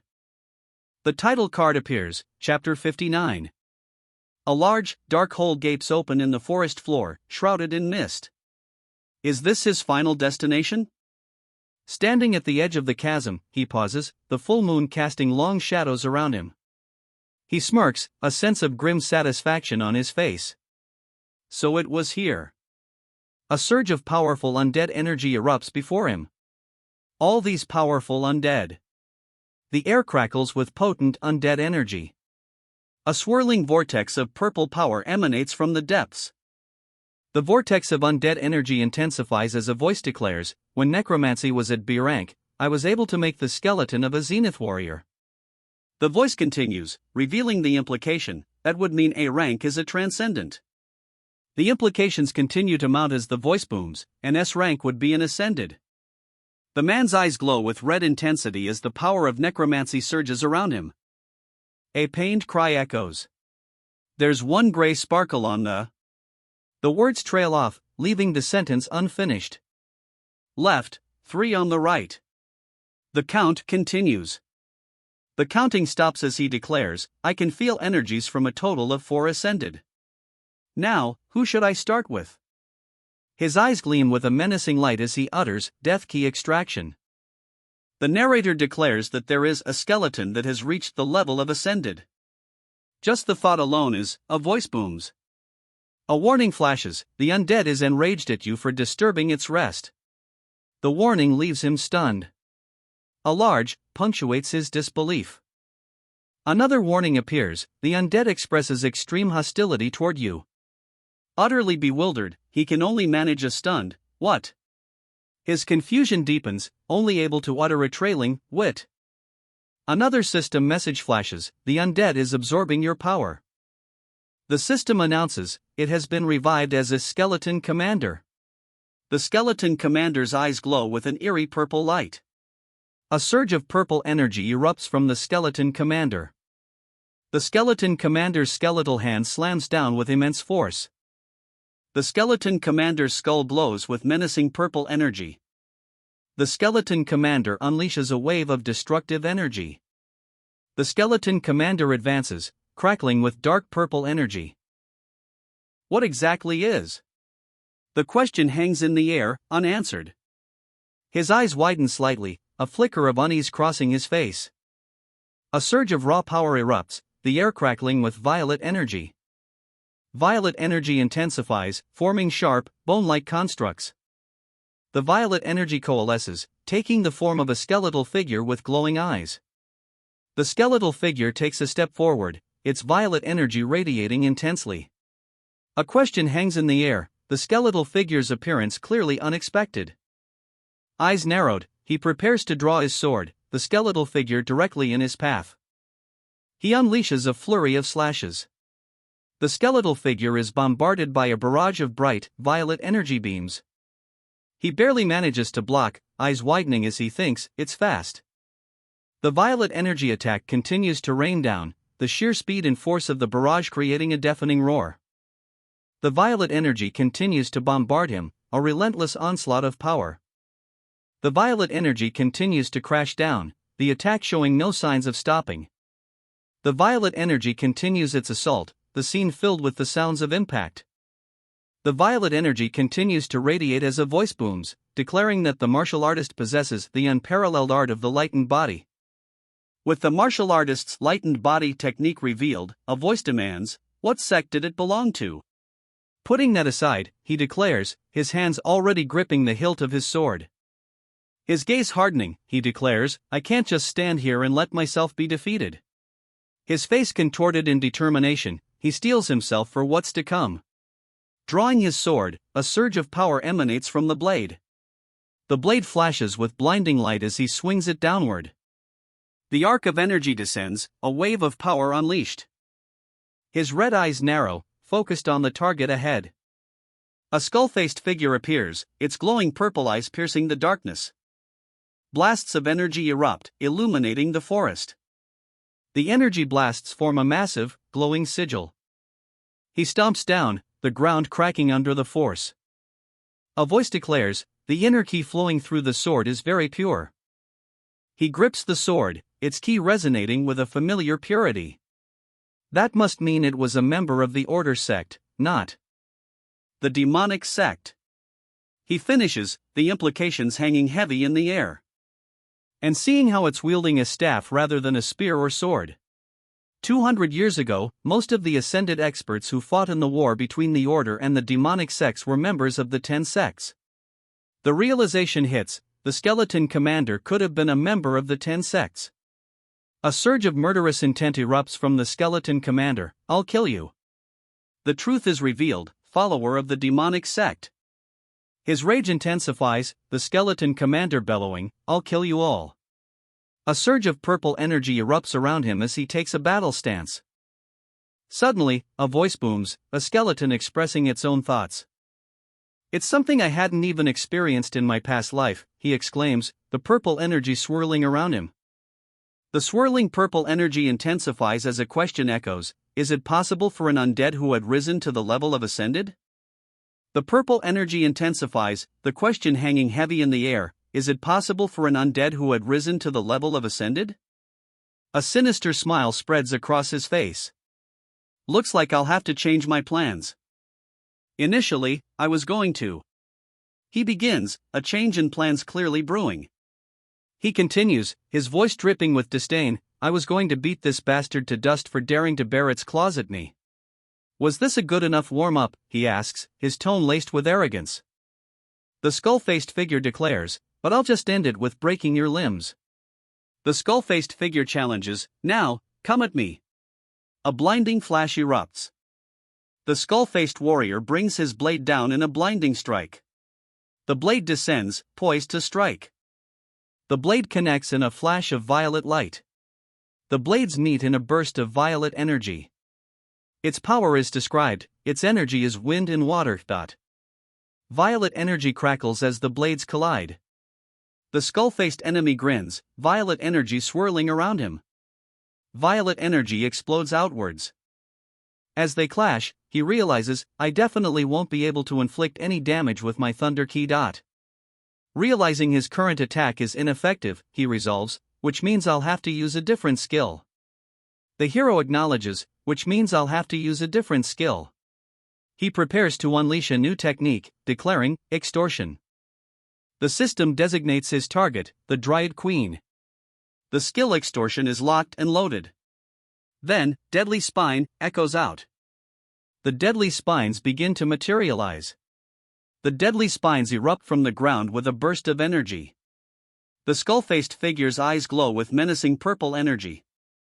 His skeletal hand tightens into a fist, ready to strike. His sinister grin widens as he poses the question, how is it? He holds a staff wrapped with thorny vines, a faint green glow emanating from it. If it's this. He begins, the glowing staff still clutched in his hand.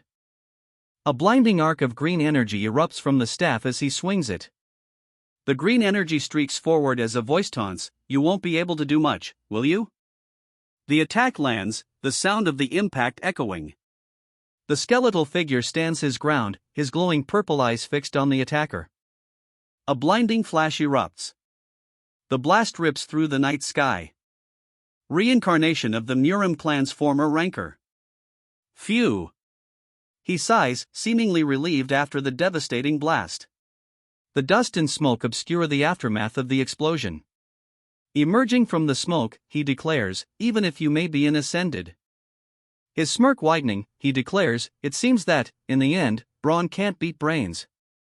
The skeletal figure, wreathed in violet light, challenges, what are you going to do to me now? The violet light intensifies around the skeletal figure as he stands his ground. What are you going to do to me now, he asks, the challenge hanging in the air. The challenger smirks, considering the question. I wonder. The skeletal figure hesitates, a bubble of thought appearing above him. A smirk plays on his lips as he states, you're definitely different compared to the others. The skeleton's thoughts are revealed, to see a skeleton trembling in fear. The skeleton's inner turmoil boils over, kill me, this instant. The man sneers, his thoughts crystal clear, I'd rather die than beg for my life from the likes of a demonic sect follower. A voice responds, well, that's not really a bad option. The man's red eyes gleam as he corrects the assumption. However, unfortunately, I'm not part of the demonic sect. The skull-faced man declares, and even if I were to kill you, there's no gain for me. His skeletal hands tighten around the staff. Heavenly Gale beggar John Lepio, a voice booms. A sinister smile spreads across John Lepio's face as he extends his hand, energy crackling around his fingers.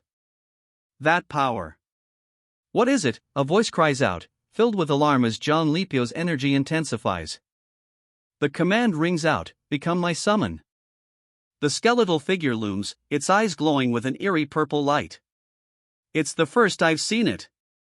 A system message appears, Skeleton Commander Heavenly Gale beggar John Lepio expresses his deepest respect for you for demonstrating the system message continues, acknowledging the ultimate body technique, Sky Ladder. That formidable energy is. A voice booms as the Skeleton Commander's eyes glow with an eerie light. A new system message appears, you have fulfilled all capture conditions. From within a dark void, a voice echoes, laced with dark amusement, how marvelous. The man kneels, a glowing hand outstretched as energy crackles around him. He rises, now holding a staff that crackles with the same energy as before. He takes a step forward, staff in hand. Under the bright moonlight, he utters a name, Kiki. To even say it was marvelous. He trails off, leaving his true feelings unspoken. His fist clenches, the sound echoing his unspoken frustration. With this, he begins, a sinister smile spreading across his face. With this, he says, a sinister smile spreading across his face as a system message appears. Skeleton Commander Heavenly Gale Beggar John Lepio has been added to the list of summons. The sinister smile remains, his fist clenched. The list of summons has grown. That's a guaranteed lifelong slave contract, he states, the implications of his actions now crystal clear. Ugh! A voice groans.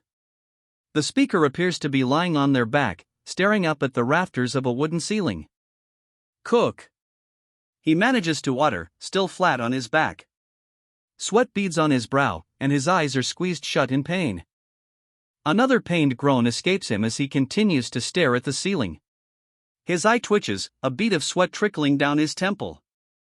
Sitting up in bed, he looks around, confusion clouding his face. This place is, he wonders aloud.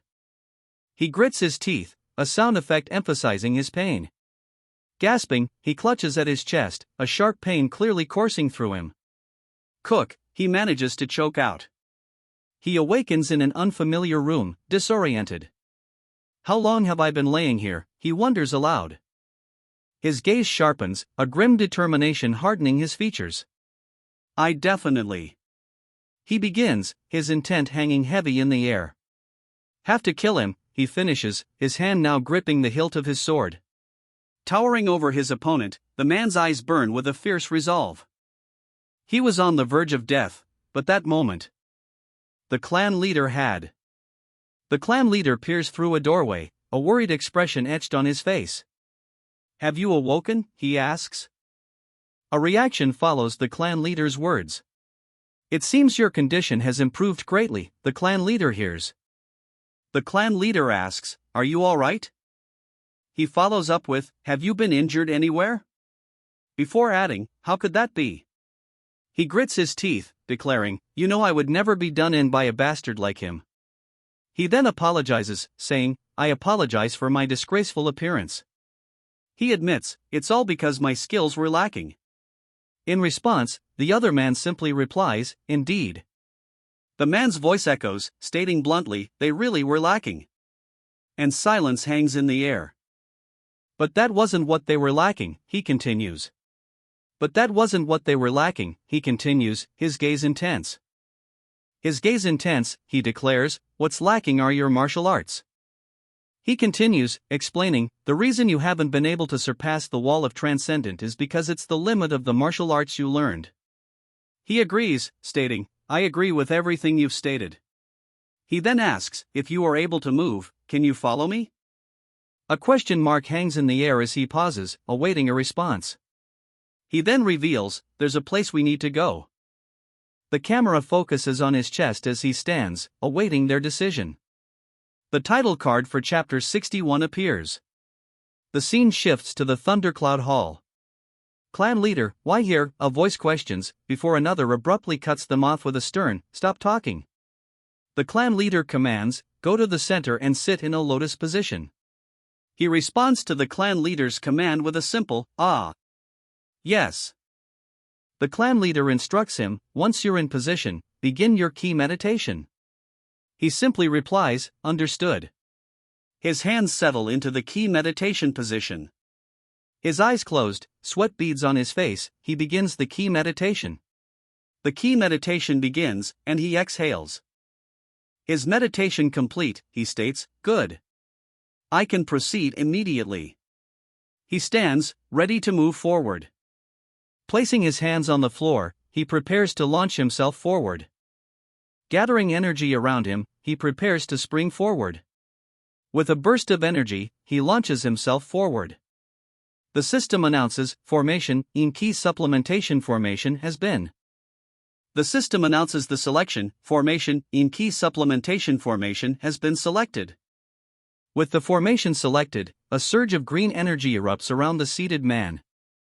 The green energy intensifies, and the seated man grimaces in pain. Ugh, he groans. The green energy intensifies, now swirling around both men. The green energy continues to surge as someone observes. Based on the observations I've made until now, Do Jinwoo is an excellent martial artist. Even looking through Yushin. Someone begins to say. His understanding and sense of martial knowledge was exceptional. The observer continues, admitting, I was extremely surprised to know he had gotten this far without a master. The observer declares, because of that, there's a need for me to inject inner ki into him. A system message appears. Player has combined a formation and a magic circle for the first time, creating a new skill. A system message chimes, skill, magic formation, SS+, has been created. Experience is gained, and a system message confirms that he has leveled up. Another system message appears, confirming that the all-key supplementation formation has been added to the list of magic formations. I was just trying to change the formation a bit, but I obtained a new skill instead, he exclaims, a smirk playing on his lips. The system displays the details of the all-key supplementation formation, now graded at SS with a proficiency of 0.3%. It changes the key of the energy source into inner key and injects it into the designated target, increasing key expansion efficiency to 250%. The system announces, inner core has been selected as the system measures the inner key contained within the inner core. Then, the system announces that the measurement has been completed, and the all-key supplementation formation is activating. The system announces that a total of 1 cycle of inner ki will be injected into the designated target, Do Jinwoo. The system announces that a whopping 1 cycle, an incredible amount of inner ki, was injected into Do Jinwoo. A sinister smile plays on his lips as he declares, but let's stop here. His expression remains calm as he warns that if I inject anymore, his body will break down. The figure declares, it's finished. Sweat beads on his brow as he questions, clan leader, just what is? His hands tremble, hovering just above the ground. A sinister smile spreads across his face as he offers, congratulations on becoming the second transcendent martial artist of the Baekun clan. The elder's eyes widen in disbelief. What? The weight of the announcement hangs heavy as the words echo, second transcendent martial artist. The elder's mouth hangs open, speechless at the revelation. The elder takes a step forward, his bare feet patting softly on the patterned rug. The other man looks up, a hint of surprise etched on his face. He grips the sword's hilt tightly, his gaze intense. A brilliant flash erupts as he unleashes a powerful strike. A surge of power emanates from the blade as he prepares to strike again. The blade sings as he brings it down, a shockwave rippling outwards. The ground erupts as the blade makes contact. Eyes wide with disbelief, he stammers, what incredible power. A power surges through him, crackling with energy. A power I've never experienced until now. What? He utters, stunned. A calm voice cuts through his shock, it's too early to be impressed. The calm voice continues, a hand extending a book. Here, take this as well. He reaches for the offered book. Clan leader, this is. The voice announces, presenting the book. Its title is revealed, 18 Swords of the Splitting. I picked it up on the way here, the voice cheerfully announces. His face lights up, a wide smile spreading across it. He holds up a box labeled 18 Swords of the Splitting Sky. The scene opens on a traditional building, its sign reading Thundercloud Hall. Inside, a figure sits in silent contemplation, a thought bubble hanging over his head. His thought takes form, I shall be off immediately to train the 18 Swords of the Splitting Wind, he declares, his resolve hardening. A voice observes that it would be good for him to rest a bit more, but acknowledges that his passion is no less than that of those who are younger. He believes that now that the wall of transcendent has been passed, the 18 Swords of the Splitting Wind will be easier to grasp. His hands rest on his lap, clad in patterned blue robes. And if it's Do Jinwoo? He thinks, considering the value in sharing such a high-level martial art. A smile plays on his lips as he thinks, since it's natural to get back as much as you give. His expression hardens as he realizes, it's impossible to win the war against the blood sect with my strength alone. In order to win. The words hang in the air as an array of allies are revealed. I need to cultivate everyone's strengths. The realization dawns as he looks to his allies. It's the only way to stop the. The words trail off as the scene shifts, revealing a looming figure and his shadowy allies. To stop the hell that is to come. His gaze hardened, he declares, small steps, like the one today, will culminate. He finishes his declaration, and later create a huge change. Anyway, what a relief, he sighs, the tension seemingly leaving his body.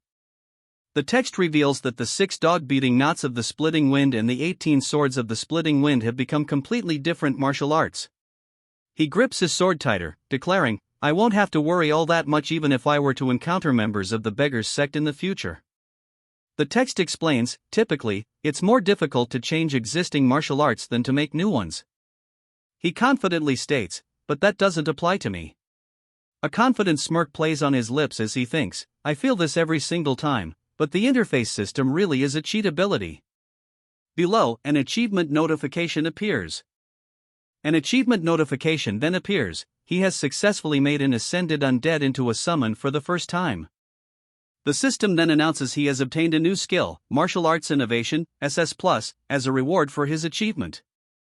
But now, a stark reminder appears, there is only 1 month left until the deadline of the government commission. Now, a question arises, shall I take this time to raise the strength of the Beacon clan to its limits? The title card appears, Nurim Saga. The title card flashes, Nurim Saga. The title card fades, revealing the chapter number, 62. The chapter opens with a declaration, and so my double life began once again. As everyone slept, he headed towards the Blood Mist Valley. His destination in mind, he moves through the dark forest, a determined look on his face. My goal was to make the remaining 3 ascended experts into my summons. Before him stand 3 skeletal figures, bathed in an eerie purple glow. However, the task was far from simple. Facing an expert at the ascended level was no easy feat. I just happened to have a good matchup, he declares, a skeletal hand gripping his staff. It ended easily that time, he states, as a barrage of purple energy streaks towards his opponent. He declares, therefore, I changed my strategy. He explains his revised plan, I prioritized securing the transcendent undeads. As a blue glow emanates from his hand, he states, they say the longest way there is the shortest way home. The blue glow intensifies, emanating from his outstretched hand. The blue glow intensifies, as he realizes, as there are only 3 left, even if I were to capture one every 7 days, it wouldn't be too late. The glow intensifies further as he concludes, after all, it's more important to increase the number of summons. With the decision made, he returns to his daily routine, back at the Commission Clan as the sun rises. The Commission Clan building stands tall as a new day dawns. Inside the Commission Clan, a voice declares, the first thing I have to do. I need to combine 2 different martial arts into a new one, he continues, and teach it to the guards of the Commission Clan. 2 books now sit on the table before him. He begins to reveal his plan, stating, the martial arts that will be combined are the White Flower Sword Art and the 8 Trigrams Poem, the Art of the Arhat Key of the Shaolin Temple, and the Art of the Accumulated Key of the Military. It's said that the Art of the Arhat Key is the most fundamental pulse art and is the origin of all martial arts. However, the speaker notes that the key accumulation is very slow, which makes people avoid it despite it being a well-known martial art. Its potential is amazing, though, and he believes he would be able to see great results from the young guards of the Commission Clan if they train for a long time. In contrast, the Art of the Accumulated Key is the go-to standard. 2 figures practice the art on a grassy field under a bright sky. For those training their inner ki, there is merit in the Art of Accumulated Ki due to its basic nature and fast accumulation speed. However, there are also limits to the art, which make one unable to reach zenith, no matter the amount of training. He contemplates, realizing, therefore, if I can combine these 2 incompatible martial arts together, then definitely. His hands glow with a bright blue light as he begins to manifest his ki. Muttering to himself, he focuses, his hands clasped together in anticipation. Blue flames now erupt around him as he focuses his energy. He continues to mutter, his words unintelligible. He reveals the name of his technique. This is the martial art I have created, the pulsar of the Buddha's nexus. He holds up a book, the title clearly displayed. Holding out the book, he asks, "How is it?" The response is immediate, "This is beyond my expectations." Continuing his praise, he states, "I'm able to understand it without any superfluous information, and it doesn't lack depth." Then, a question arises: how are you able to create such a perfect martial art? After such high praise and a direct question, a voice replies, "That's a relief." He declares, "Then, from this moment on, start passing down the pulsar of the Buddha's nexus to all the guards in the commission clan." The response is immediate, "Understood, clan leader." The clan leader pauses, then adds, "Ah, right. Also." A subordinate responds, awaiting further instructions, "Yes?" The clan leader hesitates, his words hanging in the air, "One more thing." The clan leader, with a pointed finger, instructs his subordinate, "Could you tell that man to come to my workroom?" The sun sets on the traditional buildings, casting long shadows. Peeking through the doorway, the clan leader calls out, his voice echoing in the halls. The clan leader is informed, "He has come as you've requested." The leader responds, "Good, tell him to enter." The clan leader orders Wang Sam to ensure no one enters the room. Wang Sam bows his head in understanding. The clan leader orders you to come inside. Wang Sam's eyes widen, a flicker of surprise crossing his face. The clan leader orders you to come inside. Footsteps approach, the sound echoing in the room. Someone is entering to see Wang Sam. A voice booms, announcing, "I, Ju Deil, greet the clan leader."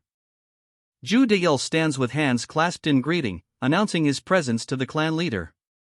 Ju Deil stands before the clan leader's desk, who responds, "I heard you were urgently looking for me." The clan leader appears puzzled by Ju Deil's urgent request. A slight smirk plays on Ju Deil's lips as he looks off to the side, his expression unreadable.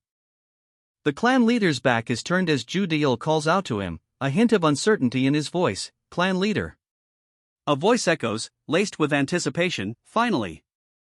The clan leader's eyes widen slightly, a flicker of surprise crossing his face as he states, "It has become easier to talk to you." A bewildered "What?" bursts forth. The clan leader's unexpected words trigger confusion. Wait, why is the clan leader using honorifics toward me, he wonders. The clan leader urges him to speak freely, but the request only deepens the protagonist's confusion. Suddenly, a system message appears, Ju Deil. Martial body? Attribute? 100 spirit eyes cannot be used due to the target being at a higher level than the player. The system message obscures the view of his opponent. "No, how could I do such a thing?" he says, his expression suggesting otherwise. He continues, "Until now, I wasn't able to do to the gazes of others." He continues, stating that someone like him should not dare to treat the person leading the House Society so thoughtlessly. The words "the House Society" appear, introducing a new faction or organization. The House Society, also known as the Low Dreg Society, is revealed to be a sect comprised of petty thieves, harlots, and tramps. The panel reveals the members of the Low Dreg Society, described as those that live their lives having fallen to the bottom of society. As such, the text reads, continuing to describe the Low Dreg Society.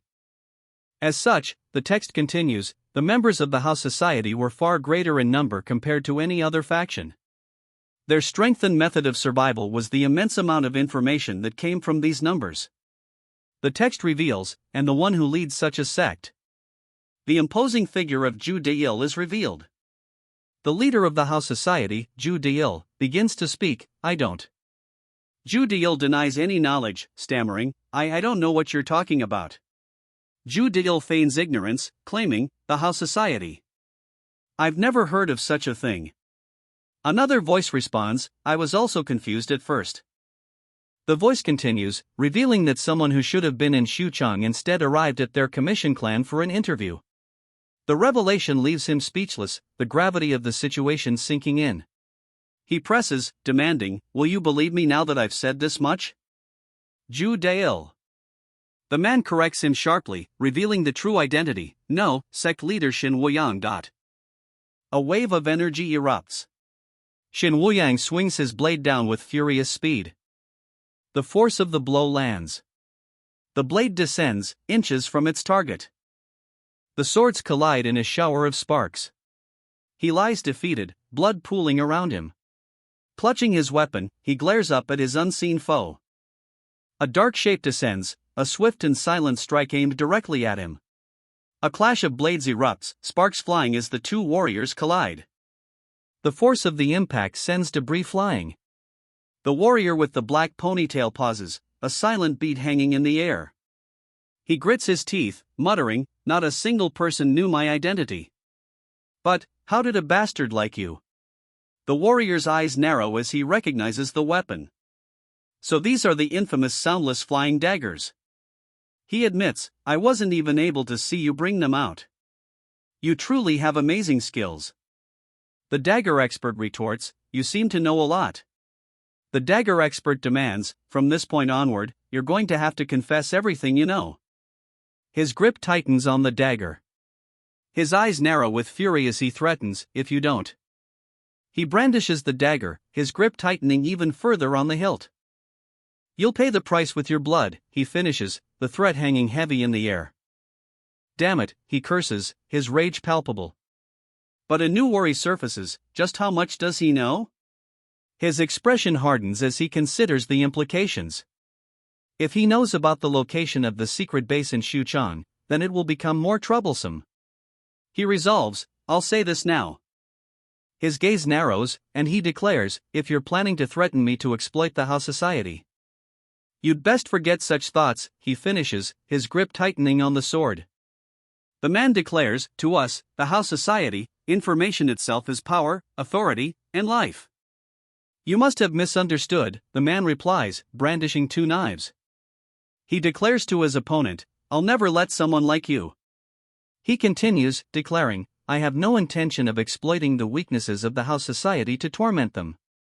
He continues, his arms crossed, stating, "I have no intention of exploiting the weaknesses of the House Society to torment them." Then, he questions, his expression unreadable. He clarifies his true intention, "What I want is an alliance between the Baekun Commission clan and the House Society."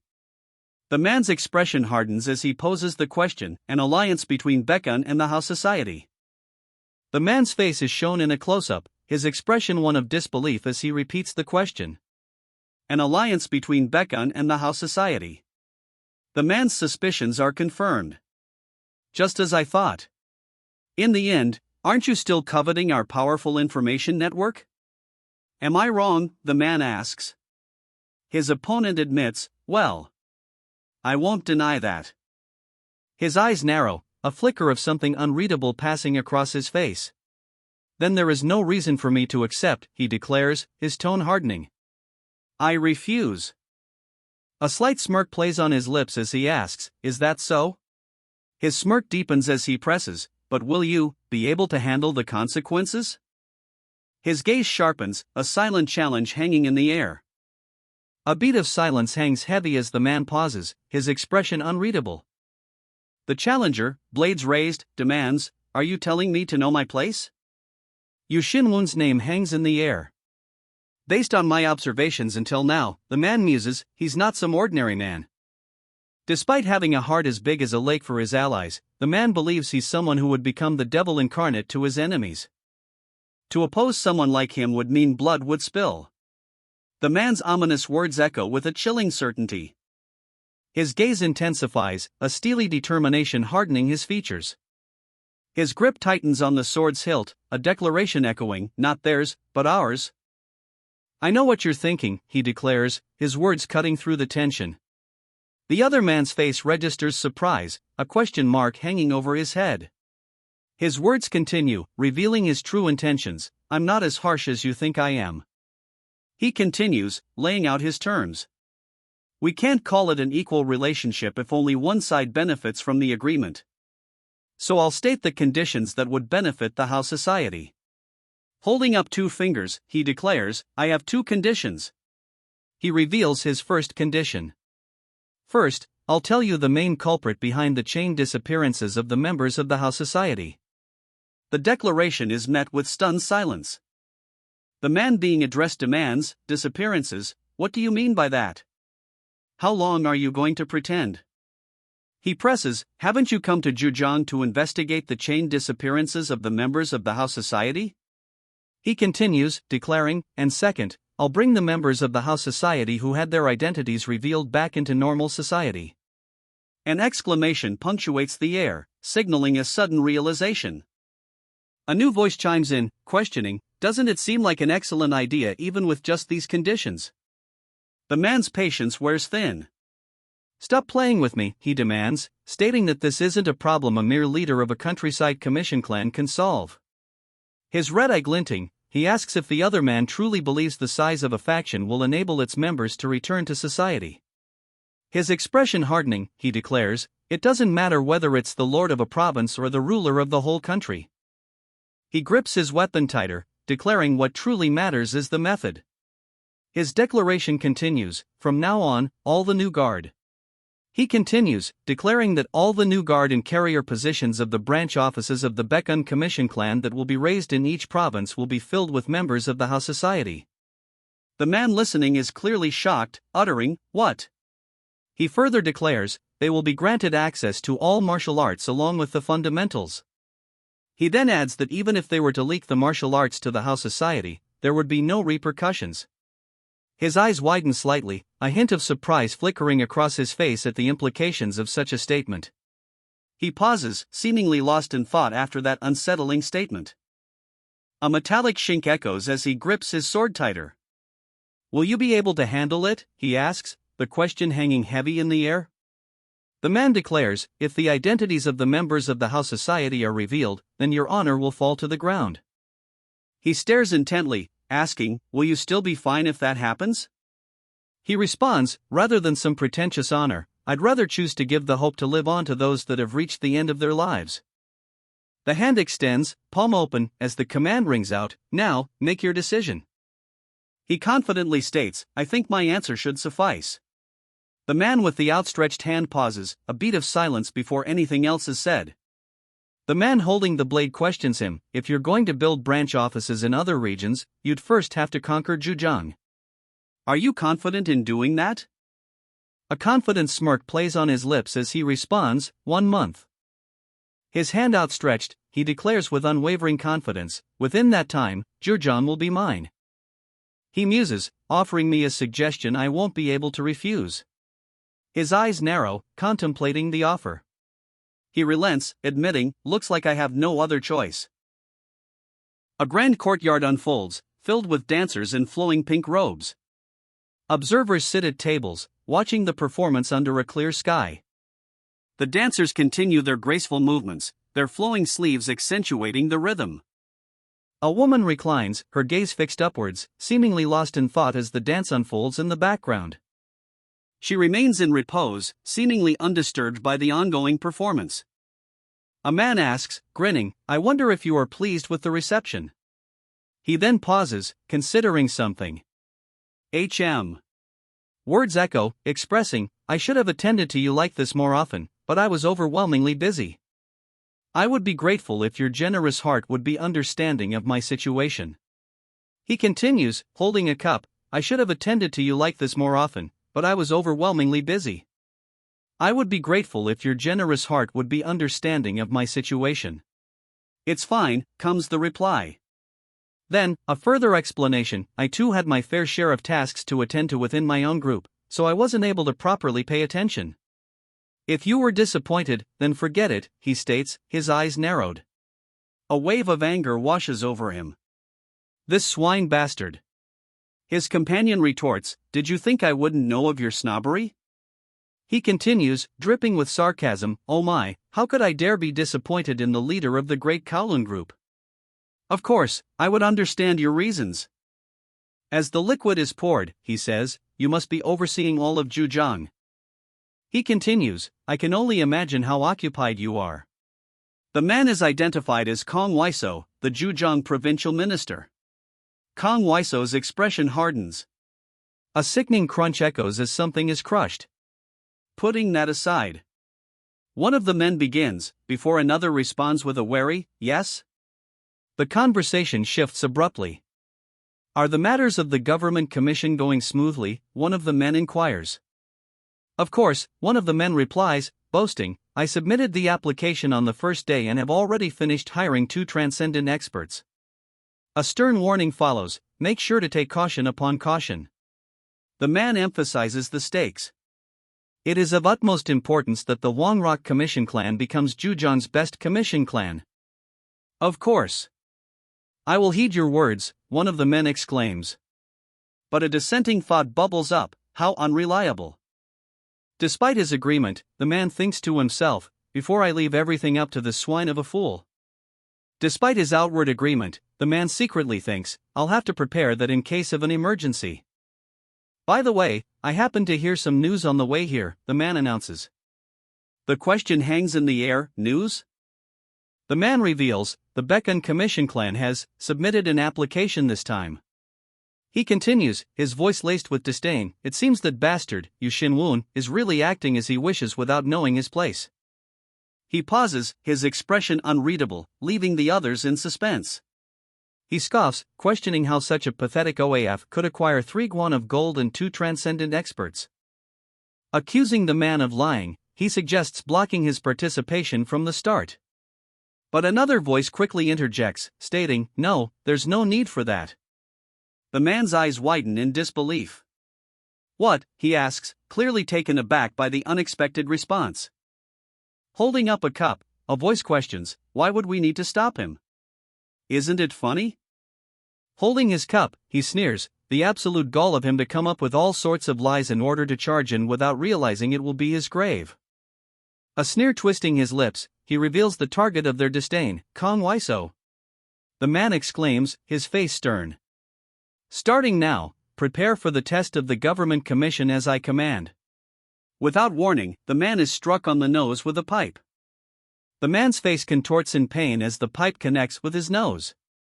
His eyes widen in shock from the sudden blow.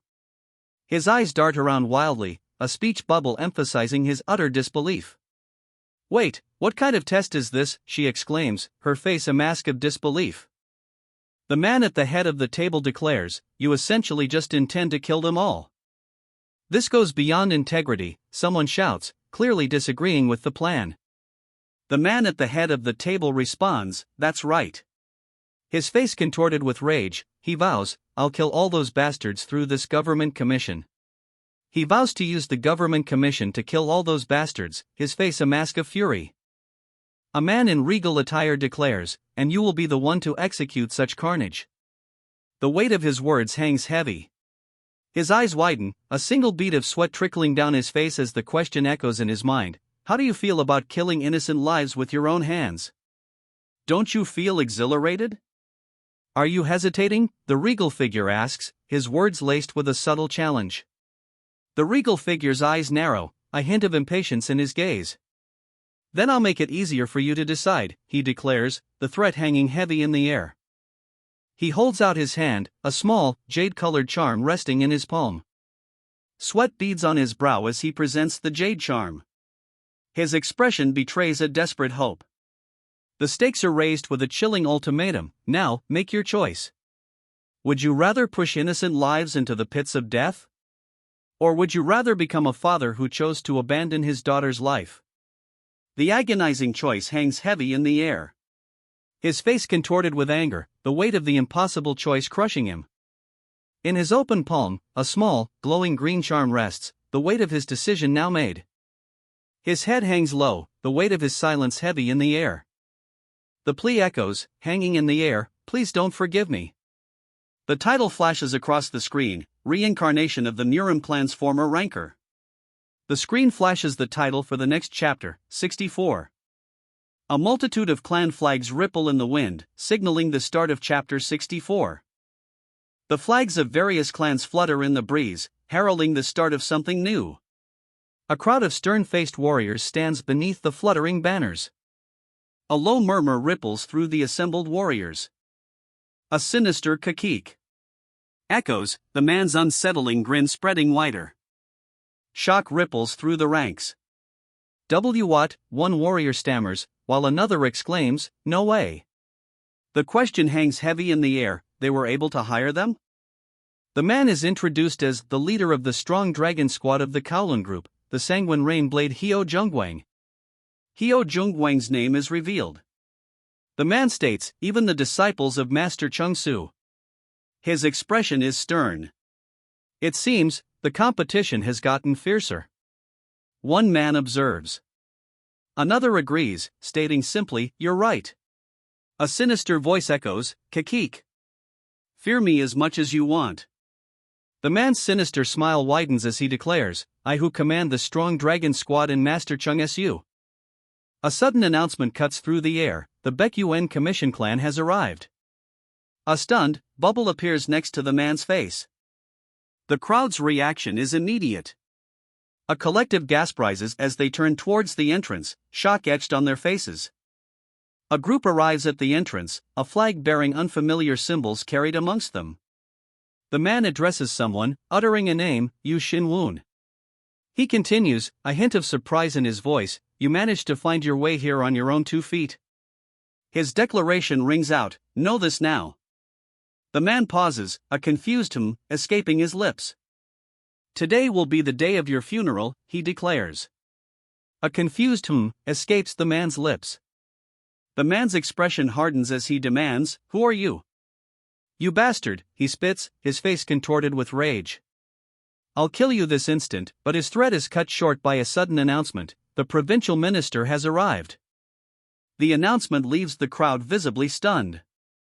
The provincial minister stands revealed, his stern gaze promising an immediate shift in the unfolding conflict. The provincial minister's ornate collar and formal robes suggest a man of considerable power. The world fades to white. The light recedes, revealing a courtyard where a line of figures stand before a man in ceremonial robes. The man in ceremonial robes stares ahead, his expression unreadable. Yu Shin-woon of the Baekhyun Commission clan. The man's name is announced. Ha! What shall I do? He wonders. The man's inner turmoil is evident, he's far too young. A stern voice booms, declaring, only the clan leaders and the executives of each commission clan may enter the prosecution's department.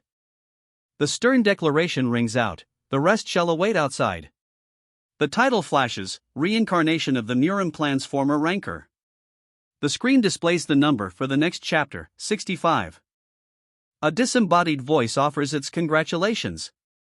The voice continues, declaring that all gathered have met the conditions for selection. They now have the right to compete for the opportunity to reduce the burden on His Majesty.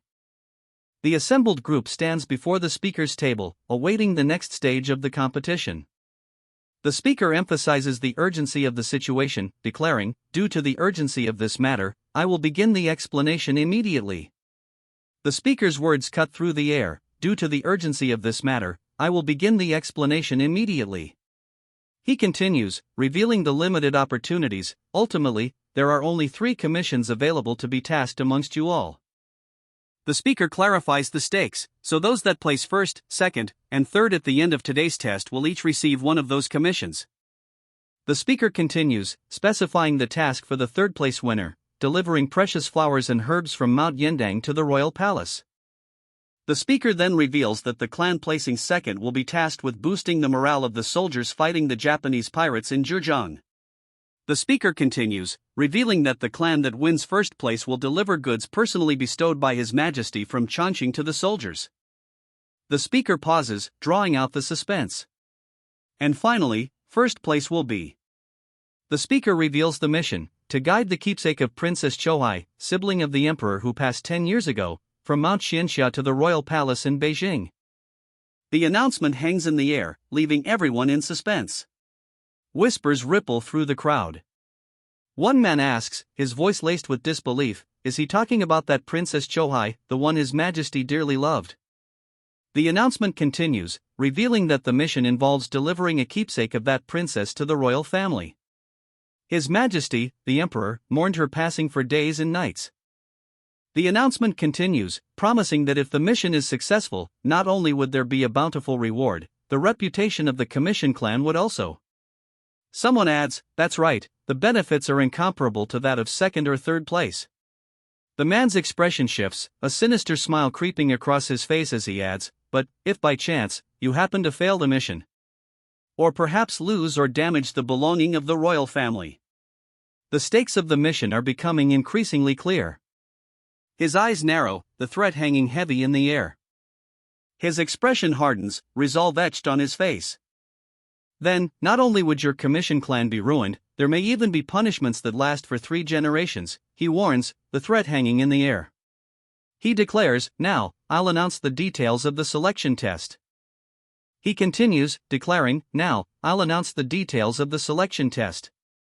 He continues, stating that the most important and fundamental aspect of a commission clan is the power to defend their goods in the face of any danger. He emphasizes that the ability to defend their goods is the most important aspect of a commission clan. Therefore, each of the 6 commission clans will face each other in an item-guarding battle. The man's stern gaze conveys the gravity of the impending battle. The man questions the terms of the battle, clearly surprised. What? An item-guarding battle? The man's confusion is palpable. What's that? He asks, clearly not understanding what he's hearing. A sinister smirk spreads across the man's face as he looks at his opponent. The man announces, starting now, each commission clan will be given the same item. The crowd awaits, the commission clan standing shoulder to shoulder. The man continues, the allotted time is 4 hours. Within that time, you must simultaneously protect the given item from other and seize the items of the opposing commission clans. The rules are set, the challenge laid bare. A collective gasp rises as the implications of the challenge sink in. One man stammers, "Wait. By that you mean, you want the commission clans to battle each other?" The instructor confirms the brutal nature of the challenge. Each guard will wear a name tag, and its removal signifies their defeat. More importantly, seizing an item from another commission clan earns 50 points. The instructor concludes, stating that the final score will be tallied, and the results announced from 3rd to 1st place. A question hangs in the air, isn't this too dangerous? The stakes are raised, a battle between the commission clans is about to begin. Certainly, there will be quite the bloodshed. One of the men remarks, a grim anticipation in his voice. Excuse me, a voice suddenly cuts through the tension. Suddenly, a hand rises, interrupting the tense atmosphere. Excuse me. The voice requests. The martial artists who will be participating in the item guarding battle. The voice continues, the announcement hanging in the air. The man's raised hand halts the announcement. His expression is one of nervous anticipation. Will they be taking the test with their own weapons? He wonders aloud, the question hanging heavy in the air. One of the men scoffs at the question. What an utterly useless question, he retorts. The man continues his tirade, declaring, although the whole martial world in China already knows that you, Myeongjin commission clan bastards, are completely useless. Are you really planning to use wooden swords for the sake of your enemies lives in a real battle? The man finishes his scathing question. The man scoffs, declaring, it seems obvious which commission clan will be eliminated first from this test. Another man agrees, stating simply, he's right. The man continues, arguing, it doesn't make sense to limit your weapons just because this is a test.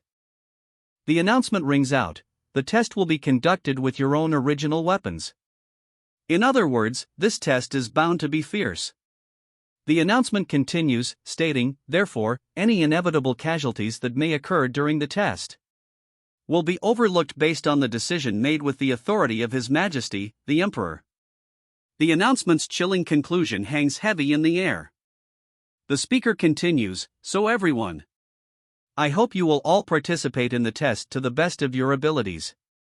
The explanation ends here, the speaker declares. He then instructs them to head to the testing grounds. Head to the testing grounds this instant, he commands. Following the command, they head towards the testing grounds. The group arrives at the vast, open training grounds, dotted with training tents. The training grounds stretch out before them, a vast expanse under a bright sky. Tents dot the training grounds, where other trainees practice. In the foreground, one of the group looks on, his expression unreadable. The man declares, the area around the testing ground is completely sealed, so there won't be anyone able to climb the mountain. He responds to the man's information, saying, "Thank you, adjutant." The man dismisses the thanks, revealing, "Don't mention it, I'm just another supervisor bought out by the Kowloon Group." He adds, "Now that I've laid out the groundwork, do the rest yourself." The man pauses, his expression unreadable. What will he say next? His hand clenches into a fist, knuckles white with tension. The man declares, "Baekun Commission Clan. Your luck ends here." His words are a chilling promise. He reveals the Kowloon Group has already bribed the adjutant, who is now functioning as the supervisor, and the rest of the associates. His voice dripping with disdain, he declares, "You are all but cornered rats." His fist clenches in fury as he vows, "Just you wait, Yu Shinwoon." His threat hangs heavy in the air. "The moment the test begins, I will immediately." The air crackles with tension as the man pauses, his face etched with confusion. "Huh," he utters, clearly taken aback. Suddenly, the ground trembles as horses thunder past. What's this noise? He wonders aloud. The protagonist suddenly shouts, "Adjutant." An urgent voice responds, "What's the matter?" He urgently points, shouting, "Over there." His eyes widen with alarm.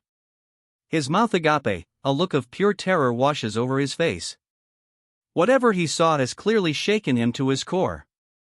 Stuttering in disbelief, he gasps, Those people are?" The realization of what he's seeing has left him utterly speechless.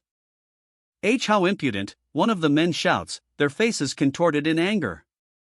Another demands, "Where do you think you are?"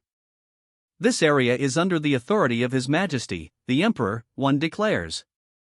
Another demands, "Why don't you back off this instant?" "How insolent!" A voice trails off. "How insolent!" The speaker mutters, his eyes narrowing. The guards behind him look equally displeased. The speaker continues, his voice laced with accusation, "Every mountain within Zhejiang is a part of my territory, yet you've invaded without a single word." He remains mounted on his horse, his gaze fixed on the uninvited guests. A dotted line curves across the bottom of the frame. Isn't that man the Gale Thunder Mountain King? Someone wonders aloud, spotting a regal figure on horseback. The dotted line continues, now framing a thought bubble, why is the Gale Thunder Mountain King here? But what did he just say? Younger brother. The question hangs heavy, a new layer of mystery added to the king's unexpected arrival. The dotted line continues, suggesting the thought is ongoing. A heavy thud echoes, the sound of a powerful impact resonating in the air. The ground cracks beneath his boot. Younger brother. Where are you? The desperate cry echoes through the unknown space. The man in the leopard print cloak stands before his soldiers, their spears aimed directly at an unseen foe. The two figures stand face to face, tension filling the air. The man shouts, "If you can hear this older brother's voice, then hurry and come out." His voice booms, echoing through the empty space. "If you can hear this older brother's voice, then hurry and come out." He continues to shout, announcing, "I, myself, have come here after hearing the news about your government commission test." But who is he talking about? He then asks if anyone present has taken the Gale Thunder Mountain King as their older brother. The speaker theorizes that the Huang Rock Commission clan is the faction most likely connected to the Tianmu hideout. The revelation sparks a thought, could it be? The realization hits him. Due Keichil, he wonders. The man's face fills the view, a bead of sweat trickling down his temple as he is considered. "That's preposterous," one of the men exclaims. "Why would a gallant man like the Gale Thunder Mountain King be sworn brothers with Due Keichil?" He then wonders aloud, "Then who else is there?" A voice then declares, "I'm quite capable." "I'm quite surprised, Hyungnim," a voice booms. Another responds, equally surprised, "Oh. Younger brother." A collective gasp of surprise erupts from the crowd. The man smirks, declaring, "I never thought you would come all the way here." His hands form a specific gesture, a sign of what's to come. A manic laugh erupts as he boasts, "How could I not know when the entire mountain range of Zhejiang is under my watch?" He then adds, with a chilling undertone, "It's good to see you here, Hyungnim." He continues, his words laced with arrogance, since you're already here, you might as well take a seat and watch comfortably. This younger brother will provide you with an entertaining spectacle. The man in the leopard print scarf responds with a chilling laugh, good, I'll be expecting it. Ha ha ha. An exclamation erupts, impossible, the sworn younger brother of the Gale Thunder Mountain King is Yu Xinwun? The protagonist's shock is palpable as he curses, just what kind of bullshit situation is this? The revelation continues, Yu Xinwun is the younger brother of the Gale Thunder Mountain King. That man, a voice questions, as the speaker stares at the group before him. The attention of everyone present is now focused on Yu Xinwun. His teeth bared, the man fumes, it should be the Huangrok Commission clan that's receiving all the attention during this government commission test. The man's rage intensifies, the air crackling with his suppressed fury. His companion seems to hesitate, but the man's fury only intensifies. Despite his simmering anger, the man barks out an order, everyone, head to your stations. His command rings out, the guarding battle starts now. The panel reveals a crucial detail, there are only two methods to. The panel reveals a key detail, there are only two methods to proceed with the test. The test's parameters are laid out, each clan must create a formation with their camp at the center, choosing between offense or defense. The commission clarifies that clans choosing offense will attack opponents to seize as many items as possible, earning points for their efforts. Damn, the Huangrok Commission clan has 3 squads, one clan member exclaims, realizing they're outnumbered from the start. The commission further stipulates that clans choosing defense must protect their items to the best of their abilities. The commission's rules are clear, clans must also seize items from those who can no longer fight, in order to gain points. We're going to defend as much as possible, they declare, bracing for the inevitable clash. The declaration is made, they are all well-known wandering experts. Standing before the assembled experts, a desperate plea echoes, I don't want to die. Suddenly, a commanding voice cuts through the desperate plea, shut up.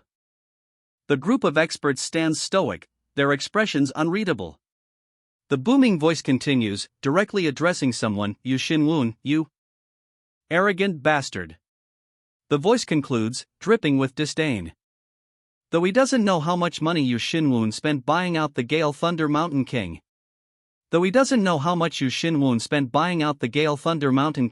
The assembled warriors stand ready. From the looks of it, it seems you weren't able to convince him to assist with the test.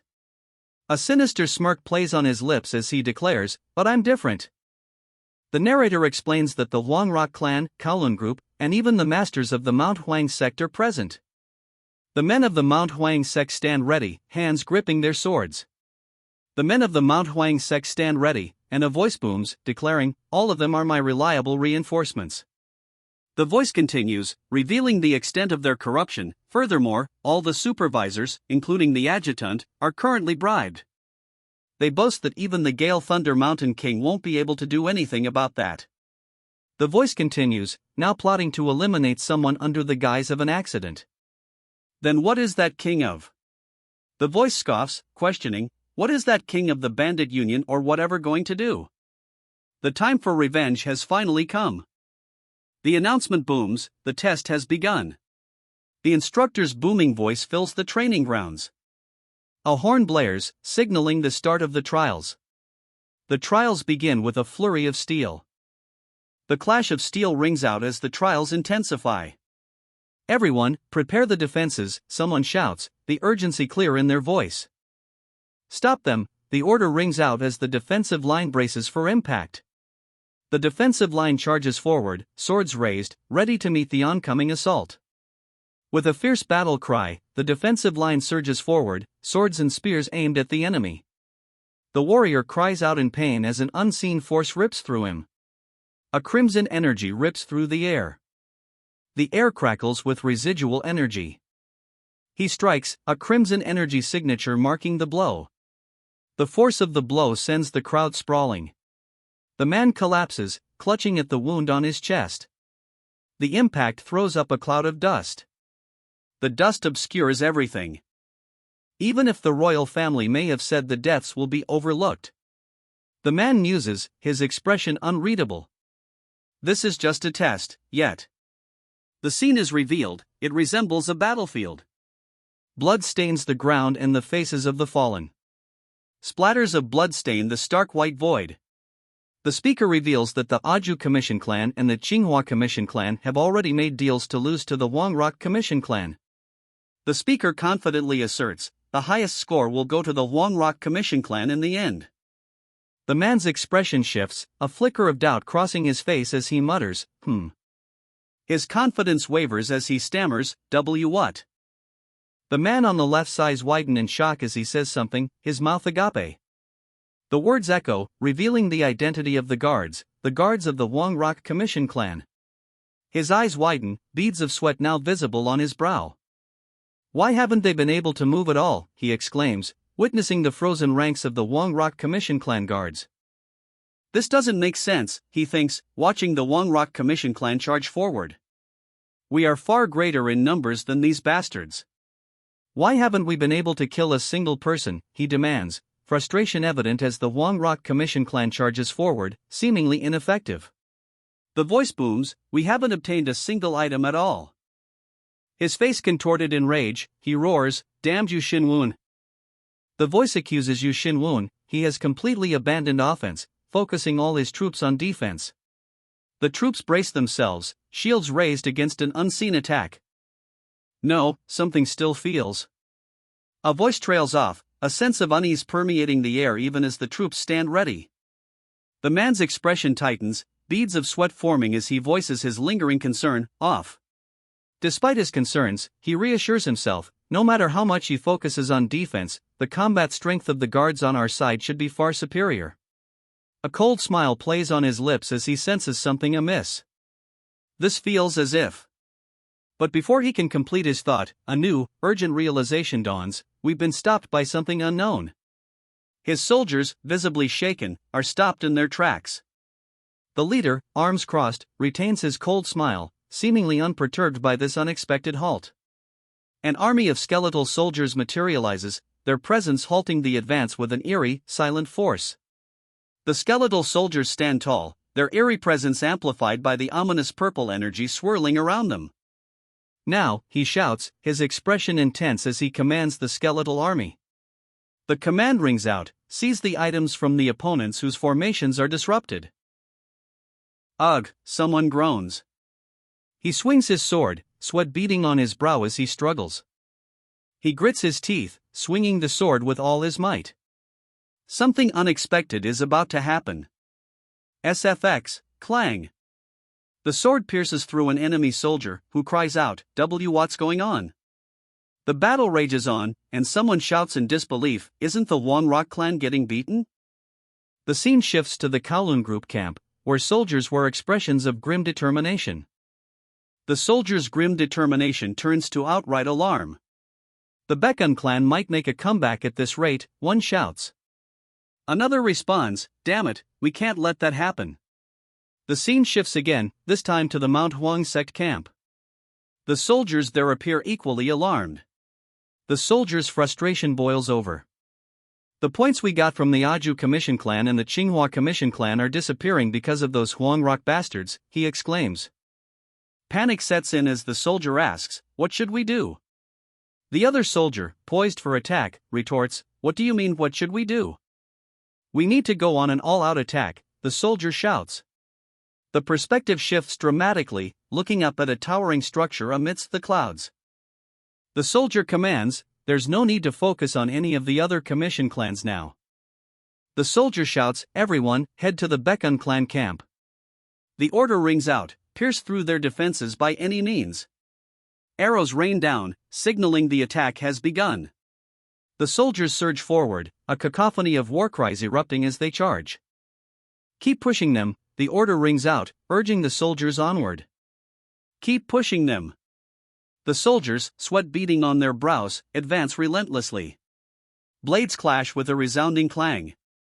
I said to keep pushing them, you idiots, he bellows, his face contorted in rage. He continues his tirade, threatening, any bastards who lose to them will have their heads chopped off. Obliterate those bastards this instant. His enraged face screams for immediate action. The sounds of battle erupt as the fight intensifies. The man grunts in pain. Ack. It's getting harder to withstand, he thinks, struggling to maintain his footing. The man realizes, we're starting to get pushed back due to the addition of the Kowloon group and the Manhwa sect. He fears, at this rate. The sound of clashing steel rings out amidst the chaos of battle. The attackers exclaim, it worked. One side of the defense has been broken through. With the defense breached, the order rings out, all of you, charge. The charge begins, swords raised and shields braced for the clash. The soldiers surge forward, a wave of steel and determination. Steel clashes against steel as the first blows are exchanged. The clash rings out, as blood splatters the air. Another strike lands, and blood continues to spray. The strike lands with a sickening sound. The formation is getting scattered, someone shouts. Get a hold of yourselves, all of you, the leader commands, his voice booming across the battlefield. We must stop them, the warrior shouts, his sword raised high as he charges into the fray. The warrior moves forward, ready to strike. It's finally our turn, one of the soldiers exclaims. Another soldier looks on, surprised by the sudden order. With a resounding war cry, the soldiers charge forward, swords and bows raised. With a determined gaze, she surges forward, a golden aura emanating from her. Her hands now bear razor-sharp extensions, her gaze unwavering. The razor-sharp extensions glow intensely. The razor extensions strike with blinding speed. He falls, defeated, as the extensions slice through him. The sound of the slicing echoes as he collapses. The slicing sound echoes as the victor stands amidst the scattered debris. The slicing continues, the fan master's attacks relentless against the remaining swordsman. The slicing continues, the sound echoing with each relentless strike. His eyes widen in terror. The relentless strikes continue. His face twisted in a furious snarl, he lunges forward with blinding speed. SFX, whoosh. Arrows protrude from his body, yet he presses forward, his face contorted in rage. He draws back the bow, preparing to fire. He launches forward. H-H-H, he shouts, his face contorted in what appears to be a battle cry. The attack connects with a resounding impact. He prepares for another strike, the blade glowing with power. The ground cracks beneath his feet as he prepares to unleash the next attack. He leaps into the air, preparing to strike with the glowing blade. He strikes, a blinding flash of energy erupting from his blade. With a mighty yell, he unleashes the full force of his attack. The force of the blow sends shockwaves rippling outwards. He plummets downwards, his sword aimed at his opponent. The attack lands, a deafening impact shaking the very air around them. Suddenly, a desperate voice booms out, retreat. Everyone, retreat. His face contorted in fury, the commander screams the order. Just what is going on, he wonders, the commander's confusion palpable. The Wangrock Commission clan, the Kowloon group, and even the Mount Huang sect are all being helplessly defeated by just 5 people. The man's disbelief is clear. They weren't even able to get near Yu Xinwun at all. Arms crossed, the man seems confident in his assessment. Good. He muses, a hint of anticipation in his voice. Looks like I'll have to start getting ready. A sharp clap echoes. With a sharp clap, the preparation begins. Shadow stealth. The words erupt as the hero prepares to strike. Activating the skill, Shadow Stealth, the hero becomes undetectable. The system explains that he cannot be seen, even in plain sight, and his movement speed greatly increases. However, the stealth will deactivate upon attack. The hero is partially submerged in a dark, swirling energy, his expression one of surprise. Ah, he exclaims, seemingly caught off guard by the skill's effects.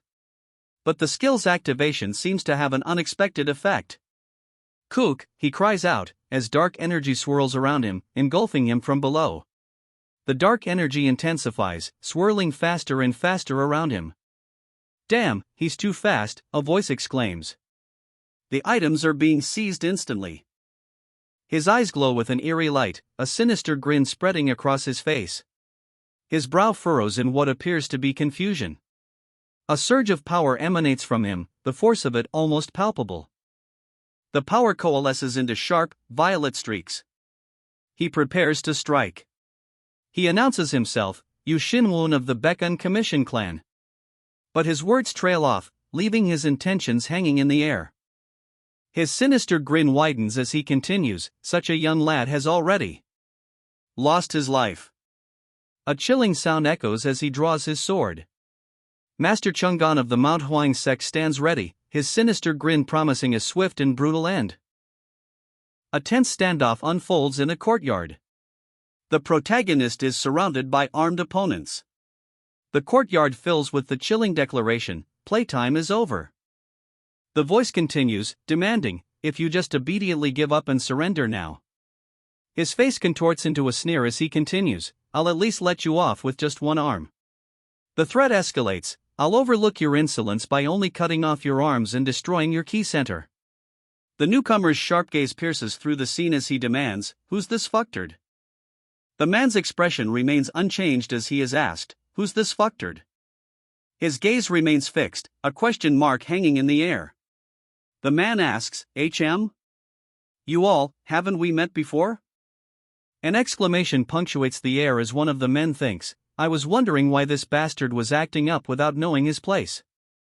A smug look spreads across his face as he taunts, "I suppose your master couldn't say anything due to embarrassment?" His face contorted in fury, the man demands, "What are you blabbering about?" The taunting continues as the man with the sword asks, "What else could it be? Your disciple brother got the living daylights beaten out of him." His face twisted in rage, the man roars, "You nameless whelp of Zhejiang." His face contorted with fury, he bellows, "You dare mock the greatest sect in Anhui?" "Greatest in Anhui?" he questions, clearly skeptical of the man's claim. Picking his nose, he seems completely unimpressed by the other man's outrage. Wasn't that the Nangong clan, he wonders aloud. "Why you?" the man stammers, his teeth grinding in fury. The man's fury explodes as he shouts, "You wicked and cunning bastard!" The sound of a powerful blow reverberates. Lunging forward, the man shouts, "I'll sever your tongue and feed it to the dogs." The man relents, his tone shifting abruptly. "Fine, I'll play along with you," he says, a hint of a smile playing on his lips. His smile widens as he declares, "All of you, come at me at once so it's more fun." Surrounded, he stands ready as his opponents close in, weapons drawn. With a deafening roar, he charges forward. His red eye burns with intensity, a crimson aura radiating outwards. The attack lands, the force of the blow sending his opponent reeling back. He's sent flying backwards, a pained grunt escaping his lips as a barrage of swords materializes before him. The swords close in, but just as quickly, the attacker appears, a glowing orb crackling in his palm. The swords strike, a flurry of green energy erupting around him. The blades connect, a burst of energy exploding outward. His red eyes narrow, a flicker of intense focus in their depths.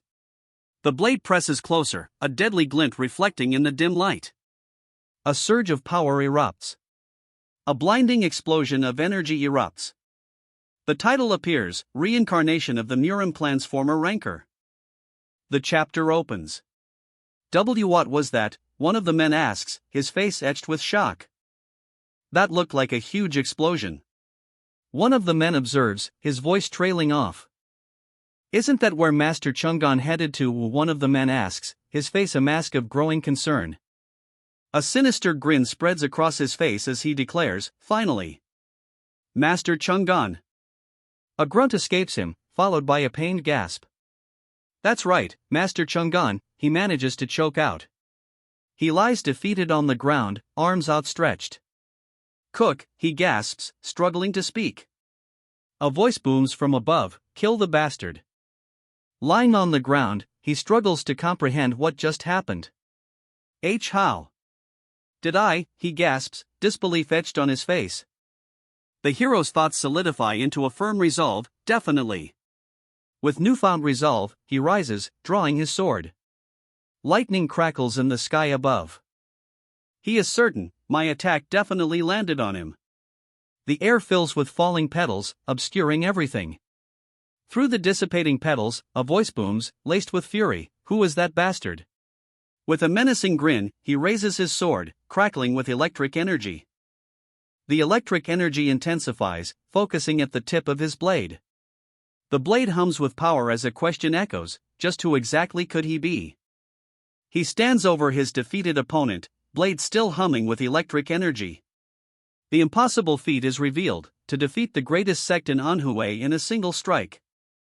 A furious voice booms out from somewhere unseen, "You demonic bastard!"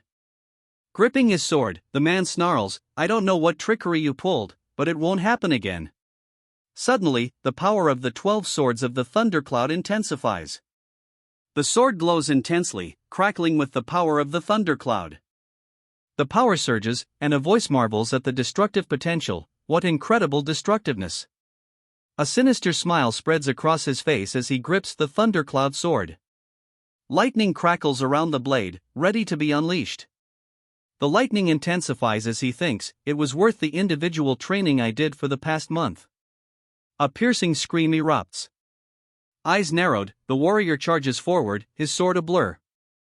Swords clash, the impact sending shards of light scattering through the air. Amidst the clash of steel, he wonders, should I try using it in a real battle? He unleashes a furious yell, his grip tightening on the sword. The swords meet, a resounding clang echoing across the battlefield as their duel intensifies. Sweat beads on his brow as he stares down the enemy. A surge of electric power crackles around him. He unleashes a blinding bolt of lightning. The lightning rips through the air. His face contorted in rage, he screams, "You bastard!" The world shatters around him. He raises his sword high, promising, "I'll definitely cut off your head." The swordsman's blade descends, a purple energy trail following its deadly arc. The swordsman declares, "And raise the name of the greatest sect in Anhui." His eyes gleam with determination as a surge of energy emanates from him. With a confident smirk, he declares, 12 swords of the thundercloud." Lightning crackles around the blade as he unleashes his technique. Grasping the hilt, he declares, "Fifth form." Thunderous lightning erupts, engulfing everything in a blinding flow. The fifth form unleashes a torrent of lightning, a blinding stream of pure energy. The fifth form's lightning intensifies, a storm of raw power unleashed. The lightning crackles, a raw display of untamed power. The air crackles with energy as the lightning intensifies. "Okay," a voice declares amidst the surging electricity. The lightning intensifies, filling the sky. A blinding flash erupts. The blinding light fades. The light subsides, revealing a figure with arms crossed, clad in a leopard print coat. He murmurs, "I see, how incredible." The crowd murmurs in awe. The figure in the leopard print coat observes, arms still crossed, with just one attack. Not only did he defeat the enemy before him, the leopard print coated figure trails off, leaving the rest of his observation hanging in the air. The figure's observation continues, "He decimated the Huang Rock Commission clan as well." "As expected of my younger brother," a voice booms. The towering figure looms, his robes billowing around him. "As expected of my younger brother," he declares, pride resonating in his voice. He stares intently, his hand crackling with energy. The brother's energy intensifies, and he begins to speak. With just half the strength. Energy crackles intensely around his outstretched hand. The battlefield is a scene of carnage. He states grimly, "I created hell before my very eyes." His eyes narrow, and he mutters, "If the middle four forms are this powerful." His expression hardens, fist clenching as he continues, "How much more powerful will the last four be?" The warriors are down, defeated. One groans, "Ugh," as blue lightning crackles around them. "Ugh." One of the warriors groans, lying defeated amidst the lingering blue lightning. "Save me," one of the warriors cries out, his hand outstretched in desperation. The battlefield is littered with fallen warriors, their defeat absolute. The ground trembles, a sign of impending doom. "How impressive." A voice booms. He sits, surrounded by his men. "When we fought back then, our skills were equally matched." He recalls. He reflects, surprised by his opponent's rapid growth. But to think he could enhance his martial arts to that level so quickly. He draws his sword, crackling with blue energy. His eyes narrow. I must stay vigilant, he declares, steeling himself for what's to come. Although I may be happy for his growth, he thinks, a hint of a smile playing on his lips. He grips the hilt of his sword, ready to draw it at a moment's notice. As his older brother, I can't let myself fall behind, he declares, a renewed determination hardening his gaze. The title card flashes, Reincarnation of the Murim Plan's former ranker. The title card flashes, Reincarnation of the Murim Plan's former ranker. The screen displays the number 69. A pained ugh escapes him as he's dragged along, seemingly against his will. The rough fabric of his clothing bunches up as he's pulled onward. Gah, he cries out as he's violently pulled across the ground, leaving a trail of bodies in his wake. Aah, he screams, the close-up emphasizing his pain. The Wongrok clan has, it was all. The words echo over a battlefield littered with bodies. Just, what is going on? He wonders, his face a mask of confusion. A voice cuts through his confusion, stating with disbelief, seems you somehow survived. A large punctuates the air, hanging between the two. A smirk plays on the other man's lips as he remarks, you're quite durable. A piercing hi-yi shatters the momentary calm. The other man is now on the ground, clearly defeated. Hand over the item pouch, the protagonist demands. With the sword casually resting on his shoulder, he states, then, at the very least, you won't die. The defeated man, sweat dripping from his brow, stares up in terror. Panic rising, he screams, don't come near me. Still prone on the ground, he shouts, get away. Get away, you son of a bitch. Still on the ground, he continues to scream, get away. Get away, you son of a bitch. The sword descends, poised to strike. The smile on his face is unsettling as the blade hurtles down. A piercing scream echoes. Suddenly, a commanding voice booms, halt. The man's face is contorted in a scream, his mouth wide open. His eyes widen with shock, a speech bubble filled with a question mark punctuating his surprise. The man's gaze shifts, now directed towards the imposing figure standing before him. A group of figures stands before him, their faces obscured, but the glint of a sword is visible. A wide grin spreads across the man's face as he utters, "A strong dragon squad." Relief washes over the woman as she exclaims, "I'm saved." Footsteps echo, signaling someone's approach. "It's not over yet, you Shin-woon," one of the men shouts, his face twisted in a cruel grin. Another voice booms, taunting, "Did you really think you'd be safe just because you're under the protection of those bandit bastards?" The voice finishes, dripping with disdain. A sinister grin spreads across his face as he boasts, "I have the Kowloon group behind me. They'll obliterate all you bastards." He then lets out a low, confident, "Ha." The man beside him, still grinning, is called worthless vermin in the other's thoughts. He continues internally, stating that if it weren't for their orders, he would have cast him away immediately. His thoughts take a turn, however, as he admits to himself, "But I also can't stand around and watch that bastard." His eyes narrow with determination. For the sake of our sex agenda, the commission for first place must not be stolen, he thinks. He realizes that to face both his current opponent and Do Nam Gang, he needs to use the power of his blessing. However, he cautions himself, "I can't use it rashly though because there are too many eyes." Suddenly, a voice booms, cutting through the tension, "Can you hear me?" His brow furrows, a flicker of annoyance crossing his face as the voice echoes. What was that voice, he wonders, the question hanging heavy in the air. The crowd around him shifts uneasily, their expressions mirroring his own confusion. The question hangs in the air, "Was that you, Yu Shin-woon?" The question hangs in the air, unanswered for only a moment.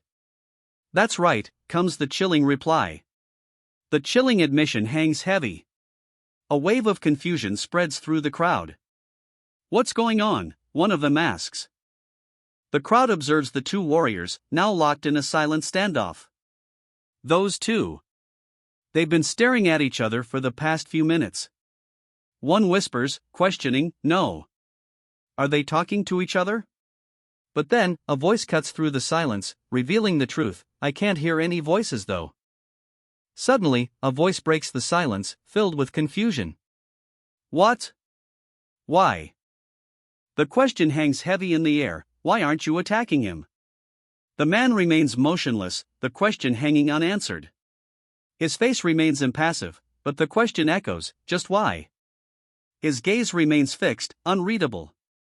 The threat hangs heavy in the air. If you go against your promise, you'll have to be prepared to die. A gust of wind whips past his fingers, the sky a brilliant blue above. He reaches towards the sky, the wind tugging at his clothes. Before him, a crowd of soldiers appears, their expressions a mix of shock and confusion. A voice booms out, demanding, what are you doing? Why aren't you killing Yu Xinwun this instant? The man's face contorts in fury as he bellows, what are you doing? Why aren't you killing Yu Xinwun this instant? The unseen man continues his tirade, now demanding they act quickly. The man's rage peaks as he screams, kill him, at the impassive group before him. The unseen man's command echoes with murderous intent, kill him. With a swift movement, he steps forward, apologizing, sorry about this. He clarifies his intentions, stating, this is ultimately just a test, so I want to avoid any unnecessary casualties. A sharp cry pierces the air as someone is sent sprawling to the ground. Wouldn't this simply be an unintended? He begins to say, his expression suggesting a shift in his previously stated intentions. Wouldn't this simply be an unintended accident in a test? He continues, the question hanging heavy in the air. Spare me, he cries out, his voice filled with desperation. His face contorted in terror, he begs, spare me. His pleas echo into the darkness. The strike lands with brutal force.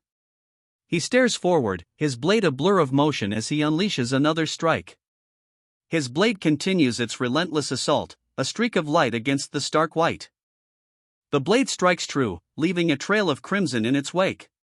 A violent spray of blood erupts, painting the stark white canvas crimson. Crimson streaks across the stark white, marking the brutal impact. Despite the bloodshed, the announcement rings out, these are the final 2 commission clans. The remaining clans were all disqualified, so only first and second place remain. The official's face tightens with disbelief. Just what exactly? He begins to question, his words hanging in the air. The announcement booms, the Baekun Commission clan is in first place, and the Huangrock Commission clan is in second. The results are in, the booming voice declares, the Baekun Commission clan is in first place, and the Huangrock Commission clan is in second. But a dilemma arises. The Kowloon group leader had explicitly stated, the Huangrock Commission clan must be in first place. A difficult decision looms. But I can't just annul the Baekun Commission clan's first place achievement.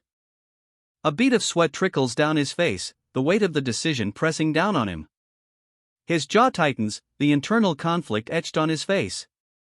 The weight of the situation becomes clear as he wonders, what should I do about this? The man before him addresses him as Honorable Provincial Minister. If I may. The man begins. He continues, asking, could I request something as the representative of the Baekun Commission clan that placed first? His hands are clasped formally, awaiting a response to his request. Suddenly, a voice booms out, declaring, it was a wise decision. The voice continues, clarifying, as I said before, we would simply like to end the antagonism from the Huangrock Commission clan. We don't have any plans to oppose the Kowloon group. The reply comes swiftly, laced with sarcasm, like how you said you only wanted to AK Cheel's head? The figure continues, and since the Kowloon group is aiming for the first place commission. He continues, his expression unwavering, and since the Kowloon group is aiming for the first place commission.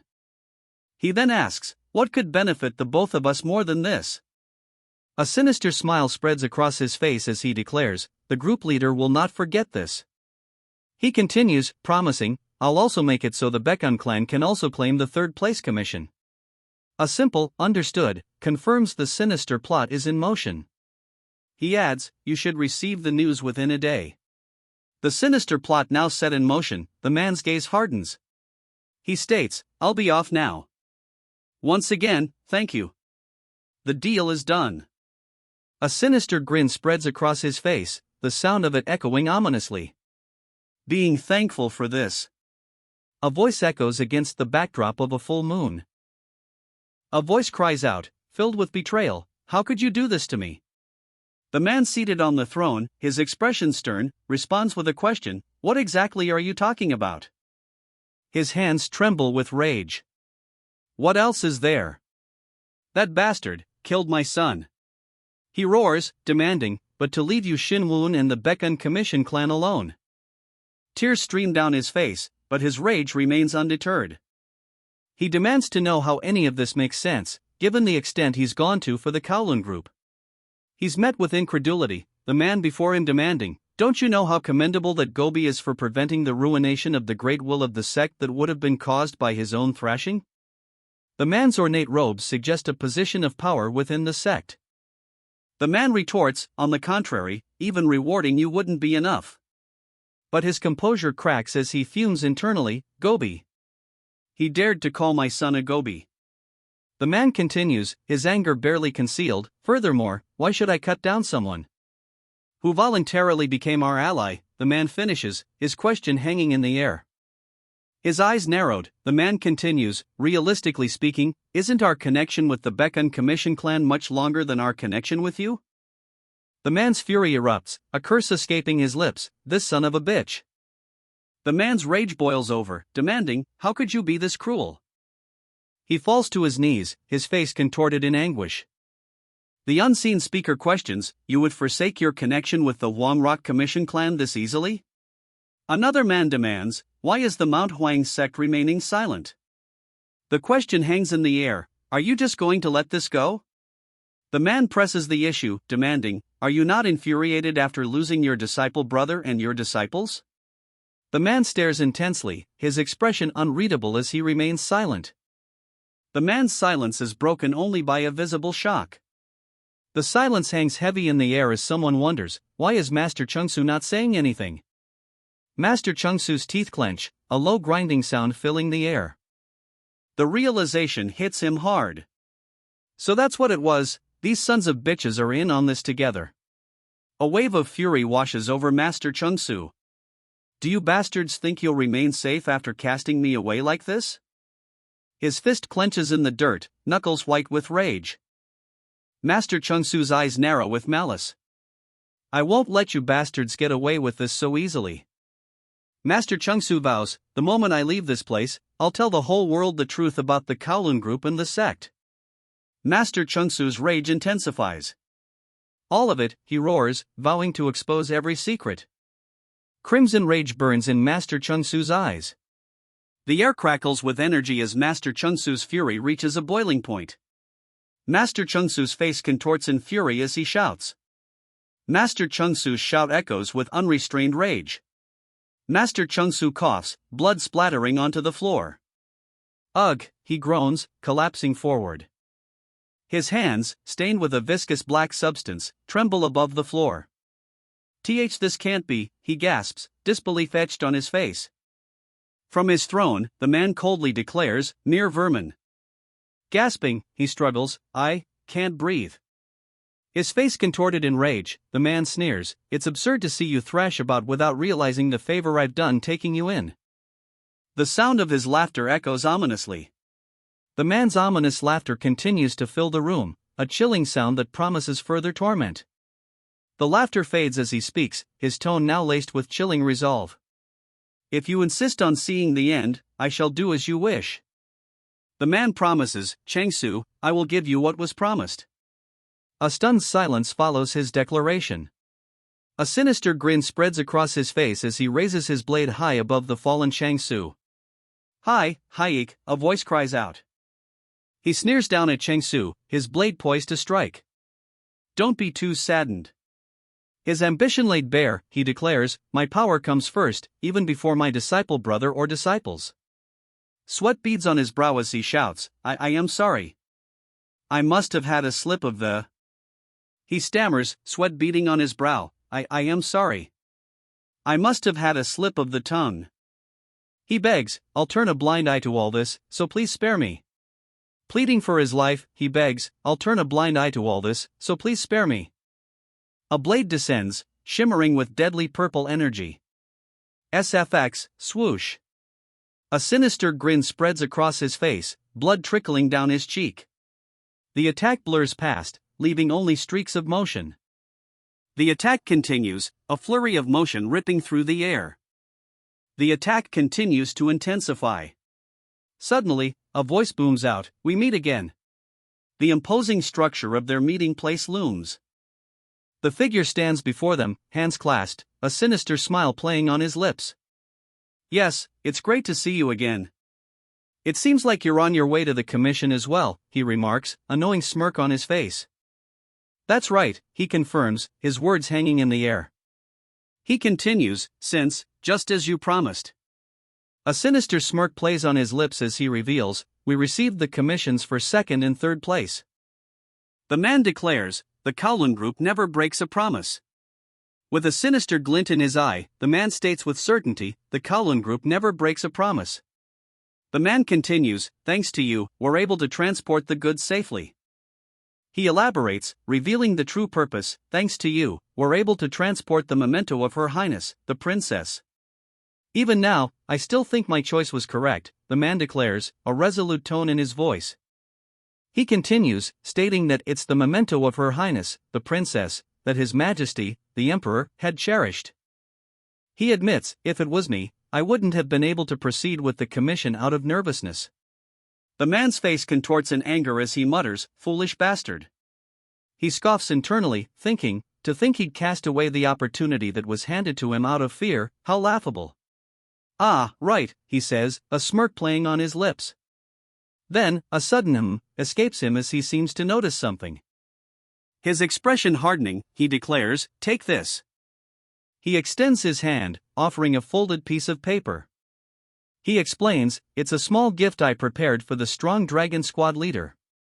The paper bears an inscription of elegant, flowing characters. He asks with a slight smile, "Wouldn't you need this since you'll be going on a long trip to Mount Xianxia?" He says, "I hope you can quench the throats of your members with this." His eyes narrow, a pregnant pause hanging in the air. The letter is passed over, and a voice declares, "I'll gladly take it."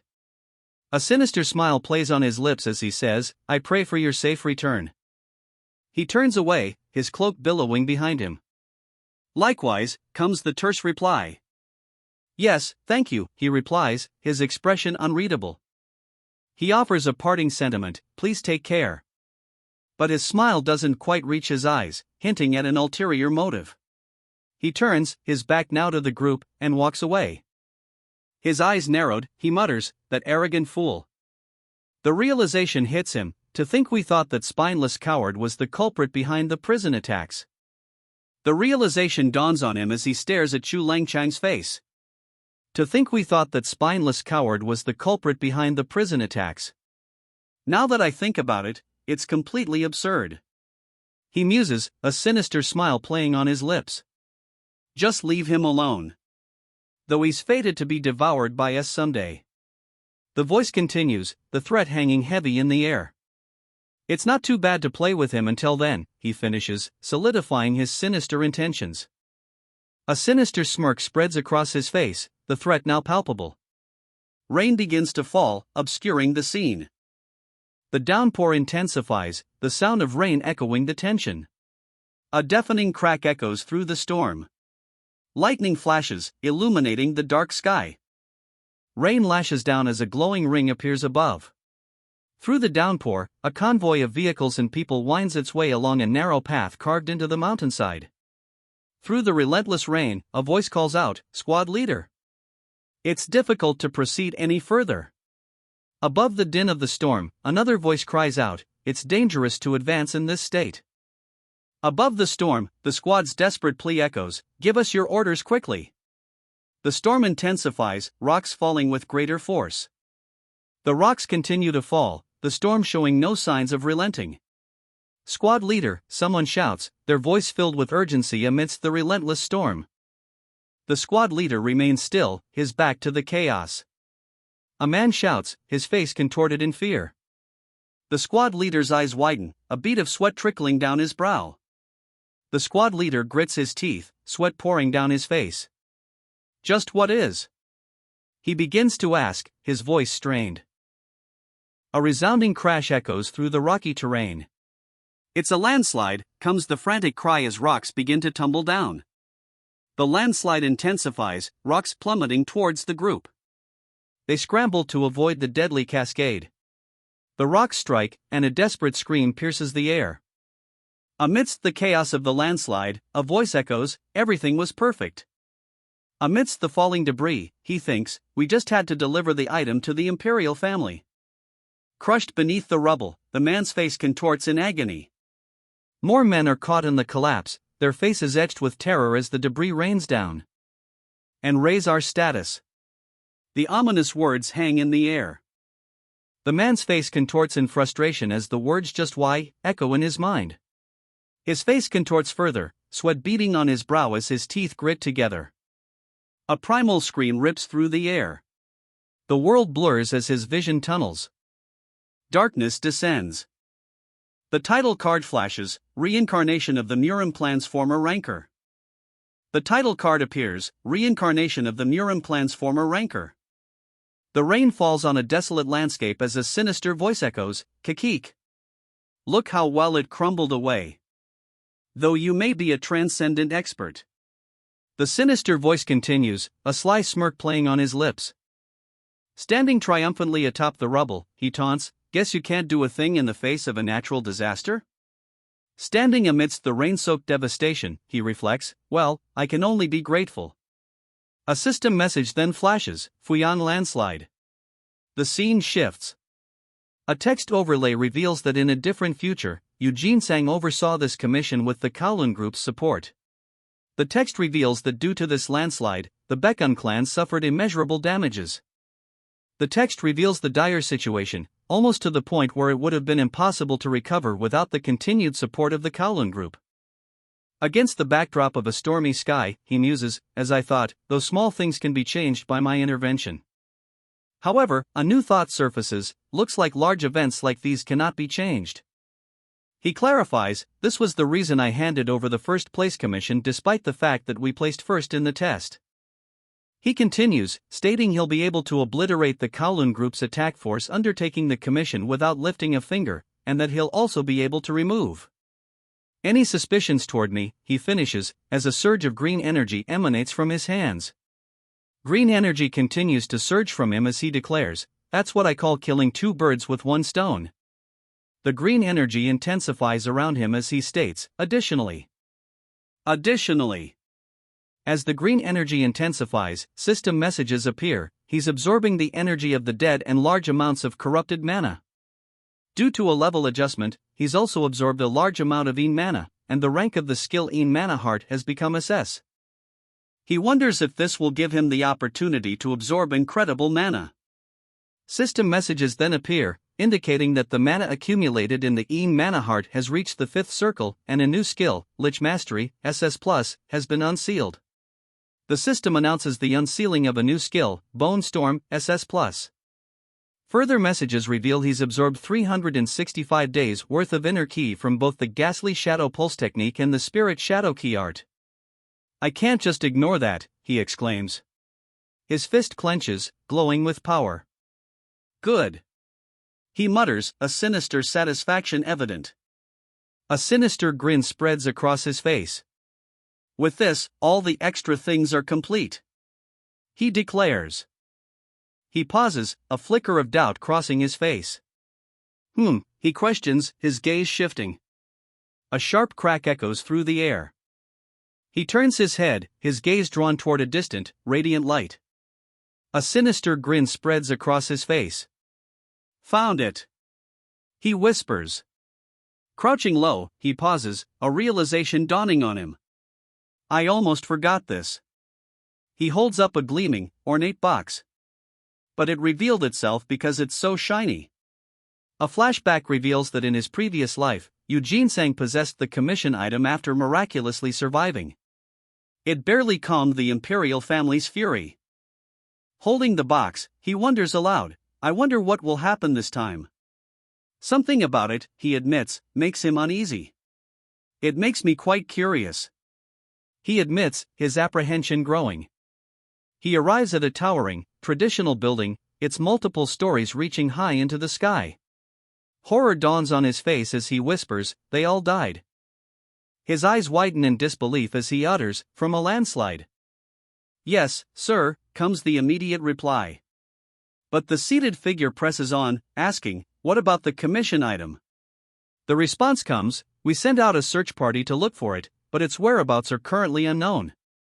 Frustration evident, he declares, "We must find it." His voice booming with fury, he demands, "This instant." An. He starts, but then trails off, a question mark hanging in the air. His Majesty, the Emperor, in a fit of rage has. The messenger begins, the statement hanging heavy in the air. Ordered the leader of the embroidered uniform guards, Azure Dragon Sword Yu Zheliang. The messenger continues, the Emperor's command now revealed. And 2,000 bodyguards to be immediately dispatched to Zhejiang, the messenger finally declares, relaying the Emperor's full command. The messenger's words leave Yu Zheliang in stunned disbelief. "Damn it!" he curses under his breath. The Emperor's full attention is now focused squarely on him, the imperial family, personally. If that's the case, the non-aggression pact between the government and the Murim won't take effect. The gravity of the situation is now clear. The Emperor's face contorts with rage as he recalls, once deemed as the enemy of the imperial family. His rage erupts, no faction can leave unscathed. The sound of approaching hooves grows louder. An army advances through the forest. The army charges forward, the thunder of hooves growing ever louder. Leading the charge is Yu Zheliang, the leader of the embroidered uniform guard. The army approaches the imposing red gates of the compound. Yu Zheliang's gaze hardens, his expression unreadable. What is he planning? A message appears, the embroidered uniform guard has arrived. The camera focuses on the ornate ceiling and walls of the building, the arrival of the embroidered uniform guard looming large. One of the embroidered uniform guard members responds with a simple, "I see." The embroidered uniform guard member lets out a dry, humorless ha as he covers his face with his hands. The helmet sits on the table, and a voice muses, "It's been a while, why so?" The armored man observes, "You've become a lot thinner in that time." The armored man continues, "I haven't seen you for a long time, but to think I'd see you for a shameful incident. I can't bear to show you my face." He admits, shame evident in his averted gaze. The voice reveals, "It seems the Kowloon group obtained the commission even though they weren't first place in the government commission test." The man's stern expression hints at the gravity of the situation. The man's voice continues, questioning, "Normally, you would never have approved something like that, so what was the reason?" The man's face remains stern as he continues to speak, "Have you really? Have you really?" The man continues, his words hanging in the air, unfinished. "Received payment from the Kowloon group in regards to the selection?" he asks, his gaze still lowered. The man sits with his head bowed, hands clasped tightly on the table.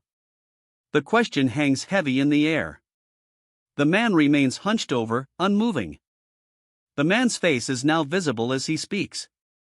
"The Emperor has given you 7 days." He continues, the deadline hanging heavy in the air, "If you're unable to find the memento of Her Highness within that time, not only the Kowloon group, but even you won't leave unscathed." The man finishes, the threat hanging in the air. The man concludes, his words leaving no room for doubt, "That's all I can tell you." His hand grips the hilt of his sword. He offers his apologies, but his grip on the sword hilt suggests otherwise. His face darkens. "I too want to spill everything," he declares. But something holds him back. The weight of his secret crushes him. His resolve falters. "Because my daughter's life is in the grasps of that man." In his hand, he holds a small, intricately carved jade pendant. His hands tremble, uncertainty gripping him. "Ah! What should I do?" he cries out, the weight of his decision crushing him. The weight of the situation bears down on him. "What can I do?" He wonders aloud, the question hanging heavy in the air. Doubt clouds his face, his eyes reflecting the turmoil within. The gears in his mind begin to turn. To solve this situation, He thinks. A voice booms in his mind, cutting through his thoughts. Do you want to save your daughter? The man before him poses the question. Do you want to save your daughter? The question hangs heavy in the air, marked by a stark silence. His eyes widen in disbelief. Why you are? The voice continues, offering a chilling proposition: if you want to save your daughter and wreak havoc on the Kowloon group, I'll gladly lend you my strength. The man's gaze is intense, his offer hanging heavy in the air. He adjusts his robes, the subtle movement a prelude to his next words. Inside a grand hall, a man sits at the head of a long, ornate table. Several others are seated along its sides. He begins to speak, his expression grave. It seems. He starts, leaving his statement unfinished. The landslide predicted by the clan leader actually occurred. He finally reveals, his tone heavy with implication. The accusation hangs heavy in the air. Did you perhaps cause the landslide to occur? The man being questioned appears surprised by the accusation. How could that be, he asks, his expression a mix of disbelief and offense. He scoffs at the suggestion, his expression shifting to one of amusement. How could a mere human manipulate nature, he asks, clearly finding the idea absurd. His hands remain clasped, a subtle gesture that belies the intensity of the situation. With a wide grin, he admits, I just happen to have learned a bit of geomancy during the process of learning about formations. The other person responds, as expected of the clan leader. Another person chimes in, I am simply amazed by the clan leader's wisdom. Meanwhile, the clan leader smirks, a subtle haha escaping his lips. Putting the flattery aside, the clan leader cuts to the chase, inquiring, what's the state of the Wangrock clan? The response comes, their situation has completely changed within the past few days. The shocking news breaks, Du Akechil died, and Du Jungake, who protested to the Kowloon group, died at the hands of Yom Sukcheon. The situation worsens, the Kowloon group has now sent their forces to the Hwangrok clan and taken over. The question hangs in the air, have they collapsed? The man stands with his arms crossed, a grim expression etched on his face as he contemplates the Hwangrok clan's fate. The man clarifies, not exactly. The Commission clan remains the same, but there's just a change in ownership. The man reveals that Chief Steward Yang Gio has been appointed as the temporary clan leader. The protagonist responds to this news with a simple, I see. The man continues, a sense of foreboding hanging in the air as he states, however. The man leans in, stating, I did happen to notice something peculiar. The protagonist urges him to continue, demanding, tell me about it. He reveals, for some reason, the wealth of the Hwangrok clan is being sent to the Mount Hwang sect. The man beside him questions, to the Mount Hwang sect. A grim realization dawns as he mutters, there must be a reason. Someone interjects, stating simply, it's obvious. A sinister smirk creeps across his face. The speaker reveals the price of their silence. They handed the Hwangrok clan over to the Mount Hwang sect as the price for turning a blind eye toward us. The camera focuses on the back of the speaker's head, obscuring his face as he continues to address the group. To think the Mount Hwang sect would. He begins, before another voice interrupts, declaring, their actions are no different from those of the Lochaos sect. However, another voice interjects, noting that the Kowloon group seems to view them favorably, given how the commissions were handed over. Another suggests a different approach. Wouldn't it be better then to focus on the government commissions for the time being and increase our influence? The man at the head of the table refutes this, stating, no, it's the opposite. A sudden what erupts from someone below, cutting off the conversation. The man at the head of the table continues, declaring, this is a golden opportunity that has come to us. The man's expression remains unchanged as he awaits their reaction to his declaration. He elaborates on his plan, stating, we will use this moment to defeat our greatest enemy.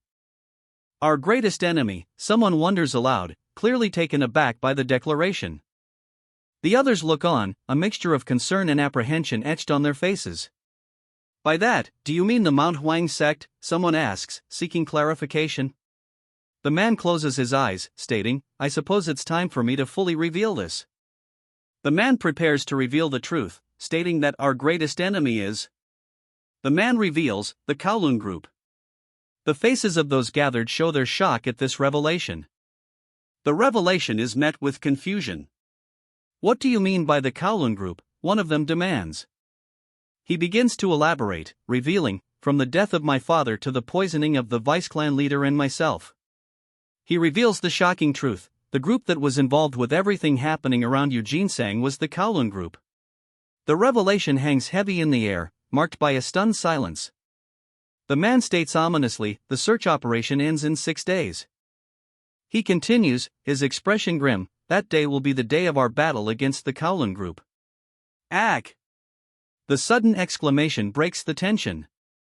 He cries out, blood splattering as he falls backward, a sword still clutched in his hand. Despite the fatal blow, he still clutches his weapon, a fierce determination burning in his eyes. His grip tightens on the sword as he looks up at the sky. Blood drips from the blade as he utters, "You dare to cross the path of the embroidered uniform guard of the imperial family without any fear," he booms. The embroidered uniform guard's booming voice fills the air, his armor gleaming in the sunlight. The embroidered uniform guard's threat echoes through the area, "Make way immediately if you don't want to meet your end." One man lies defeated on the ground as the embroidered uniform guards advance, their swords drawn. A hand weakly grips the edge of a table, struggling to hold on. Silence hangs heavy in the air as he struggles to speak. He rises, his armored form now standing tall. Below, the seated figure watches him intently. The figure before him remains kneeling, head bowed in deference. He remains kneeling, awaiting the next command. Silence hangs heavy in the air as he awaits his fate. The silence breaks as a stern voice booms, questioning, "Are you Yom Suk-cheon?" The camera focuses on the armor of the one who spoke. The armored warrior lunges forward, a red aura blazing around him as he attacks. The attack lands, and a pained Ugh escapes. The warrior's attack continues as a voice booms, declaring, 10 worldly supremes. As the warrior's attack continues, a voice booms, introducing the 10 worldly supremes, who are said to be the strongest in the current. The strongest in the current Niram, the voice declares, as a warrior in ornate armor steps forward, spear in hand. The voice continues, declaring that Yu Jialiang, one of the 10 worldly supremes, is the imperial family's undeniable trump card. "I'll die if I slip up," he thinks, his hands clasped tightly as the spear point looms. Yom Suk-cheon of the Kowloon group greets the leader of the embroidered uniform guard. The speaker accuses, the government commissions were originally supposed to be selected through a test, but you lot have apparently monopolized them for the past. The leader of the embroidered uniform guard retorts, "I simply fulfilled the request of the provincial minister based on his concerns over the possible failure of these commissions due to the lackluster quality of the commission clans in Zhejiang." The speaker scoffs, "Ha, your words make no sense. If your skills were that exceptional, how did this situation occur?" The leader of the embroidered uniform guard, enraged, draws his blade, his face contorted in fury. Though it's not intended to be an excuse, he begins to say. He continues, "This happened because Provincial Minister Kong Waiso was fixated on that particular commission route." He continues to explain that Provincial Minister Kong Waiso was obsessed with that particular commission route. His eyes widen in fury, demanding, "What did you say?" He follows with a threat, "Why, you bastard?" His rage explodes. "You dare try to lay all the blame on the provincial minister," he shouts. Kneeling before him, the man calmly states, "I have only spoken the truth." The kneeling man continues, stating that all the conversations had with the provincial minister are written in the records of the meetings. He urges them to verify his claims, stating, "If you can't bring yourself to believe me, then please confirm it yourself." His eyes widen, a flicker of realization crossing his face as he exclaims, "That." The sound of turning pages fills the air as he reads, a sudden realization dawning on him. The helmeted figure asks, "How is it?" His question hangs in the air, unanswered. Silence. The helmeted figure awaits a response, but none comes. The man's stern gaze pierces through the silence, his expression unreadable. The man's thoughts betray his anxiety. Would they prove my innocence, he wonders. The man's jaw tightens as he mutters, 6 days. The disembodied voice continues, if you aren't able to find Her Highness's memento after 6 days. The armored man declares, I swear, upon all the honor that I've accrued until now, to thoroughly unearth all of your doings. I can only plead with you to set aside unnecessary emotions that stem from your personal relationship away from the government affairs, the armored man urges.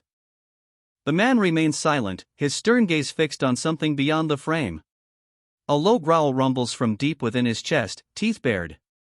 A flicker of red light ignites at the tip of his finger. His face contorted in rage, a red energy erupts around him. The force of the blast obliterates everything in its path. Nothing remains. Amidst the wreckage, a figure emerges, surveying the devastation. Amidst the destruction, a voice calls out, filled with uncertainty, what should we do? A stern voice cuts through the uncertainty. Prepare for the worst-case scenario. The moment the orders are given. A grim determination hardens his features. A powerful impact shakes the earth. Find Her Highness's memento no matter what, the leader commands, his words driving the search party to a frenzied pace. The leader's frustration boils over, demanding, can't you dig any deeper or wider? Our fate hangs on this, he shouts, the desperation clear as the men continue to dig frantically. The men continue their desperate work, shovels striking the earth with frantic energy. The frantic digging continues, but a stern warning rings out, all of you will face severe punishment if you're unable to find it. Frustration mounts as one man exclaims, damn it. We're martial artists, not moles. Why are we doing this sort of? Another voice chimes in, agreeing, that's what I'm saying. The man scoffs, declaring, we're the demons of the blood sect for a reason. He continues, confident in his sect's power, we can easily neutralize Yu Zhaliang and the likes of those embroidered uniform guards. Those fools, he exclaims, his face contorted in anger.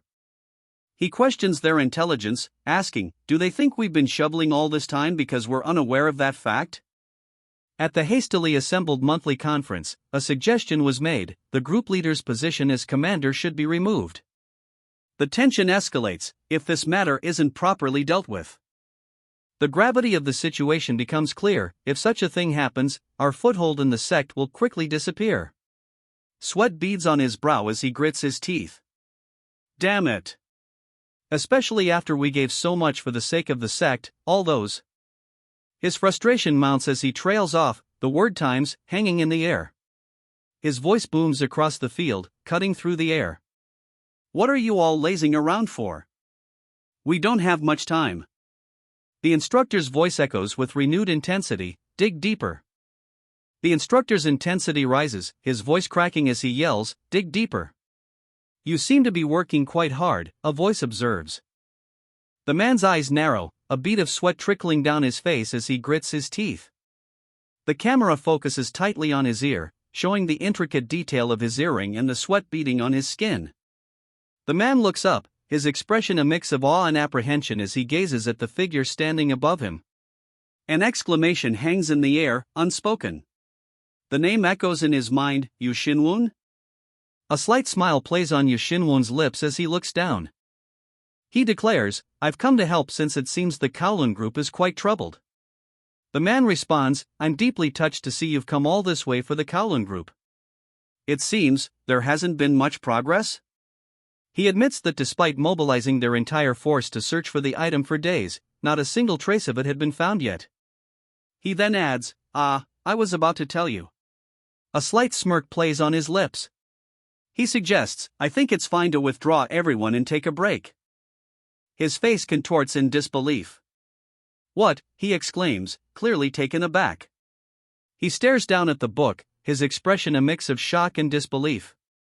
The reason for his shock starts to become clear, because that memento. The reason for his shock is revealed as a voice says, I think I found it way over there. A knowing smile plays on his lips as he holds up a small, ornate box. I think I found it way over there. Holding up the small box, he repeats, I think I found it way over there. A knowing smile spreads across his face. The camera pans out, revealing a traditional building under a bright sky. The building is revealed to be a traditional structure, bathed in the bright light of day. Standing before the traditional building, a stern figure in ornate armor appears. He strides forward, his cape billowing behind him as he walks down the long, ornate hall. He drops to one knee, the sound echoing in the hall. He declares his name, Yu Zhaliang, his voice echoing through the hall. Yu Zhaliang clasps his hands together, his expression intense.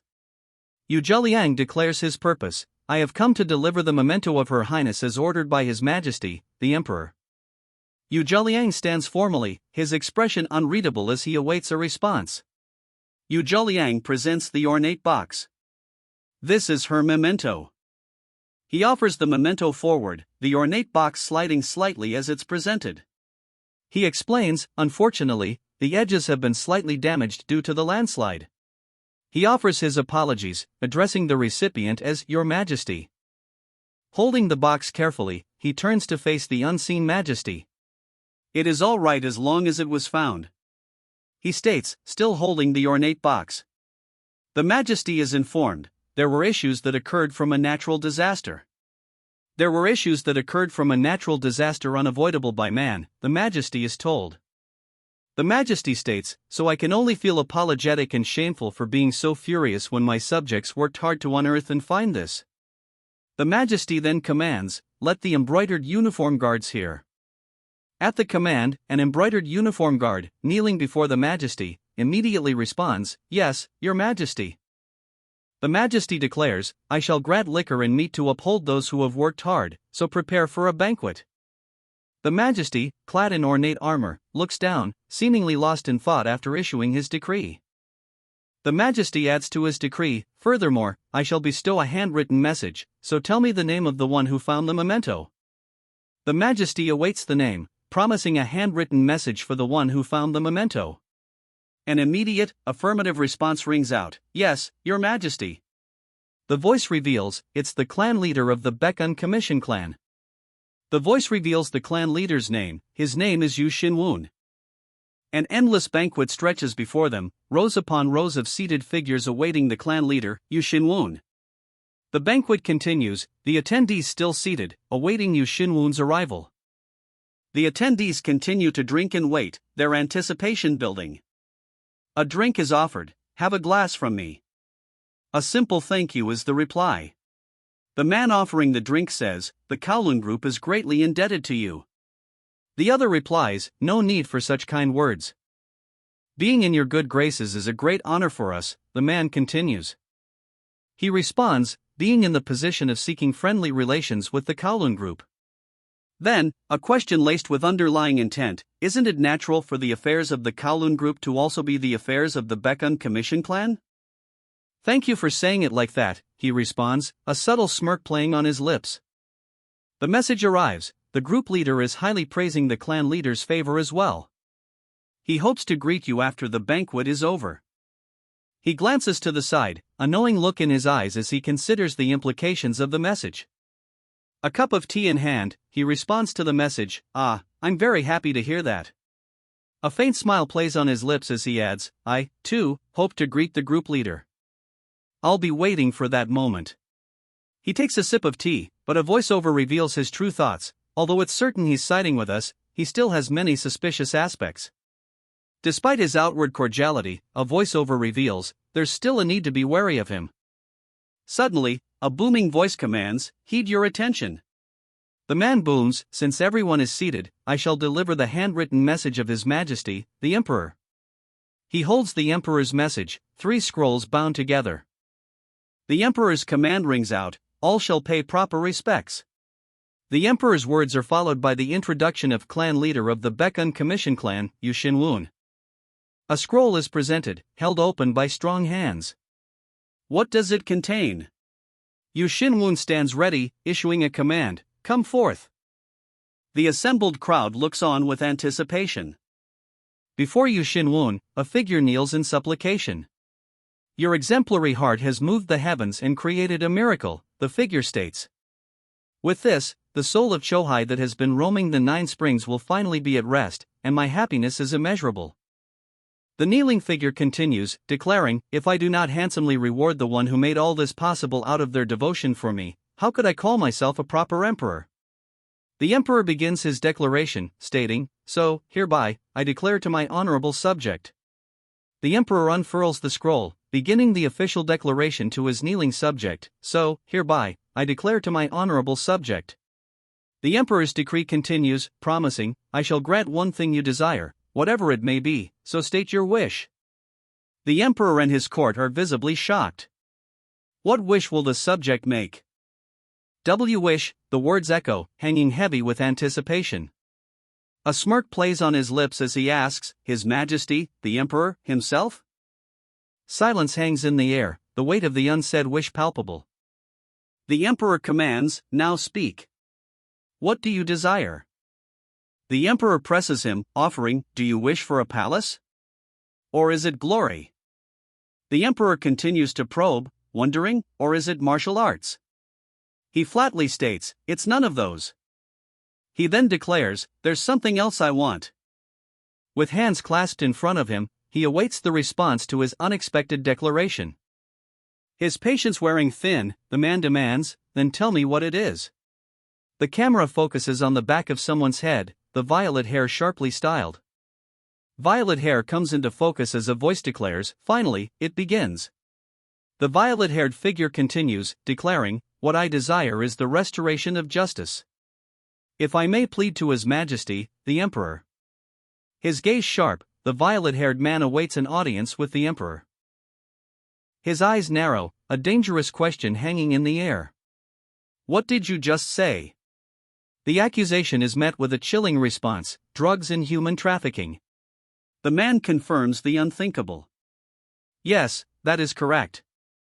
The gravity of the situation sinks in as the man's words hang heavy in the air.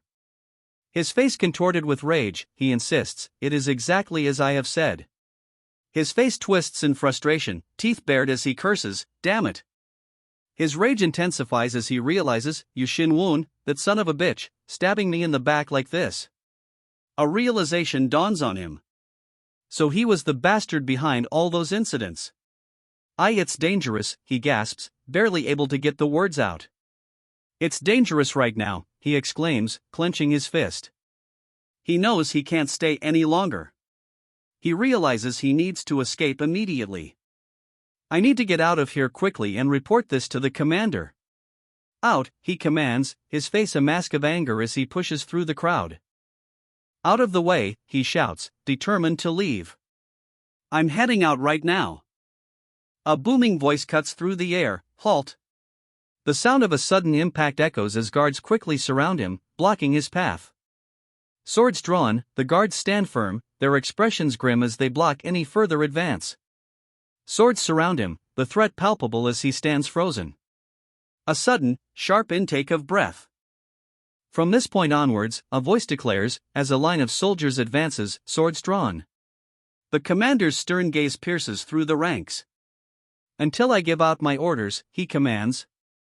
The commander's booming voice echoes with authority. "No one shall leave this place," he declares, sealing their fate. The commander's order rings out, clear and absolute. "You must all remain." The commander's face contorts with rage as he finishes his decree. "You must all remain. Here." The commander's words hang heavy in the air as another voice cuts through the tension. "None of the things you mentioned can simply be overlooked." The voice continues, declaring, "So I will again ask the Baekun Commission clan's leader, Yu Shin-woon." The man's face tightens with intensity as he demands, "Can you truly take responsibility?" The pressure mounts as he repeats his question, demanding, "Can you truly take responsibility for your words?" His eyes narrowed, the man responds with a chilling certainty, "Of course." His face contorted with fury, he vehemently denies any deception, "Not one thing I said was a lie." The armored man demands, "How will you prove your words?" The armored man's question hangs heavy in the air, "How will you prove your words?" The armored man presses further, demanding to know, "And how did you come to know of these deeds?"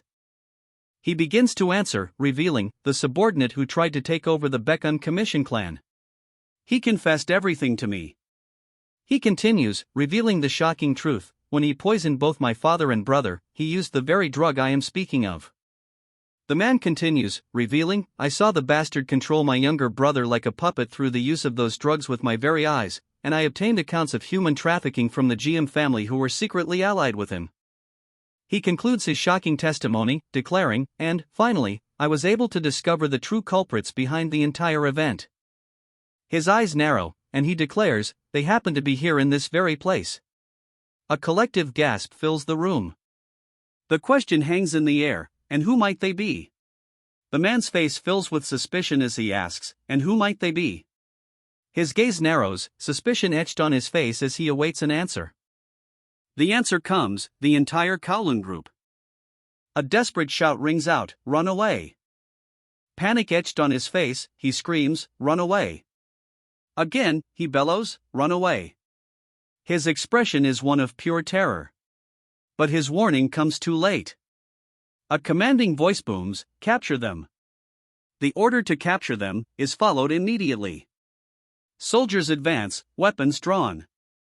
They are immediately surrounded. Soldiers encircle them, weapons pointed inward. The soldiers close in, their spears aimed directly at the group. This is a false accusation, he shouts, his face contorted in anger. He continues, accusing the man of trying to claim the sovereignty of Zhejiang. By pretending to coincidentally find the princess's memento in order to receive the patronage of the imperial family. He insists, declaring, he doesn't have any conclusive evidence aside from his empty words. His voice rising, he demands, do you really believe we could have avoided the eyes of the provincial minister if we had truly grown our influence through unspeakable deeds?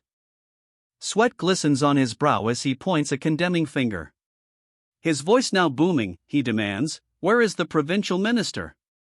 The man's face contorts in fury as he bellows his demand, the crowd before him silent. If you're hearing this, then hurry up and say something, he demands, followed by a dismissive TSK TSK TSK. His words are met with a chilling response, a voice echoing, did you really think you could escape this crisis by threatening the provincial minister? The man's face contorts in disbelief, shouting, what? Before that, a speech bubble declares, hinting at a shift in time. The narrative shifts back in time. Since you wanted to see some evidence, I'll show you, he declares, his gaze intense. The group reacts with shock, a palpable tension filling the air. He reaches out, his hand closing around someone's hair. The three figures stand together, their expressions unreadable. A bead of sweat trickles down his face as he exclaims, that woman is. A voice confirms, that's right. The voice reveals, she's the daughter of the provincial minister. Tears well in her eyes upon hearing the revelation. The name revealed is Lady Danye. The Kowloon group, it's revealed, has been holding the provincial minister's daughter hostage. The provincial minister reveals the Kowloon group was able to plot all this by threatening me. Tears welling in her eyes, the provincial minister's daughter can only manage to whisper, Father. The provincial minister confirms the accusations. All of his words are true. His eyes closed, the provincial minister appears resigned to his fate. The provincial minister continues, admitting, I listened to the Kowloon group to protect my daughter. But not to harm her. The provincial minister declares, but not anymore. Since they saved my daughter. The provincial minister's words hang heavy in the air, leaving his true intentions unclear. The provincial minister's words trail off, leaving a sense of uncertainty hanging in the air. Suddenly, the provincial minister declares, I am now finally able to speak the truth. But a pained escapes him, suggesting something is preventing him from doing so. Despite the pain, the provincial minister manages to utter, all of you. Despite the obvious strain, the provincial minister shouts, draw your swords. The provincial minister then commands, attack them at once. The soldiers surge forward, swords drawn and ready to strike. The man shouts, arrest all the members of the Kowloon group. He prepares to swing a massive, curved blade. A blinding flash erupts from below. Cut down anyone who resists, the order booms amidst the chaos of battle. Amidst the dust and chaos, the two warriors clash. Swords collide in a whirlwind of motion. Suddenly, a shout rings out, they're making their escape. Capture them, the order booms as the soldiers surge forward, swords drawn. A burst of speed, and they're gone. SFX, okay. His face contorted in a grimace, he realizes, I'll die at this rate. Overwhelmed, he realizes he must escape, thinking, I need to run away no matter what. If that's the case, he exclaims, a desperate plan forming. The sound of something shattering fills the air. His face contorted in pain, a fresh wound now visible. He's in disbelief. Everyone, dodge, he shouts, a desperate warning echoing in the air. A massive, unseen force descends with terrifying speed. A blinding flash erupts, the force of the impact shaking everything. The world explodes in a burst of light. The force sends soldiers reeling. The force of the blast is accompanied by a deafening PWAR. The armored warrior stands firm, bracing himself against the unseen force. The warrior's demand echoes through the hall, where is Meng Dongho? The warrior's face contorts in rage as he hears the reply, it seems he ran away during the explosion. Enraged, the warrior bellows, chase after him immediately. But another voice interjects, pleading, please leave that. The force of the blow sends shockwaves rippling outward. His eyes narrow, a sinister smile creeping across his face. Now then, let us all have a drink on this joyous day, a voice booms. Ha ha ha. Yes, sounds good, another voice replies. Enjoy to your heart's content today, the leader announces, his back to us as he addresses the crowd. From the side, a man's voice cuts through the revelry. I truly don't know how I'll repay this grace you've shown me. A sinister grin spreads across the man's face. To think I could obtain such incredible power without any training whatsoever. I agree, an unknown voice replies. The unknown voice continues, stating, I believe it was the opportunity of a lifetime given to us for following the words of our disciple brother and group leader. The man continues, his gaze intense as he holds a teacup. He then states, don't you think so? Don't mention it, comes the reply. The man's statement is followed by another's words, we became brothers the moment you entered the sect, regardless of our differences of order and chaos. The man declares, our sect will wholeheartedly assist the Mount Huang sect in rising to the upper echelons of the Murim Union. The man responds, this grace. I will never forget it. He continues, promising, we will take an active role in assisting the group leader as well as the sect. The man affirms their commitment, stating, of course. However, he admits, I couldn't help but be surprised. He continues, clearly surprised by the revelation, to think that person was a member of the sect as well.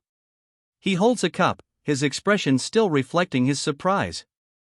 If the group leader has told us this fact earlier, he begins to say, a hint of frustration now visible in his expression. He continues, stating that he would have entered the sect without hesitation. It's one of the greatest secrets of the sect, so please be understanding, he explains, placing the paper on the table with a soft tap. He adds, furthermore, that person knows about your entry to the sect and is very pleased about it. The man's expression hardens, his eyes narrowing as he considers the implications of what he's just revealed.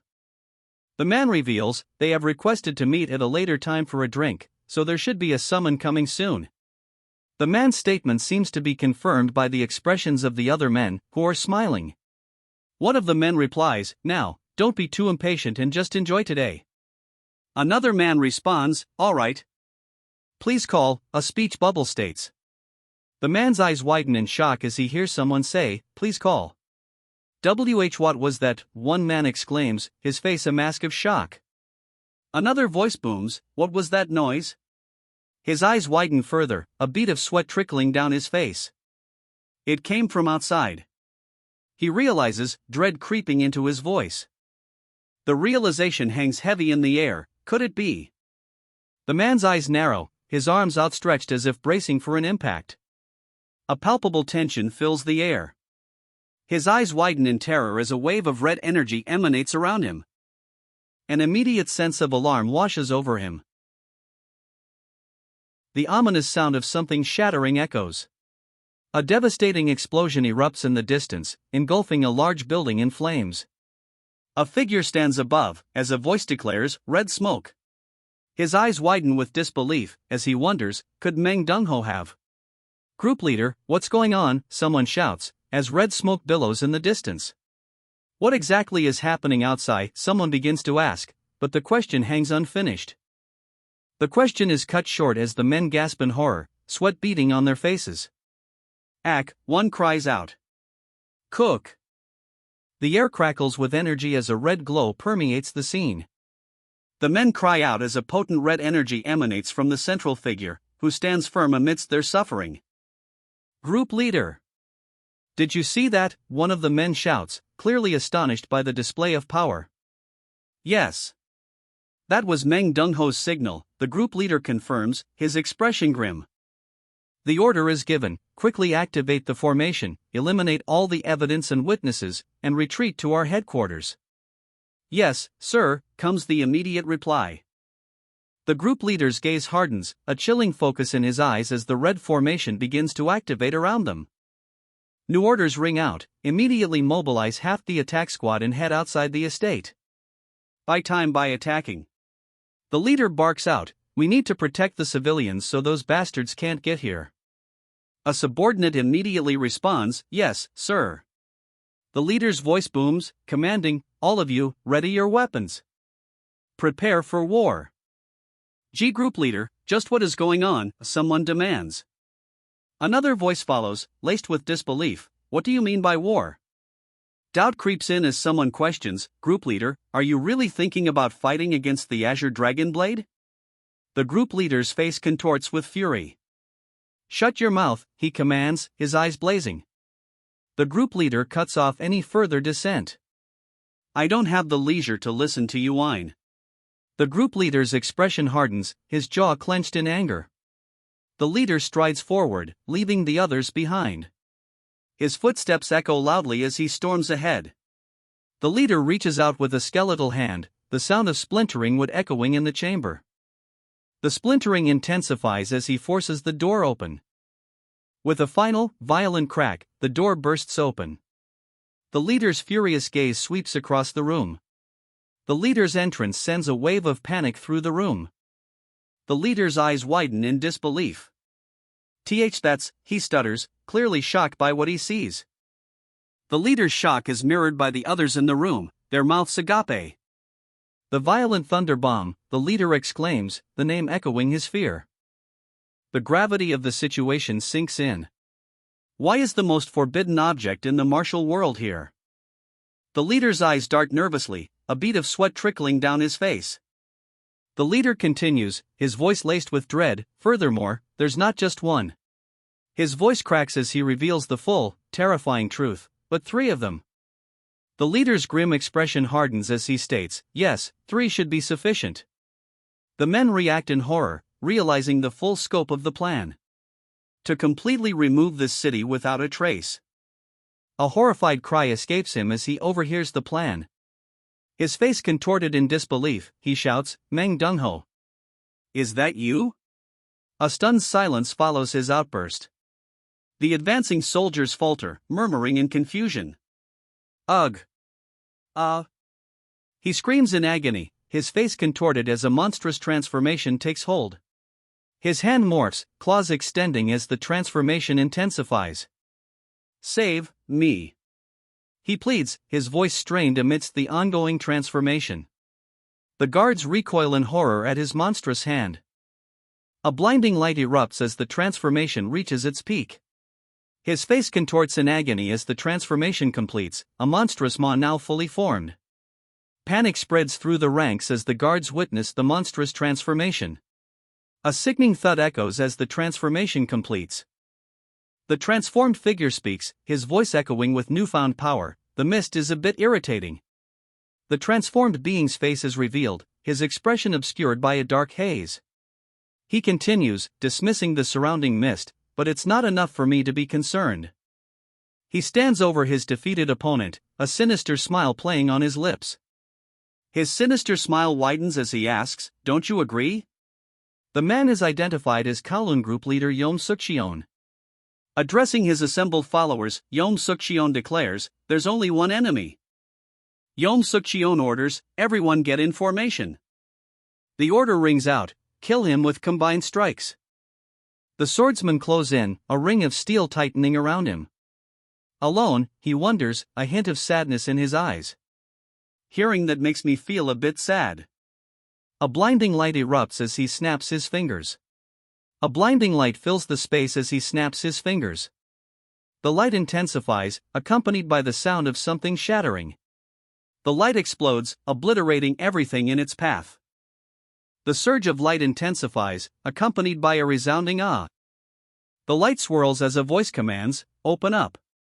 Before him, a spectral army materializes. The figure stands calmly, arms crossed, as the light fades. The spectral army stares ahead, their glowing eyes fixed on an unseen target. Here comes the necromancy. His eyes widen in horror. What the hell are those?" he exclaims. A horrifying visage looms, its glowing purple eyes burning into him. Are they Jiangshis? He cries out. And no. They're skeletons, he shouts, his grip tightening on his sword. Just. The skeletons loom closer, their glowing red eyes piercing the gloom. Just what exactly are they? He exclaims, fear evident in his voice. His voice trembling, he exclaims, I've never heard or seen anything like them. His eyes wide with disbelief, he stutters, I can't believe it. A line of swordsmen appears, their faces grim, weapons drawn. A voice declares, this must be the arrival of the messenger of the underworld. The speaker stands among skeletal figures with glowing eyes. The messenger of the underworld thinks, currently, the maximum number of skeletons I can summon is 80. The messenger of the underworld thinks, but I'll soon be able to make that number rise to the hundreds. The messenger of the underworld's thoughts turn darker. For these bastards, he vows, 60 skeletons should be enough. The messenger of the underworld thinks, a sinister plan brewing. What are you all doing? He demands, his voice booming across the courtyard. The messenger of the underworld booms, don't be afraid. The crouching dragon squad leader, An Ho-jin, steps forward, shouting for them not to be afraid. An Ho-jin boldly declares, they're merely piles of bones. Before them stands a menacing horde of skeletons, their eyes glowing with an eerie light. He roars, and we have the advantage in numbers. But the man beside him doesn't seem so sure. Bring out all your demonic arts and attack, he commands. His forces surge forward, weapons raised. The demonic forces rush forward, a blur of motion and dark intent. All of you, he says, a sinister smirk playing on his lips. The order rings out, kill every last one of them. The skeletons surge forward, blades drawn, their red eyes burning with malice. SFX, slash. The clash of steel echoes as the skeletons' assault intensifies. The skeletons press their attack, a cacophony of clashing blades filling the air. A scream rips through the air as the attack lands. The skeletons' relentless assault continues, a flurry of blows aimed at their opponents. The skeletons press their advantage, the force of their blows threatening to overwhelm their opponents. The skeleton warrior unleashes a powerful strike, its blade aimed with deadly precision. The skeleton warrior's strike connects with devastating force, the impact sending shockwaves through the air. The warrior's sword clashes against his opponent, but a realization dawns. This can't be. Those monsters are using martial arts. The skeleton warrior presses his attack, thinking, to do so much with such small numbers. His eyes widen in disbelief. This is unbelievable. The skeleton warrior's perspective shifts to a close-up of his opponent's chest. The skeleton warrior's mind races. Could each and every of those monsters be? The skeleton warrior is surrounded by a legion of similar monsters. One in the front row stares back, its eyes glowing with purple light. His thought is interrupted, transcendent experts? His face contorted in a grimace, he realizes, we have no chance of winning at this rate. If that's the case. He begins, fingers already forming a complex sign. I have no choice but to use this. Suddenly, a booming voice echoes, glory to the blood sect. An enormous explosion erupts before him, bathing the area in a fiery glow. The explosion intensifies, the fiery glow now blinding. The explosion throws them back, and a desperate scream tears through the air, khagh. Amidst the chaos, a desperate plea echoes, "Save me! Somebody please," he cries out, his voice filled with desperation. A sinister grin spreads across his face as he asks, "How do you like that? If it's an explosion of this scale, even." The villain's incomplete sentence hangs ominously as the scene shifts to a view from below, looking up at the massive scale of the impending explosion. His eye widens, a bead of sweat trickling down his face as the imminent danger becomes clear. A silent scream fills the air. "Tisk, TSK, what a shame." A voice echoes. "Did you really think you could turn this situation around?" The speaker's face is revealed, a horrifying skull radiating with power. The skull-faced figure continues, mocking, "With such a weak explosion?" The skull-faced figure stands firm, gripping his sword as purple energy crackles around him. The skull-faced figure asks with a smirk, "Didn't it actually create an adverse effect?" The man grits his teeth, sweat dripping as he's told, "You even wiped out your own troops." Panic sets in as a soldier cries out, "Aya! Help me! I don't want to die," he cries out, cut short as a blade slashes through him. The soldier's final words are cut short by a massive, spiked blade descending. The command rings out, "All of you attack him at once." The insect-like commander shouts, "Anyone who flees will die by my hands." He advances, his robes billowing, a dark aura emanating from beneath. Turning his gaze, he wonders aloud, "Is that a black mantis?" He adds with a hint of distaste, "Insect types aren't really my favorite." But that doesn't matter. His tone shifts, suggesting a renewed focus. His hand shoots forward, ready to strike. "Raise skeleton." The command echoes. A collective "huh" rises from the soldiers as a purple aura emanates from the ground. What?" A voice stammers, the soldier's shock palpable. The soldiers' faces register pure terror as a chilling realization dawns, the soldiers that just died. The chilling truth dawns as the undead soldiers close in, became exactly like those monsters. A sinister smile plays on his lips as he declares, "Don't curse me for being unfair." He states, with an air of resignation, "What can I do? This is my power." His gaze intensifies as he poses a question, "Don't you agree?" A slight smirk plays on his lips as he awaits an answer. Group leader of the Kowloon group, the text declares, as the man stands before a grand, traditional building. Yom Sukcheon, the declaration booms, as the man's scarred face fills the frame. The camera focuses on Yom Sukcheon's imposing figure, the red lines emphasizing his power. An exclamation hangs in the air as a massive boot descends. The ground cracks under the newcomer's weight.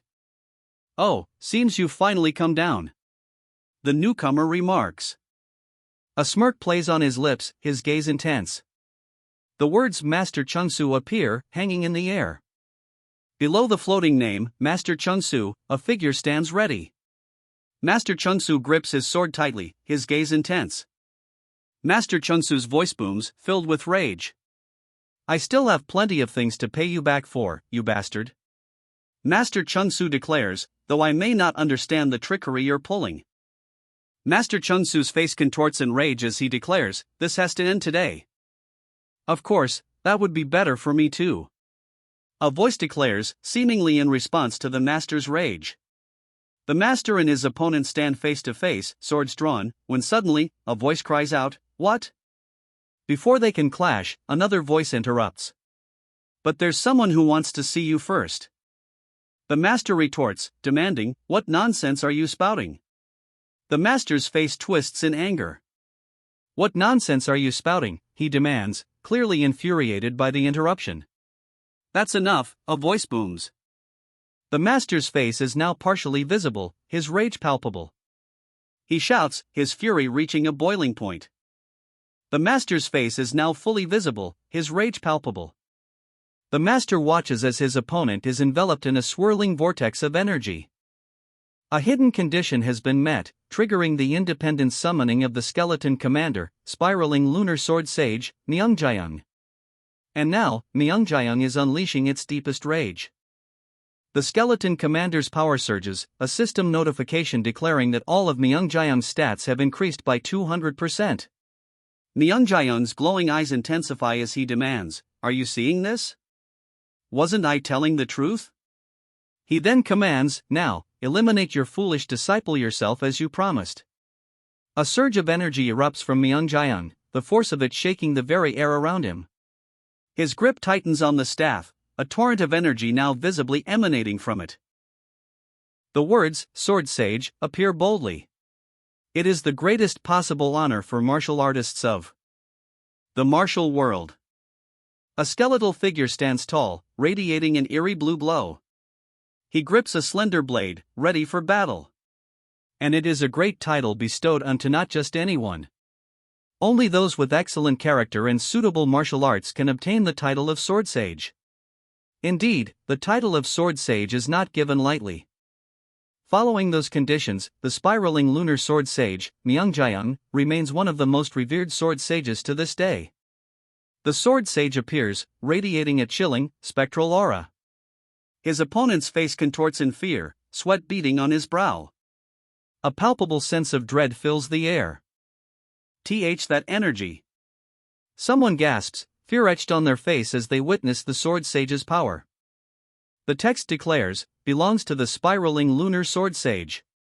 The sword sage's face is revealed to be a skull, his eyes burning with an eerie green light. The world dissolves into streaks of light. Sweat beads on his brow, a grimace twisting his features. A sudden realization dawns on him. How am I able to sense the energy of the sword sage?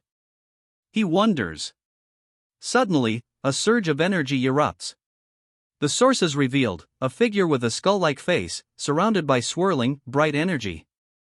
The figure stands, a sword held firmly in a skeletal grip. From that mere skeleton monster, a voice questions, disbelief evident. You idiots! The skeleton begins, his voice laced with disdain. This skeleton that stands before your very eyes is none other than me. The skeleton booms, a blue aura emanating intensely from him.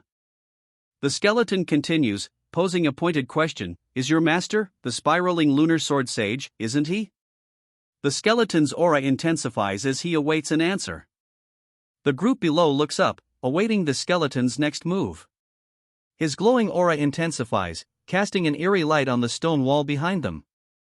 A voice booms out, declaring, your corruption has reached even the underworld, forcing him to reappear in the mortal realm once again. The speaker's robes billow, hinting at their imposing presence. The booming voice continues, commanding, so pay him your full respect. A pregnant pause follows the command. A voice echoes, filled with regret, it is all my fault. His regret hangs heavy as he admits, my shortcomings have caused the current Manhwa sect to become this tarnished. Therefore, I shall straighten them out myself. He declares, a chilling resolve hardening his features. His skeletal face hardened, he vows to punish those drenched in wickedness that have tarnished the name of the Manhwa sect. With a surge of power, he prepares to move, the air around him crackling with energy. He moves with incredible speed. Enough of your bullshit, he roars, his face contorted in rage. Do you think we'll be tricked by some mere sorcery? He bellows, his teeth bared in a furious snarl. He warns, all of you, don't be fooled. That's not the spiraling lunar sword sage but rather a mere pile of bones. The skeletal figure, bathed in an eerie blue glow, grips the hilt of his sword. That bastard is mocking us right now, a voice booms. Then, a sinister hot echoes, confirming their suspicions. Despite the mocking laughter, a voice steels itself, declaring, even if that feeble monster were to be the real sword sage, we must not be afraid. Massive characters loom, dwarfing the figure below. The man's face contorts in fury, his red eyes burning as he bellows, did we not already obtain power far superior to his? The man continues, his words echoing with rage, whether it's the sword sage or an ascended, there's nothing to fear, he declares, a sinister grin spreading across his face. As expected, you really can't get things across with words alone. The man finishes, do as you wish, O sword sage. The sword sage moves in a blur, his blade a flash of light. The sword sage's skeletal face is a mask of cold determination as he advances.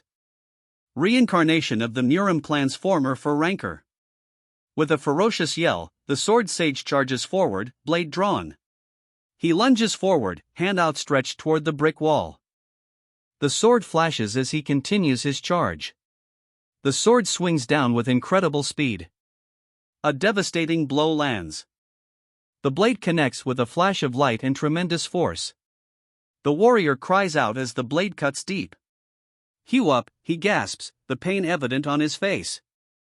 The skull-faced warrior's blade flashes, drawing a crimson line through the air. The skull-faced warrior unleashes another strike.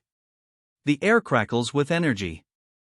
He roars, unleashing a barrage of energy. The energy explodes outward. The energy rips through him, and he cries out in pain. Gah! He is sent flying backwards, crashing through the air. As he flies backwards, he shouts, "You monstrous bastard!" The force of the impact sends him hurtling backwards even faster. The world blurs as he continues to be flung backwards. The impact rings out as he slams into something solid. "Aya!" he cries out, the force of the impact clearly taking its toll. The force sends both men flying in opposite directions. He remains suspended mid-air, a blinding light emanating from his blade. Stunned, he struggles to comprehend what he's seeing. This can't be. Even though they're all elders of the Manhwa sect. Even though they received powers from the sect, their defeat was swift and absolute. A thought bubble appears, the hero's mind racing. Is this? Sweat beads on his brow as the words, "the true power of," appear before him, hinting at a revelation. The sword sage, he wonders, the name hanging heavy with unspoken meaning. Now that everyone else is dead. A voice declares, the chilling words echoing through the scene. Grasping his sword tighter, he realizes, it's impossible to face him alone. Teeth bared in frustration, he realizes the power he received is still incomplete. The power of the demonic sect that Yom Sukcheon gave me is still incomplete. But there's no other choice. He steels himself, preparing for whatever comes next. He resolves to unleash his full potential. I must release all my powers. The man's eyes glow crimson as he unleashes his power. A dark energy swirls around him. A monstrous roar erupts as the unleashed power surges. Blasts of purple energy erupt from him, striking the figure before him. The attack continues, the purple energy engulfing everything. The energy subsides, leaving only the word Kiki hanging in the air. The lingering energy begins to spell out a word, Kiki. The word takes form as the figure roars, "I can feel my power surging." Power surges around him as he declares, "I have finally obtained it." The power coalesces around him as he proclaims, "The true power of the demonic beast." An eclipse forms, a dark orb ringed with ominous purple energy. His face contorted in a savage grin, the Demon King declares, "Now, there's nothing I fear." His eyes narrowed, the Demon King spits out a name with venom, "You Shinwon, you bastard." The Demon King stands with his arms crossed, radiating an aura of simmering rage. And the ominous word hangs in the air, as a surge of energy erupts. The Demon King transforms, his body now a spectral skeleton wreathed in ethereal flames. Even the sword sage, the words boom out, revealing the scope of his power. "I shall vanquish you bastards," he declares, his words laced with venom. His eyes glow with menacing red light as he prepares to unleash his power. The Demon King unleashes his attack, declaring, "So not even a trace of you is left." The Demon King descends, his monstrous features contorted in a furious snarl. Purple flames engulf him as he closes in. The Demon King's power surges, a blinding wave of energy erupting from him. The power intensifies, a deafening roar accompanying the blinding light. The energy explodes outwards, accompanied by a guttural roar. The light fades, revealing a skeletal figure in traditional robes. The skeletal figure stands, clad in traditional robes. Spiraling lunar flashes brightly. The skeletal figure's eyes glow with an eerie light. A surge of power erupts, marked by a stark exclamation. The power coalesces into a declaration, "God Sword." The God Sword descends. The God Sword streaks down, a blinding light against the backdrop of celestial bodies. The God Sword hurtles downwards, leaving trails of light in its wake. The God Sword slams into its target with devastating force. The impact reverberates outwards, a shockwave of energy exploding from the point of contact. The world distorts around the target as the impact registers. The target's face is revealed, a skull-like visage emerges from the blinding light. A deafening PAK echoes as the attack lands. He cries out as the energy rips through him. "Aaaah," he screams, the force of the blow sending him reeling. The force of the attack sends him hurtling backwards. He flies backwards, a trail of light marking his violent trajectory. The force continues to send him flying. He slams into a barrier of pure energy. A massive, luminous barrier erupts, stopping him dead in his tracks with a resounding thud. The force of the impact sends a shockwave rippling outwards. A voice trails off, cut short by the sudden barrier. The elder's expression hardens, his eyes narrowing as he stares intently ahead. "Ah, so this is." The elder mutters, his gaze fixed on something ahead. "The true sword of Mount Huang." He murmurs, recognizing the power before him. The elder lies defeated, blood splattered on the stone. A skeletal figure now draws its sword. Now. The skeletal figure begins. He looms over the fallen elder, his boot mere inches from her outstretched hand. The skeletal figure continues, a chilling question hanging in the air. "It seems there's only one bastard left?" His gaze hardens, a sinister glint in his eyes. A cruel smile spreads across his face, the sinister glint in his eyes now unmistakable. He takes a step forward. A spiral staircase ascends into the dimly lit unknown. A foot lands heavily, the sound echoing in the confined space. He pauses at the top of the stairs, his expression unreadable in the dim light. His gaze hardens, a flicker of determination in his eyes. A wave of purple energy washes over the room as he stares ahead. An immense demonic key emanates from somewhere nearby. A blade flashes as he realizes, so he's here. A blue energy cuts through the air. The ground shatters from the impact. A pained shout echoes through the scene. A voice booms out, declaring, "You're late." The figure stands amidst swirling dust, drawing his sword with a steely gaze. The figure, wreathed in purple energy, declares, "I was waiting for you." The figure's expression hardens as he calls out, "Yu Xinwun." The figure continues, revealing he's been watching Yu Xinwun fight for a while now. The figure pauses, a single word hanging in the air, however. The figure's question hangs heavy in the air. "I wonder why you came up here without those skeletal monsters." He observes, deducing, based on that, it seems there is a limit on that sorcery used to dominate those skeletal monsters. A beat of stunned silence follows his deduction. A beat of stunned silence follows his deduction. His eyes widen as he recognizes the devices before him. Those are violent thunder bombs? "Why are those things there?" he asks, his suspicion growing. A voice responds, "You're quite insightful." "Well, I suppose I don't need to explain myself then." A looming threat hangs over the city. If you don't escape this city within 30 minutes. Giant, ominous orbs loom overhead. The city's impending doom feels unavoidable. The man's grim face fills the frame. "You along with everything else will disappear without a trace." He scoffs, confident in his victory. "No matter how good of a trickster you are, you won't be able to do anything about it." He lets out a sinister chuckle, a clear sign of his confidence. "Ka-keek." His sinister chuckle fades as he declares, "Now I'm the only one with the method to prolong your life." Extending a hand, he commands, "So repent all the wrongdoings you have done out of ignorance and follow the demon god." He continues, promising, "Only then will I overlook the atrocities you have commit," but a voice cuts him off, declaring, "Enough with the fucking nonsense." The demon god follower's face contorts in anger as he shouts. The interruption clearly throws him off, as he exclaims, "What?" His anger growing, the follower questions, "Why do these bastards try to sell their no-name gods whenever they're about to lose?"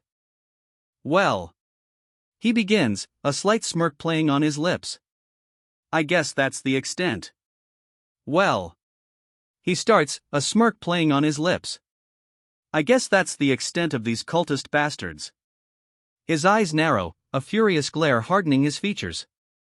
I'm not buying, you bastard, he roars. A pained Ga escapes him, teeth bared in frustration.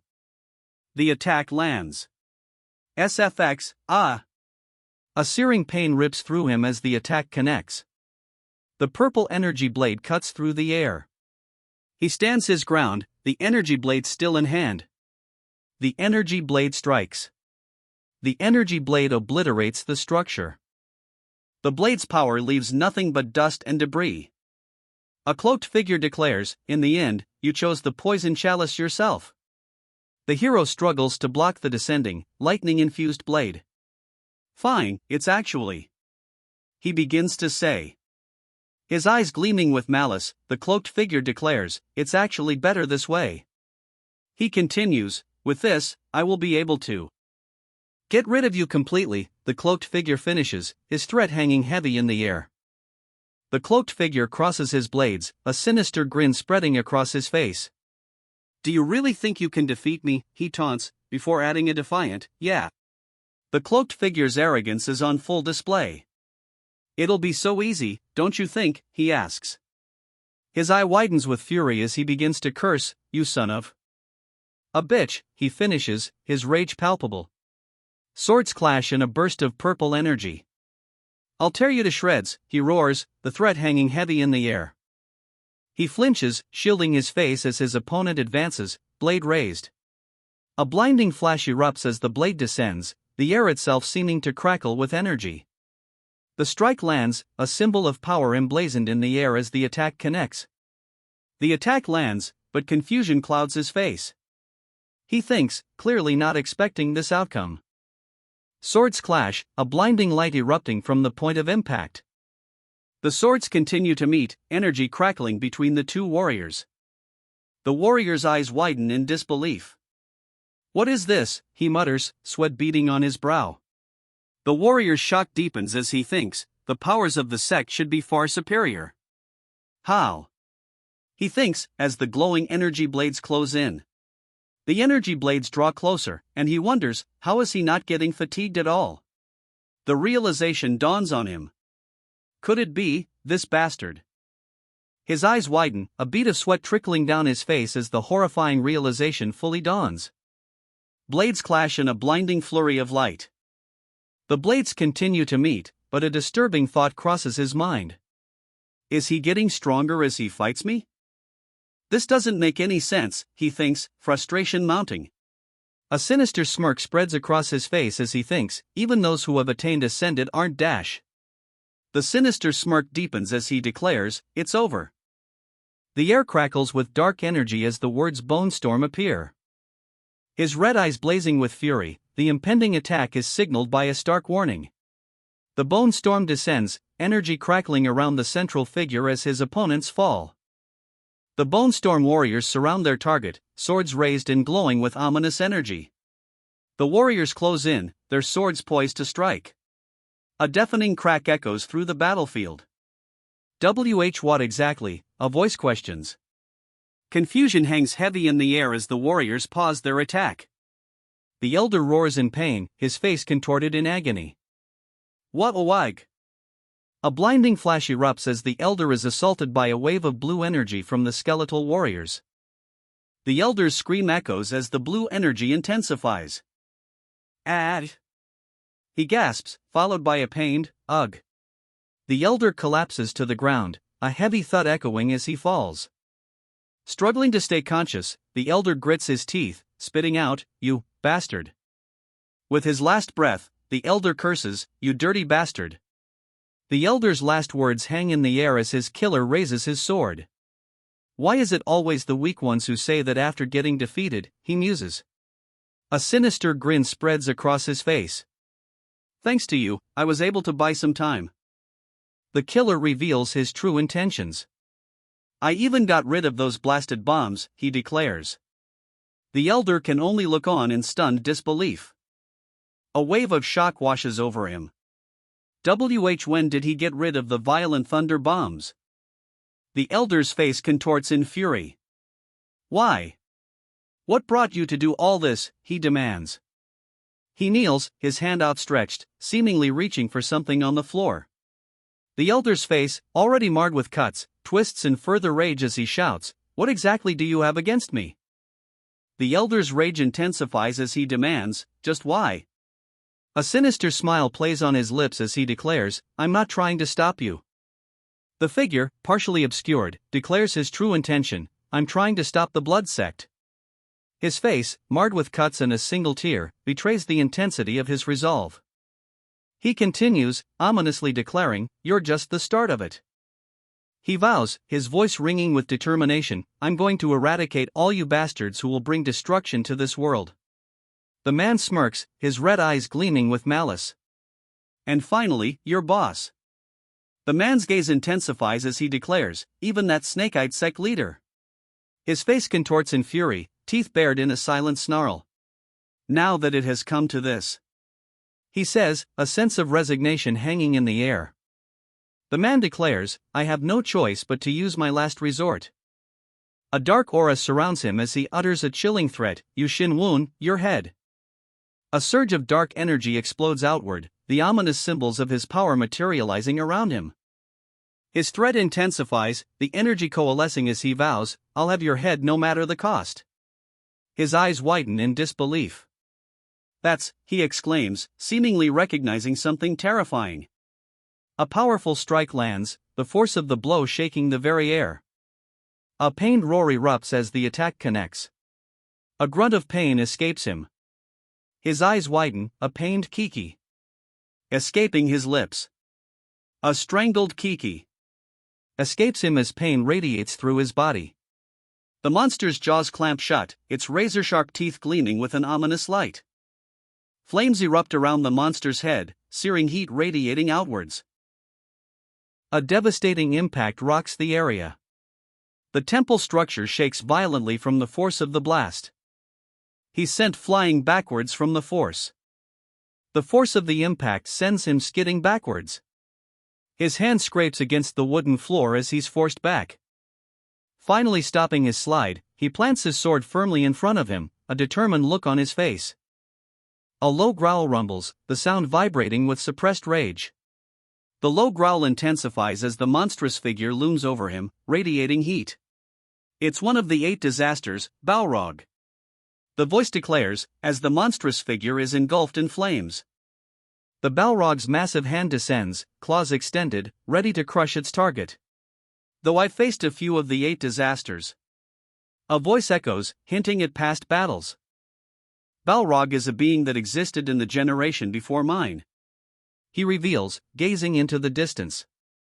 "I'm unfamiliar with the strategy used to defeat him aside from what I've read in a book," he admits, revealing his limited knowledge of the impending battle. Balrog looms, his glowing eyes piercing through the darkness. "To think I would face him here of all places," he muses, the reality of the battle setting in.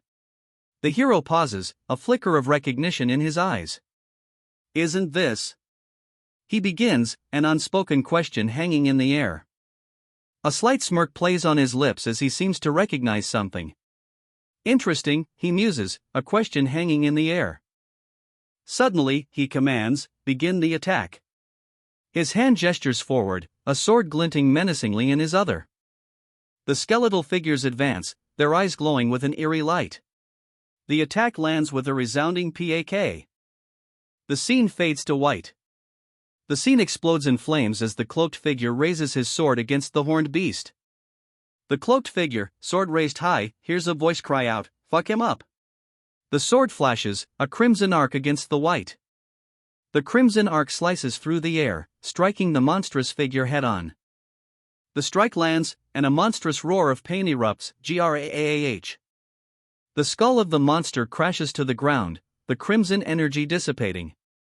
The monster reels, a pained groan escaping its lips. The monster collapses, defeated. A final, crushing blow shatters the monster.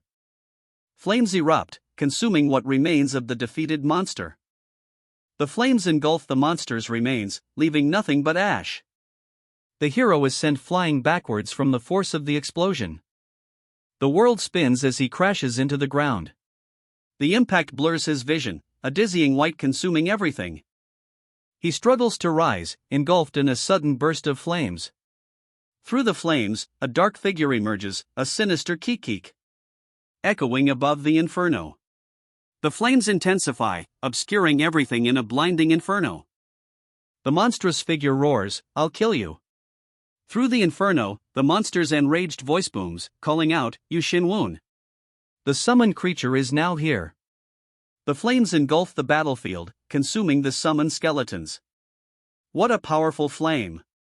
A voice echoes, filled with a sense of unease, "He's definitely different from those I've faced so far." A bead of sweat trickles down his face as he assesses the situation. The man remains still, his expression unreadable. He realizes, I won't be able to defeat him simply with the power of mana alone. Now, a surge of power erupts. I have no choice but to release all my powers. A complex magical circle flares to life beneath him as he grips his sword, preparing to unleash his full power. His eyes glow with an eerie red light as he prepares to unleash his devastating power. His power surges, manifesting as a demonic visage and a spectral skull. The demonic power manifests, swirling around him like thorny vines. The power coalesces into a glowing circle beneath him, summoning 3 figures to his side. Sweat drips from his brow as he grits his teeth, struggling against the surge of power. "Ugh," he groans, clearly strained by the effort. Suddenly, a booming voice erupts, "Divine spirits and rightful people." With his hand outstretched, a surge of red energy erupts from the ancient runes. A surge of power explodes outward, the red energy crackling intensely. The red energy intensifies, bathing the assembled figures in its crimson glow. Bathed in the crimson light, the creature commands, "I command you now." The creature's sinister smile widens as he declares, "It's time for an all-out attack." With a deafening shout, the creature commands, "Go." The onslaught begins. Monstrous figures descend upon the defenders. Reincarnation of the Murim clan's former rancor. Chapter 79. Gra-ah. The dragon roars, its fiery breath engulfing everything. The dragon's fiery breath continues to engulf everything in its path. Sweat beads on his brow as he realizes, I casted a spell that increases fire resistance and used up far more mana than necessary. The situation grows dire as a voice echoes, if we're defeated here, it might be the end. The flaming beast looms over them, its massive form radiating intense heat as it prepares to strike. A single tear streaks down his face as the sound of impact reverberates. I can only hope they'll fight with all their strength since this is a matter of life or death. He thinks, a silent prayer escaping his lips. His eyes widen in shock as he sees the looming figure of a golem wreathed in blue flames. An exclamation escapes him. "Old man," he utters, staring at the figure now revealed to be a skull engulfed in blue flames. Sweat beads on his face as he stares intently, a flicker of disbelief in his eyes. "I'm fine, old man," he declares, his voice echoing in the space. "Well then, we should go too," he declares, gripping his sword tightly. His resolve hardens, to destroy that monster. A determined grin spreads across his face as he descends into the fray, surrounded by ethereal blue flames. He lunges forward, a skull mask now covering his face, his eyes burning with blue light. A resounding impact shakes the ground. A blinding flash erupts. The hero is caught in the explosion, but another monster lunges forward amidst the chaos. The monster's blade, crackling with blue energy, hurtles toward the hero. The blade strikes, the hero's vision consumed by a blinding purple light. His fangs bared, the monster unleashes another blast of energy. Good, he snarls, his fangs bared in a manic grin. The monster declares, "Everyone." Everyone is fighting well, the monster roars, his words echoing with unsettling approval. If we continue to push him like this. The thought hangs in the air, unfinished. With a final, desperate lunge, he brings his blade down upon the fiery beast. Hope flickers in his eyes as he realizes, we might have a chance to win. But then, a sudden wave of uncertainty washes over him. A monstrous roar erupts, shaking the very air around them. Rorea. The sound echoes ominously. Gah! The monstrous roar intensifies, a wave of heat radiating outwards. The monstrous roar rips through the air, the force of it a visible wave of heat and power. The monstrous roar erupts, a wave of pure fire exploding outwards from the demon. The explosion of fire consumes everything in its path. The fire engulfs everything, and a pained ugh echoes through the inferno. A choked gasp escapes him, the sound barely audible over the roaring flames. Cuck! His eyes widen in disbelief as he clutches his sword. This can't be. The scene fades to white. The monster unleashes a devastating attack, declaring, "I drew out all my powers and launched an all-out attack. But I still couldn't defeat him," the monster admits, the aftermath of his attack revealing fallen figures amidst the flames. "Defeat him," the monster cries out, his words hanging in the air, unanswered. Despite the overwhelming odds, the monster roars, "But I can't give up now." Despite his defiant words, a trickle of sweat betrays the monster's mounting fear. Despite the sweat trickling down his face, the monster declares, "I'll wager everything, and fight to the end." Suddenly, a system notification appears: hidden condition unbending will has been satisfied. The system then announces, the information of the hidden quest one who chases chaos has been updated. The system chimes again, this time announcing that the hidden quest one who chases chaos has finished calibrating, achieving an EX grade. The system updates the hidden quest one who chases chaos, clarifying that the condition to complete it now requires defeating the 8 disasters, and something else. The system announces that the title Chaos Pursuer is automatically equipped.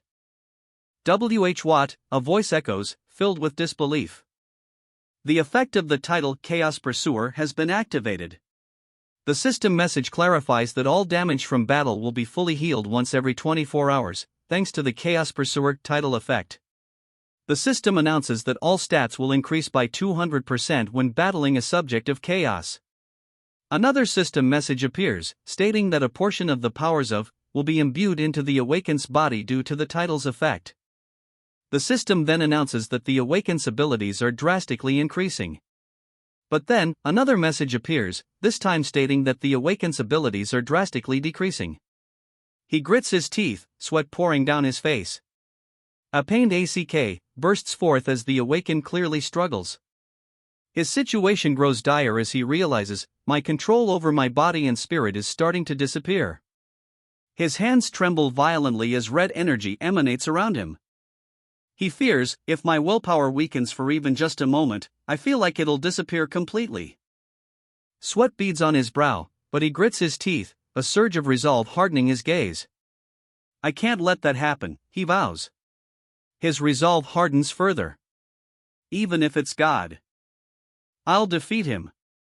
A surge of energy emanates from him, the air crackling with power.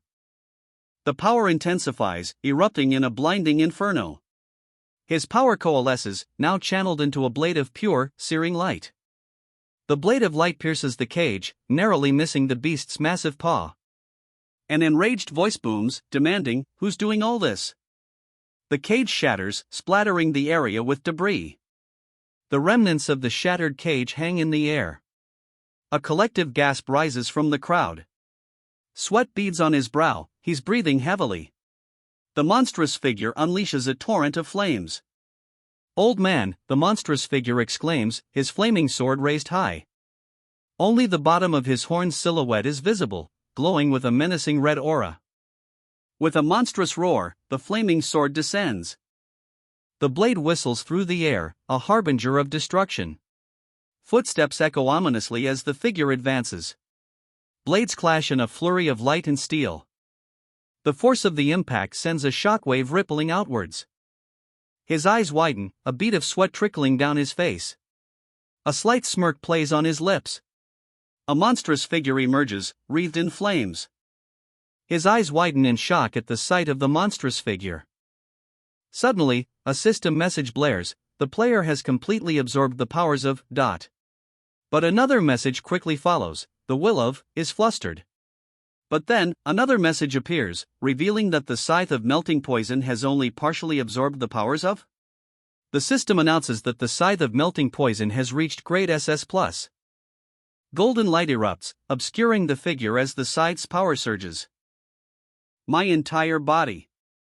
A voice echoes, as light emanates from outstretched hands. Feels as if it's been revitalized, he exclaims, a surge of power coursing through him. All of my energies fused together, he declares, a blinding golden light erupting around him. His eyes widen, a bead of sweat trickling down his face as he stares at his outstretched hands. My mana, inner key within my key center, and natural power are all harmonizing to give me strength, he exclaims, sweat beading on his brow. These three energies had been unable to fuse due to their repulsion.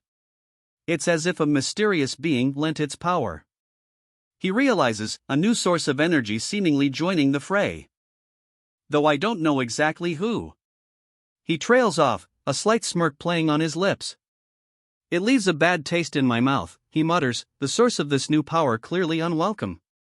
Despite his reservations, he draws his sword, an unsettling smirk spreading across his face as golden light flares around him. But, for now, I'll put it to good use, he declares, his resolve hardening. A monstrous roar erupts as the creature unleashes its power. The monstrous creature unleashes a torrent of fiery energy. He braces for the devastating attack.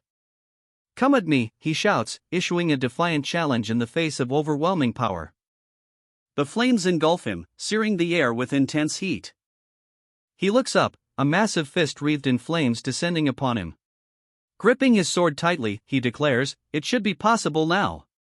Lightning crackles around him as a sinister smile spreads across his face.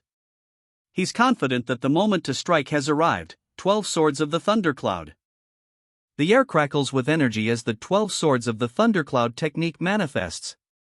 The scythe of melting poison descends, crackling with dangerous energy. His face contorted into a sinister grin, the scythe of melting poison poised to strike. Fusion technique, he announces, the scythe crackling with even more power. The monster's maw opens, revealing a swirling vortex of fire within. The scythe descends, crackling with energy as it heads towards the monster's open maw. But a question hangs in the air, will it connect? Flowing stream of cruel poison. The attack is unleashed. The flowing stream of cruel poison surges forward, crackling with ominous energy. The poison attack erupts in a fiery explosion. The explosion rips through the landscape, the monster's form barely visible amidst the chaos. Amidst the fiery aftermath, a monstrous hand remains, its red claws gleaming ominously. Through the smoke and fire, a single, menacing eye pierces the haze. A deafening silence follows, punctuated only by the ominous. A monstrous roar erupts, shaking the very air. Ga-ah-ah. With a swift motion, he raises his sword to meet the monstrous beast head-on. The clash of steel rings out as the hero's sword meets the monster's attack. The monster recoils, a pained UGH. Escaping it. GAH, it cries out, clearly injured. The monster roars in pain, a deafening ga erupting from its maw. The monster is sent flying backwards. Ah! ACK, the monster cries out as it is blasted away. With the monster reeling, the hero stands his ground, his golden sword gleaming. The hero's thoughts are revealed, this is exhilarating. The hero's inner thoughts reveal his excitement. Now, then. The hero seems ready to act. His eyes narrow, a focused intensity burning within them. The hero considers his next move. What should I try this time, he wonders aloud. He declares, white wishes, as a surge of golden energy erupts around him. The golden energy intensifies, accompanied by a resounding qua. The light intensifies further. The golden energy now surrounds a skeletal figure. He reaches out, the golden energy swirling around him. The golden energy intensifies as it envelopes the skeletal figure. The golden energy continues to surge, now radiating intensely from his entire form. The golden energy explodes outward, accompanied by indecipherable symbols. The golden energy intensifies, now emanating from his very bones. His eyes glow with an eerie light. The golden energy continues to blaze, enveloping his armor. The transformation completes. A monstrous figure, wreathed in golden flames, now towers over the battlefield. The transformed warriors loom over the battlefield. The powers of some unknown entity are now being imbued into the summons. The summons are being empowered, their status increased, and their very state altered by the unseen force. Ugh! The summons groan as the unknown power continues to surge through them. The surge of power becomes almost unbearable, and one of the summons cries out, "Ack!" The summons are confronted by a monstrous figure engulfed in flames. Are you trembling? You must be feeling fear. The being booms.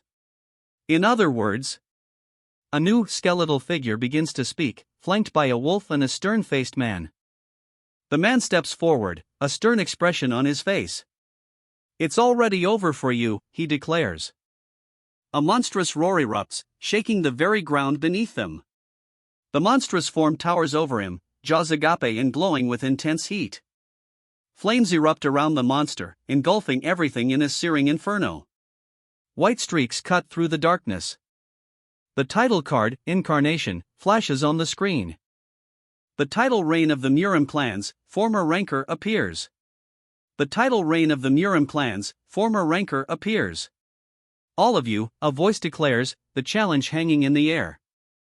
The command rings out, attack. A monstrous figure looms, ready to strike. The monstrous figure lunges, claws extended, ready to tear into its prey. The monster's attack lands, creating a deafening impact. A ring of fire erupts around the monster as its opponents converge, weapons drawn. The monster's claw descends, striking with brutal force. The monster's attack connects, the force of the blow sending its target reeling. The monster roars, the force of its attack creating a shockwave. The monster's attack continues, blurring the scene. The hero is sent flying backwards by the monster's relentless assault. The monster unleashes a fiery blast. A second monster joins the fray, lunging forward with claws bared. Amidst the fiery blast, another figure leaps into action. A monstrous roar erupts. A wave of disbelief washes over someone as the monstrous form spews forth flames. The flames intensify, engulfing everything in a blazing inferno. The monstrous form looms, its shadow stretching over the patterned floor. A surge of power erupts. The figure raises his sword, a torrent of blue energy erupting around him. The energy intensifies, enveloping everything in a blinding light. The light consumes everything. A surge of energy explodes outward. From within the blinding light, a skull-like mask emerges, its eyes glowing with an eerie blue light. A blinding blue light slashes through the air. The blue light intensifies, cutting through the air with brutal force. Balrog, a voice booms. A monstrous face, wreathed in fire and shadow, fills the view. A voice echoes, commanding, "Wait for me." A sinister smile creeps across his face as he utters a chilling threat, "Wait for your friends in hell." The beast lunges, its massive jaws snapping shut amidst a flurry of blue energy. The beast's attack shatters the barrier, sending shards of blue energy flying. The beast's massive arm crashes through, obliterating the remaining energy. The beast's claw descends, obliterating the last vestiges of the barrier. With the barrier shattered, a system message appears, "You have eliminated the disaster Balrog." With the Balrog defeated, a system message confirms he's obtained a superior mana stone as a reward. Furthermore, his experience has reached its maximum. He leveled up, reaching level 81. The system announced that his necromancy attribute and skeleton mastery skill had both reached rank SS+. The system then announces that the number of familiars he can summon simultaneously has increased to 130. Furthermore, a new summon has been added to the possessed familiars, and new skills, Execution Knight and Dullahan Mastery, have been unlocked, along with the skill Undead Infection. The system continues to shower him with rewards. New skills, Domain of Nightmare, Soul Obedience, Grabheart, and Chaos Storm have been unlocked. Furthermore, he obtains the 6 Soul Banner and the Black Demonic Flame Longsword as first clear rewards. The system bestows upon him the title Demon King Slayer for the first time. A fierce clash erupts. The newly titled Demon King Slayer faces 2 opponents simultaneously. His hand glows with power. The power intensifies, a blinding golden light erupting. The light subsides, and he lets out a breath. Phew! He admits, "I'm feeling extremely fatigued now that the power has dissipated." Though fatigued, he clenches his fist, a faint golden light emanating from it. He walks forward, now questioning, does it mean it's only going to lend its powers when I'm fighting against the 8 disasters? Continuing forward, he wonders aloud, does it mean it's only going to lend its powers when I'm fighting against the 8 disasters? His expression tightens, a bead of sweat forming on his brow. All of this just leaves me with more questions. Suddenly, a massive beast looms over him, jaws snapping shut. Ugh. Let's think about this later. He manages to say, the massive beast looming ever closer. For now. He thinks, a moment of respite before the inevitable. With a resounding thud, he plants his foot firmly on the fallen beast. Sword in hand, he prepares to strike. His hand reaches out, a sinister grin spreading across his face. Flames engulf the traditional buildings, consuming everything in a raging inferno. A piercing scream echoes through the inferno. Kaya-iya. A desperate plea cuts through the chaos. Save me. His face contorted in terror, the man reaches out, a red blade slicing through the air. A furious command erupts, kill every last one of them. The order rings out, kill every last one of them. A scene of carnage unfolds, the buildings ablaze around them. A brutal strike lands, the force of the blow evident in the man's enraged expression. The blade connects, a crimson arc slicing through the air. The sword finds its mark, severing the man's head in a swift, brutal motion. A desperate plea echoes, spare me. Ugh, he cries out, his face contorted in pain. Frustration mounts as he exclaims, damn it, is it still not done? By now, there should have been a signal from the commander that the installation was complete, he thinks, as he kicks an opponent to the ground amidst the burning building. The commander's thoughts are interrupted as an opponent strikes from behind. Something have happened inside, he wonders. He whirls around, a look of disbelief on his face. He exclaims, seeing the fallen figure before him. Something have happened inside, he wonders. His eyes widen in alarm, 3 exclamation points punctuating his shock. The town is engulfed in flames. Amidst the inferno, a figure stands, sword raised. Damn, even the embroidered uniform guards, he thinks, facing a wall of enemies. One already lies defeated at his feet. Facing a seemingly endless wall of embroidered uniform guards, he thinks, damn, even the embroidered uniform guards. One already lies defeated at his feet. A voice booms, trying to rally the guards, stay calm. Our numbers are greater. The protagonist grits his teeth, his expression a mask of determination as he prepares for the onslaught. He grips his sword tightly, ready to face whatever comes next. His eyes widen in disbelief as he stares down at something below. The hero realizes, even the embroidered uniform guards won't be able to. The hero's eyes widen further as the attack descends, the sound of impact echoing. The enemy's blade descends, striking with immense force. He utters, the blade inches from his face.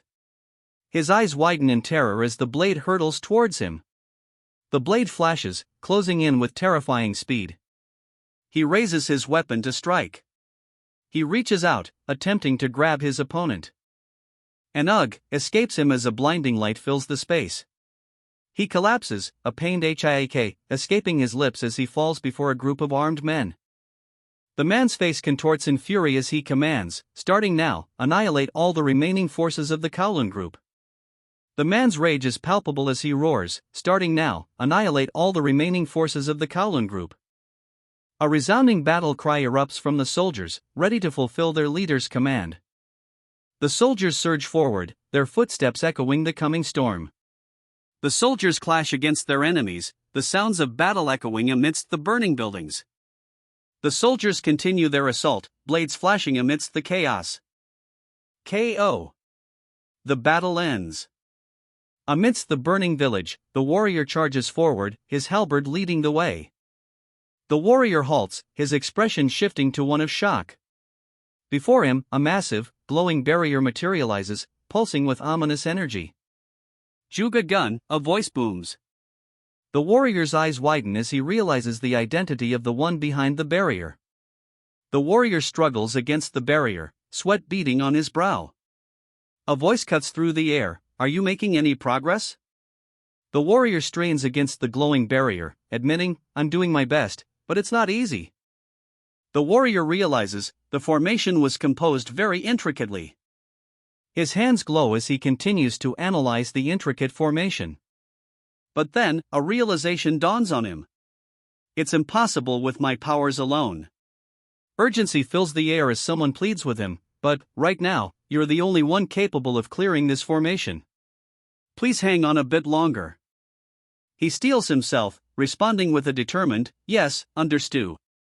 Sweat beads on his brow as he struggles to maintain consciousness. His vision blurs, and a disoriented "huh" escapes his lips. A confused "huh" escapes him as he finds himself facing a new opponent. A surge of power erupts, shaking the very ground beneath him. His eyes widen, a visible shock registering on his face. A golden light erupts, filling the space. The light intensifies, revealing the characters for evil. Dodge! A desperate warning rings out as the figure is sent flying. SFX, quack! The warning comes too late, a massive explosion engulfs the palace. The palace vanishes in a flash of white. Amidst the fading light, a voice cries out, "What exactly?" The guards stare in disbelief at the vanished palace. The guards, wide-eyed, exclaim, "Dear heavens!" as they witness the impossible. Smoke billows into the darkened sky where the palace once stood. Amidst the inferno, a stunned voice echoes the question on everyone's mind, what just happened? The warrior stands poised on the cliff's edge, his spear aimed directly at his fleeing target. He pauses, a pregnant silence hanging in the air as he considers his next move. Thank you. I survived thanks to you. The voice stutters, expressing gratitude. The man's eyes widen in disbelief. What? He exclaims, clearly taken aback by something. This is... The man begins, seemingly about to reveal a shocking truth. Where the Kowloon group was located. The man finishes, revealing the desolate landscape before them. An order rings out across the desolate landscape, search thoroughly. The leader's voice booms out, demanding, we must confirm whether that bastard is still alive. He pauses, his gaze fixed on the horizon. This smell, the explosion. He mutters, recognition dawning. He recognizes the scent. They're definitely traces of gunpowder. He realizes. His eyes widen slightly as a thought strikes him. Could it be the violent thunder bomb, he wonders. The text confirms his fears. The violet thunder bombs were definitely sealed within the treasury of the imperial palace due to being highly dangerous. His hand grips the fabric tightly. SFX, quack. Could there? He wonders, a terrifying thought beginning to form. Be possible, he finishes, the terrifying thought now fully formed. Could there be a traitor in the imperial palace? He exclaims, the revelation hitting him hard. The man is found. We found him, the voice booms, confirming the protagonist's worst fears. Based on the size of the skeleton as well as the traces of clothing. The analysis begins, the words hanging heavy in the air. The skeletal remains lie amongst the rubble. Along with the Black Heaven sword. The analysis continues, the implications chilling. The Black Heaven sword lies discarded amidst the debris, a dark stain marking where the body once stood. A voice declares, this is definitely Yon Sukcheon. Silence hangs heavy as Yon Sukcheon stands revealed, surrounded by his men. The voice continues, stating, this isn't a corpse that was simply burnt by the explosion. The camera focuses on a sword standing upright near a charred hand. There are some visible traces of battle on the corpse, the voice reveals. The man's intense gaze pierces through the shadows as he declares, in other words, someone broke through the formation and dealt with Yon Sukcheon before us. The man utters a name, Zhaliang. The man's eyes widen in shock, 2 exclamation points appearing in his speech bubble. He asks, are you injured anywhere? The man's shock turns to anger as he shouts, why so, you? Despite the man's anger, Waiso casually places a hand on his shoulder, a knowing smirk on his face. And, what will he do next? Waiso's expression hardens, his gaze now fixed and intense. Waiso utters a name, his voice laced with a barely contained fury, Yu Shinwon. The following day dawns, promising a new chapter in their journey. The city sprawls before them, a network of canals and traditional buildings nestled within high walls. But their arrival is overshadowed by a stark declaration: the entirety of Zhujiang fell into chaos. The Kowloon group, a prominent part of the Chaos sect, had controlled Zhujiang for decades. For decades, the Kowloon group, a significant arm of the Chaos sect, held dominion over Zhujiang. That control was annihilated by Yu Zhaliang and the embroidered uniform guard. Now, the embroidered uniform guards face a grim man with a scar across his eye. The scarred man prepares to unleash a wave of purple energy. Their crimes? Distribution of drugs and human trafficking. The emperor grew furious over the atrocities of the Kowloon. The Kowloon were a group who committed heinous crimes throughout the Central Plains. Before his assembled court, the emperor holds up a decree. And he decided to. His decree declared that he would set things right, even if it already seemed too late. He roars, his face contorted in fury. He commands, arrest all those associated with these unpardonable atrocities and put them to death. He finishes, his command ringing with absolute authority. Zhujiang had fallen into a vortex of chaos on the orders of the emperor. Whether they would survive this ordeal remained to be seen. Large or small, the Manhwa sect of the Chaos sect, with connections to the Kowloon group. The monk raises his sword high above his head, ready to strike. Two figures, bound together, await their fate. Order sects associated with the Murem Union were also targeted. Afterward, the emperor commanded. The emperor then ordered the establishment of an organization to manage the martial artists of Zhujiang. The city of Zhujiang, with its towering pagoda and bustling waterways, was now under new management, by order of the emperor. The waterways of Zhujiang are calm, boats drifting lazily under the watchful eyes of the new organization. Alongside, whispers spread that the Baekun Commission clan would be at the heart of it all. He gazes out over the city, the setting sun painting the sky in fiery hues. The Baekun Commission clan's influence looms large. Was Yu Shinwon. Yu Shinwon's gaze hardens, a subtle shift in his expression hinting at resolve. He was rising as the new reincarnation of the Murem clan's former rancor. The story continues in Chapter 82. The story continues in Chapter 82. The story continues in Chapter 82. Chapter 82 begins with a glowing, intricate seal. The seal shatters. From the shattered remains, a brilliant blue flame erupts. The blue flames engulf the area. 7 blue flames now surround the object. The flames reveal the words: 3 days ago, the Kowloon group was annihilated by the Azure Dragon Sword, Yu Zhaliang. The object also reveals that Commander Li is the military director of the Blood Sect. Furthermore, there are barely any survivors under Commander Tay. The flames also reveal that he escaped from Hangzhou and returned to the sect. And after the spies were deployed, it was confirmed that Commander Tay was killed. The news hits hard. I just can't comprehend it. A voice echoes, disbelief hanging heavy in the air amidst the ethereal glow. The speaker continues, stating that even if Yu Zhaliang were at his peak, Commander Tay should have been able to escape the emergency if he had used the power of the blessing. The ethereal glow intensifies, revealing the name, Commander Jian. Continuing his explanation, the speaker reveals that his suspicions were confirmed after his investigation. It was confirmed there were no traces of the blessing being used on the bodies of his subordinates. The speaker continues, theorizing that Commander Gon may have concealed the blessing's power to protect the sect's identity. Identity of the sect might be revealed. The speaker then adds with a hint of disdain, seems that fool did at least one thing right before he died.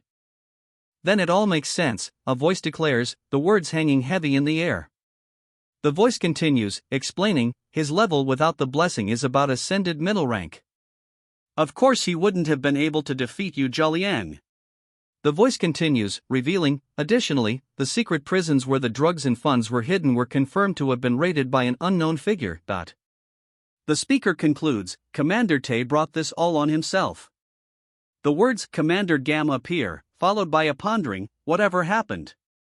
The voice continues, lamenting, to think he would commit a foolish act that set back the great will of the sect. But a voice interjects, declaring, it's too soon to say the great will of the sect has been hindered. The voice elaborates that with the Kowloon group's destruction, the hostility between the Chaos sect and the Muren Union is at its peak. Though silent due to the enraged emperor, the voice warns they are like a volcano waiting to erupt. The voice reveals a dangerous proposition: if we were to create an event that would cause it to erupt, we could accelerate the predicted war between order and chaos. The idea hangs in the air, punctuated by a stark visual of double exclamation points. The agreement is sealed with a simple, chilling affirmation, that makes sense. The plan takes shape, we shall try to plan the event that will instigate the conflict. But another voice objects, questioning, what about the Azure Dragon sword? Are you going to leave that bastard who dared to point his sword at the sect alone? The question hangs heavy in the air, what about the Azure Dragon sword? Are you going to leave that bastard who dared to point his sword at the sect alone? A confident voice assures, don't worry about it. The death of the Azure Dragon sword is included in my plans. Another responds, then I can rest assured. However, a new warning emerges, there is one more person we have to watch out for. The question hangs in the air, who are you talking about? The answer arrives, naming a new threat, it's Yu Xinwun of the Baekun Commission clan. A swirling, ethereal energy fills the space, hinting at the power this new adversary might possess. A contemplative HM echoes as the focus shifts to the swirling energy. The swirling energy coalesces, forming the words, Yu Xinwun of the Baekun Commission clan. The man, revealed to be Yu Xinwun, maintains a subtle, knowing smile. Yu Xinwun stands with his arms crossed, an air of quiet confidence surrounding him. Wow, a voice exclaims, clearly impressed by something unseen. The view opens onto a lush, vibrant landscape, the source of the exclamation now apparent. A close-up of lush green foliage dominates the view. All the land that crumbled due to the landslide became fertile, a voice declares. The speaker continues, predicting, whatever is planted on these lands will yield a good harvest. Yes, you're right, the man exclaims, agreeing with the previous statement. Stunned, the man struggles to speak, stammering, this can't be. A question hangs in the air, the silence heavy with uncertainty. He recalls, just a few days prior, this land was filled with boulders and piles of dirt. Then, a new question arises, how did this? A man approaches, clasping his hands together, and asks, gee good sir. What do you think about selling this land you bought back to me? The protagonist replies with a simple question, why should I? The man stammers, well, farming itself is an arduous task. And I would buy this kind of land at double the price, so wouldn't it be better to have a large profit? The protagonist's lips curl into a slight smirk as he counters, what if I don't want to? The man pleads, good sir. Please reconsider. The previous landowners are currently pressuring me to return this land. He continues, desperation creeping into his voice, if I fall out of their favor, it's over for a broker like me. The protagonist retorts, what about the time you sold this dirt cheap land to me at a much higher price? Your business is none of my concern. Turning away from the broker, the protagonist declares, let's go, Wang Sam. Wang Sam simply replies, okay. But before they can leave, a desperate cry rings out, good sir. Before dealing with the interruption, the protagonist orders, wait in the carriage. Before addressing the desperate cry, he tells his companion, I have some business to attend to first. The companion immediately asks, where are you going? The companion, clearly worried, immediately asks, are you going to buy heaps of farming tools again? He corrects her assumption. No, this time I'm going to obtain something different. He then warns that, it's just that the conversation might get a bit long. A slight smirk plays on his lips as he speaks of the potential length of their conversation. His eyes widen slightly, a bead of sweat trickling down his face. Perhaps he realizes the gravity of what he's implying. A speech bubble appears, simply displaying 2 question marks. Two simple question marks appear in a speech bubble. What did he just imply? A strange sound echoes through the sterile hallway. The door swings open, revealing a man in a maroon robe. He stands silhouetted against a bright light. The man in the robe speaks, his words echoing in the hallway, "You've arrived." The man's eyes widen in surprise. An exclamation mark punctuates the air. The man in the robe looks down and says, "Welcome." The man in the robe finishes his greeting, "Welcome." The man in the robe bows deeply, his face etched with wrinkles. The man in the robe continues to bow deeply. A sinister smile creeps across his face. "It seems heavenly luck has made a way for me," he thinks, his sinister smile hinting at a hidden agenda. His sinister smile widens as he invites someone in, saying, "Come inside." His sinister smile still etched on his face, he reveals, "She is waiting for you." The man's words hang heavy in the air, "She is waiting for you." Beyond the closed doors, a soft light spills into the room. A barely audible sound escapes him as he turns towards the door. The doors slide open with a soft scraping sound.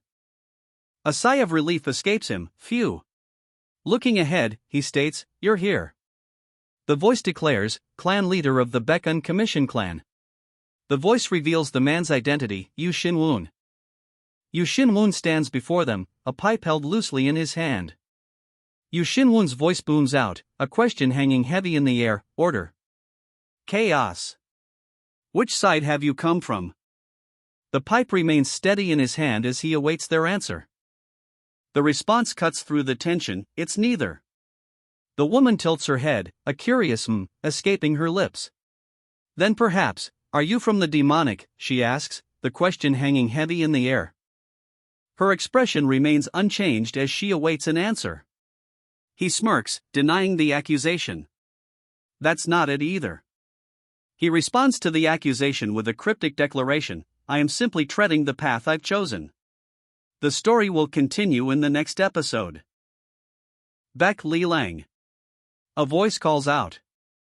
The figure is revealed to be the leader of the heroic Steel Alliance. The leader's spiky hair and determined gaze hint at the challenges to come. The leader of the heroic Steel Alliance senses something powerful. What immense energy! I'm simply standing before her. He thinks, yet he can sense the immense power emanating from the figure across the room. Suddenly, a sharp crack echoes, signaling a shift in the atmosphere. Her eyes glow an ominous red, piercing through the eerie atmosphere. He calmly raises a pipe to his lips, seemingly unfazed by the ominous atmosphere. The question hangs in the air, is this the power of someone who has reached the level of abyss? The focus shifts to a close-up of Baek Li Lang, as a voice narrates his legendary status. He created 2 of the strongest weapons among the 10 martial world weapons. The narration shifts to a different future, after the war against the Blood Sect began. The narration reveals a tragic twist: she created 5 new weapons before her death. But tragically, the tremendously powerful weapons fell into the hands of the enemy, which made this situation even more dire. For that reason, the figure begins to explain. The figure clasps his hands together, a distinct chuck sound echoing as he does. He declares, with a newfound resolve, "I have to bring the godmother to my side, no matter what."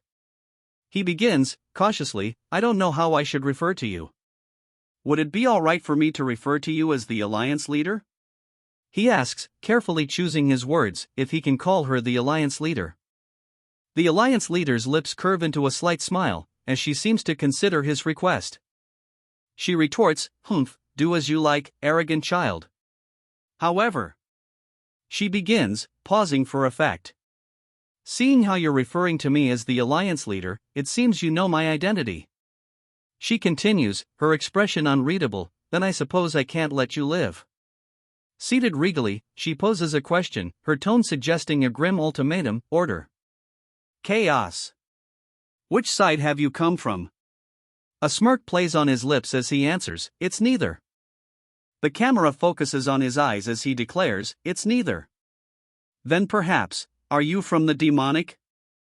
He dismisses the idea, replying, "That's not it either." The man's attire is shown, but his expression remains hidden, leaving his true identity a mystery.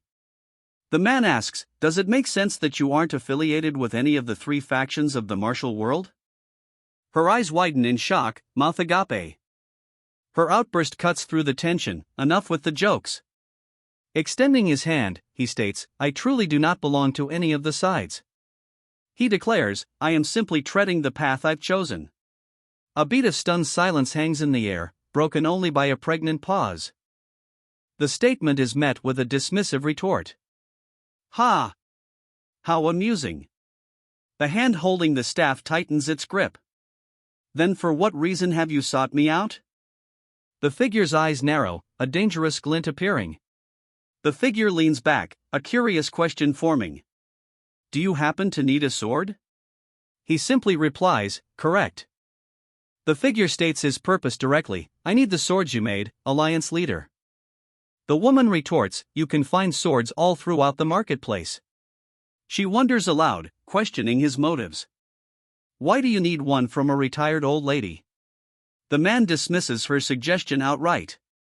Those won't do. The man speaks, his words carrying a heavy implication, the two swords you reveal to the world. He continues, making his intentions crystal clear, the demonic sword of the Black River and the divine sword of gathering clouds. I need those two swords. Her gaze remains fixed downward, her expression unreadable. A soft sigh escapes her lips as she reflects, I thought I would have developed an eye. Her thoughts continue, the weight of her disappointment evident, but in the end. Her somber reflection is interrupted as a man with piercing eyes appears, his expression unreadable. Her disappointment deepens as she reflects, he's just like the rest of them. The figure in red is asked, are you thinking of starting a war? A simple, cold confirmation answers, that's right. The figure's crimson eye gleams as they ask, against who? The question hangs in the air, unanswered. The answer comes, they call themselves the Blood Sect. And they have already seized half the country, with plans for the destruction of the world. The man continues, revealing more about the Blood Sect, they are also. The man is about to reveal something else about the Blood Sect, stating, they are also the culprits who sacrificed your son and his family. The revelation hits hard, leaving him stunned. He collapses to his knees, the weight of the revelation crushing him. His face contorts in anguish, sweat beading on his brow. A sharp, piercing pain shoots through his head. Ugh, he groans, the pain intensifying. Grasping the other man's robes, he grits out, you bastard. Enraged, he roars, you dare. Despite his rage, he tries to calm himself, muttering, let's calm down. Godmother. A hand extends, offering something, as a voice says, here. The recipient's expression is one of clear surprise, as she thinks. An annoyed humph escapes him. The scroll hits her hand with a light tap, and he turns his head away, clearly embarrassed. Sweat trickles down his face as he avoids eye contact. The scroll slides across the table. His eyes widen in shock. He smirks, his hand going to his throat as he exclaims, this is. Of course she would be shocked. A voice muses. The atrocities committed by the Blood Sect, which led to her son and his family's deaths, are written there. A bead of sweat trickles down her face as she stares at the scroll. Her expression is one of stunned disbelief. The scroll reveals the unthinkable, evidence of the criminals who killed my son and his family. It matches all the evidence I found, she exclaims, a glimmer of hope igniting within her. He stares down at her, questioning, is this all true? She responds, there's not a trace of falsehood. His voice rising with suspicion, he demands, and how do you know the name of the Blood Sect? Her eyes widen, and she shouts a response, her expression a mix of shock and defiance. She reveals the devastating truth, my father and younger brother were also killed by them. The woman reveals a shocking truth. I realized Yom Suk Shion was behind all this from the letter my brother had hidden. She continues, revealing, and I obtained that information from the basement of the Kowloon group after I had dealt with him. A low growl emanates from her throat. She reveals, in the past. I had searched madly for the reason my son and his wife died. She continues, after reading this document containing clear evidence. He states, I can rest a little easier now. Now. the disembodied voice finishes. I don't require a sword to cut down innocent people, he declares, his fist clenching. His expression hardening, he declares, I need one to protect the people precious to me. He continues, declaring, and if I have your swords, godmother. There won't be any more victims like us, she vows, her gaze resolute. They stand together, a question hanging in the air. A hand holds a brush, poised over a surface. Young child, the disembodied voice declares. The young child sits calmly, a pipe in hand. Even if you were able to take over half of Zhejiang. She begins, her words hanging heavy in the air. But, the child continues, cutting off the previous thought, do you really think you could defeat them when they've taken over half the country? The man before her admits, right now, it would be difficult. The child's voice rings out, laced with a hint of disappointment, as I thought, even you. Her eyes remain closed, the long pipe still held delicately to her lips. The child's words hang in the air, followed by a realization, so that's why. Her eyes snap open, a look of understanding washing over her face. But a question lingers, the implications of her realization hanging heavy in the air. I'm thinking of making. She begins, her words hanging in the balance. What plan is she formulating? His eyes narrow, a hint of a smile playing on his lips. He continues, revealing his plan, the remaining half of the. A horse-drawn carriage travels across a vast, open field under a bright, cloud-filled sky. Mountains rise in the distance. Inside the carriage, someone snores loudly. The sound of someone's loud snoring fills the carriage. The snoring continues, and the blue-haired man sits silently, holding a small flute. A scroll is held up. The flute is raised higher. His red eyes narrow. The text reveals, it's a flute that calls the. The text continues, revealing that the flute calls the spirit creature of the heroic Steel Alliance, the Dark Divine Hawk. You can use it if you need to contact us. He accepts the flute, offering a simple, thank you. The message continues, explaining that the godmother needs time to gather her thoughts. They will visit him later, in secrecy. He acknowledges the message with a simple, understood. Then I'll head back now. He pauses, hearing a shout. Wait. Her eyes widen slightly, a flicker of concern crossing her face as she calls out to him. The voice continues, let me ask you something. The man turns his head slightly, as the voice continues, did you also? The voice continues, inviting them to meet those beings of the immortal world. He exclaims, clearly surprised by the invitation. The protagonist hesitates, a speech bubble indicating he is still processing the invitation. Still processing the invitation, he lets out a small sigh. No, that can't be. He thinks, before quickly dismissing the notion. Never mind. The woman suddenly states, forget what I said. Forget what I said, she declares, leaving the man looking down, contemplative. Her words hang in the air as a new thought surfaces, immortal world. A new thought surfaces, she definitely said also. In other words, she begins, about to clarify the implications of her previous statement. The realization hits, Beck Li Lang must have encountered a being of the immortal world. His gaze hardens, a grim determination settling over his face. The hero recalls, then in my battle against. The hero recalls, then in my battle against Balrog. The hero wonders, could the mysterious being be related to what Beck Li Lang said? The hero's expression hardens as he contemplates the connection. He clenches his hand, frustration mounting. Nothing is clear. He thinks. He realizes, there are still many things left for me to figure out. He pauses, stroking his chin thoughtfully. He hums, lost in contemplation. Suddenly, an idea strikes him. A man yawns widely, covering his mouth. I accidentally fell asleep. He admits sheepishly. A voice then cuts through the air, sharp and direct. Are you awake now? Anyway, how much longer do we have to go? He asks, his expression a mix of weariness and impatience. We've nearly arrived at the Beckhun clan while you were asleep, a voice informs him. We're finally back. I'm looking forward to it already, he exclaims, a wide grin spreading across his face. The other man, hands clasped respectfully, pauses at his words. HM? Looking forward to what? He asks. A sudden realization dawns on the man. Did you forget? Today's the day for the party in celebration of the Baekhyun Commission clan's victory. Ah, right. He says, seemingly just remembering something. It was indeed the day of the banquet. The banquet hall is prepared with rows of tables set for the feast. Reincarnation of the Murim clan's former ranker. Chapter 84. Why aren't you letting us in? A voice demands from outside the building. The crowd's anger intensifies. Isn't this a clear sign of discrimination? One of them shouts, his face contorted with rage. The sentiment spreads like wildfire through the crowd. He's right, someone shouts, adding fuel to the already burning fire of their discontent.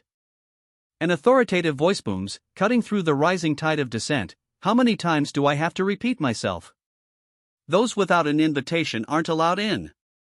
The crowd erupts in confusion.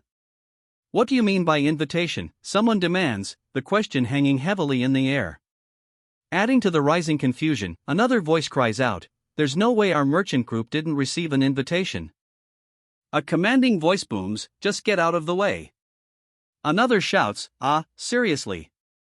Stop all this and head back now.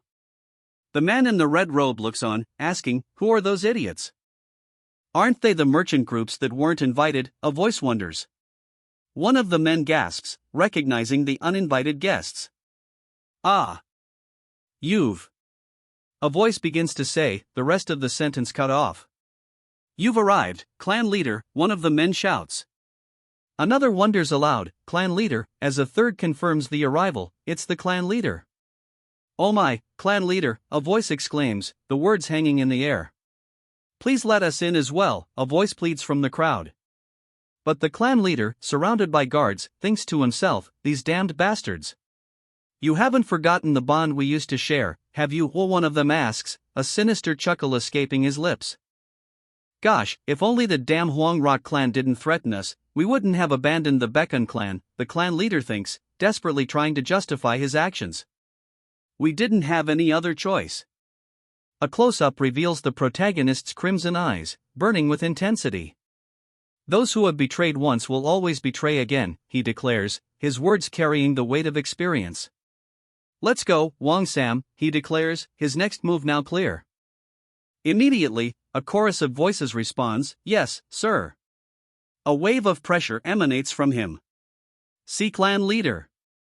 Please wait, the crowd pleads. Please hear us out. But he continues his ascent up the steps, ignoring the cries of clan leader, echoing behind him. He approaches the clan's gate, its imposing structure a testament to their power. Before the gate, a group of women in blue robes perform a synchronized dance. A boisterous group greets him, their laughter echoing through the courtyard. Inside, a feast is in full swing. Men are seated at long tables, drinking and enjoying the plentiful food. Amidst the revelry, someone boasts, "Kuu, and that's how I was able to completely wreck those Huang Rock clan bastards." But the boasting is cut short. Stop boasting. You think you can compare them to the warriors of the Kowloon group, someone interjects, clearly offended by the comparison. Trying to diffuse the rising tension, a voice interjects, now. Whoever it was, the main focus is that our Baekhyun clan won. Isn't that right? The crowd roars its approval, yeah. And then, the call goes out, then let's all have a toast. The toast is given, to the Baekhyun Commission clan. Cheers. The toast is met with enthusiastic celebration. The crowd's excitement swells as they chant, "Come on, clan leader." The bottle is firmly set down with a thunk. A wide grin spreads across his face as he warns, if you drink alone, you're going to end up forever alone. He then offers, allow me to pour you a glass. As he pours a drink, the man urges, here you go, drink up. But a stern voice interrupts, demanding, have you accomplished what you wanted? A sinister smile plays on his lips as he asks, do you think it's possible for me to fail? The man suddenly changes the subject, stating, oh yeah, I was curious about something. Leaning in close, the man whispers something into his companion's ear. The man's hushed question hangs in the air, Yom Suk-shion. You're the one who eliminated him, right? A faint smile plays on his lips as the man awaits a response. The man's expression remains unchanged, a subtle smile still gracing his face as he awaits an answer. As expected of the clan leader, the man exclaims, seemingly impressed. The man wonders if it's truly over with the destruction of the Kowloon group, referring to his opponent as clan leader. The clan leader sits at a table with two others, a contemplative expression on his face. The clan leader's brow furrows as she states, "It's strange. Everything should have ended, but it still feels so ominous." She thinks, a lingering sense of unease hanging in the air. The clan leader's ominous feeling solidifies as she realizes, it feels as if poisonous spores have been spread all throughout the martial realm. Seems it's about time to tell them about the existence of the blood sect. He thinks, the revelation hanging heavy in the air. Despite the gravity of the situation, a voice declares with unwavering resolve, "Don't worry. If there's any chaos, we'll just have to set it straight. An offer is made. You two can just return to the Murin Union and be rewarded handsomely." A menacing glare pierces through the panel, underscored by a sharp, resonating sound. The offer hangs in the air, met with a skeptical, questioning gaze. What? The character stammers, clearly taken aback by the unexpected proposition. The character's shock intensifies. What was that? He exclaims, the question hanging heavy in the air. A wave of murmurs sweeps through the crowd, their faces etched with disbelief. It came from the entrance, a voice shouts, confirming their worst fears. A furious voice booms from the entrance, demanding, "Who are you bastards?" The newcomer's uniform bears a large symbol. A sword hilt is visible at his side. A phalanx of stern faces fills the space. Each member wears the same uniform, emblazoned with the same large symbol. The stern-faced group demands, "Reveal yourselves." The demand echoes, amplified by the group's collective will, "Reveal yourselves." A voice booms out, declaring, "Sinners." The man's eyes widen slightly as he utters the name, Juga Gun. And Dang Harin, the voice continues, adding another name to the list of sinners. The woman's eyes widen slightly, mirroring the man's reaction from moments before. "Ho," she utters, a mixture of surprise and disbelief etched on her face. The man roars, his face contorted in fury. Veins bulge on his forehead as his eyes narrow.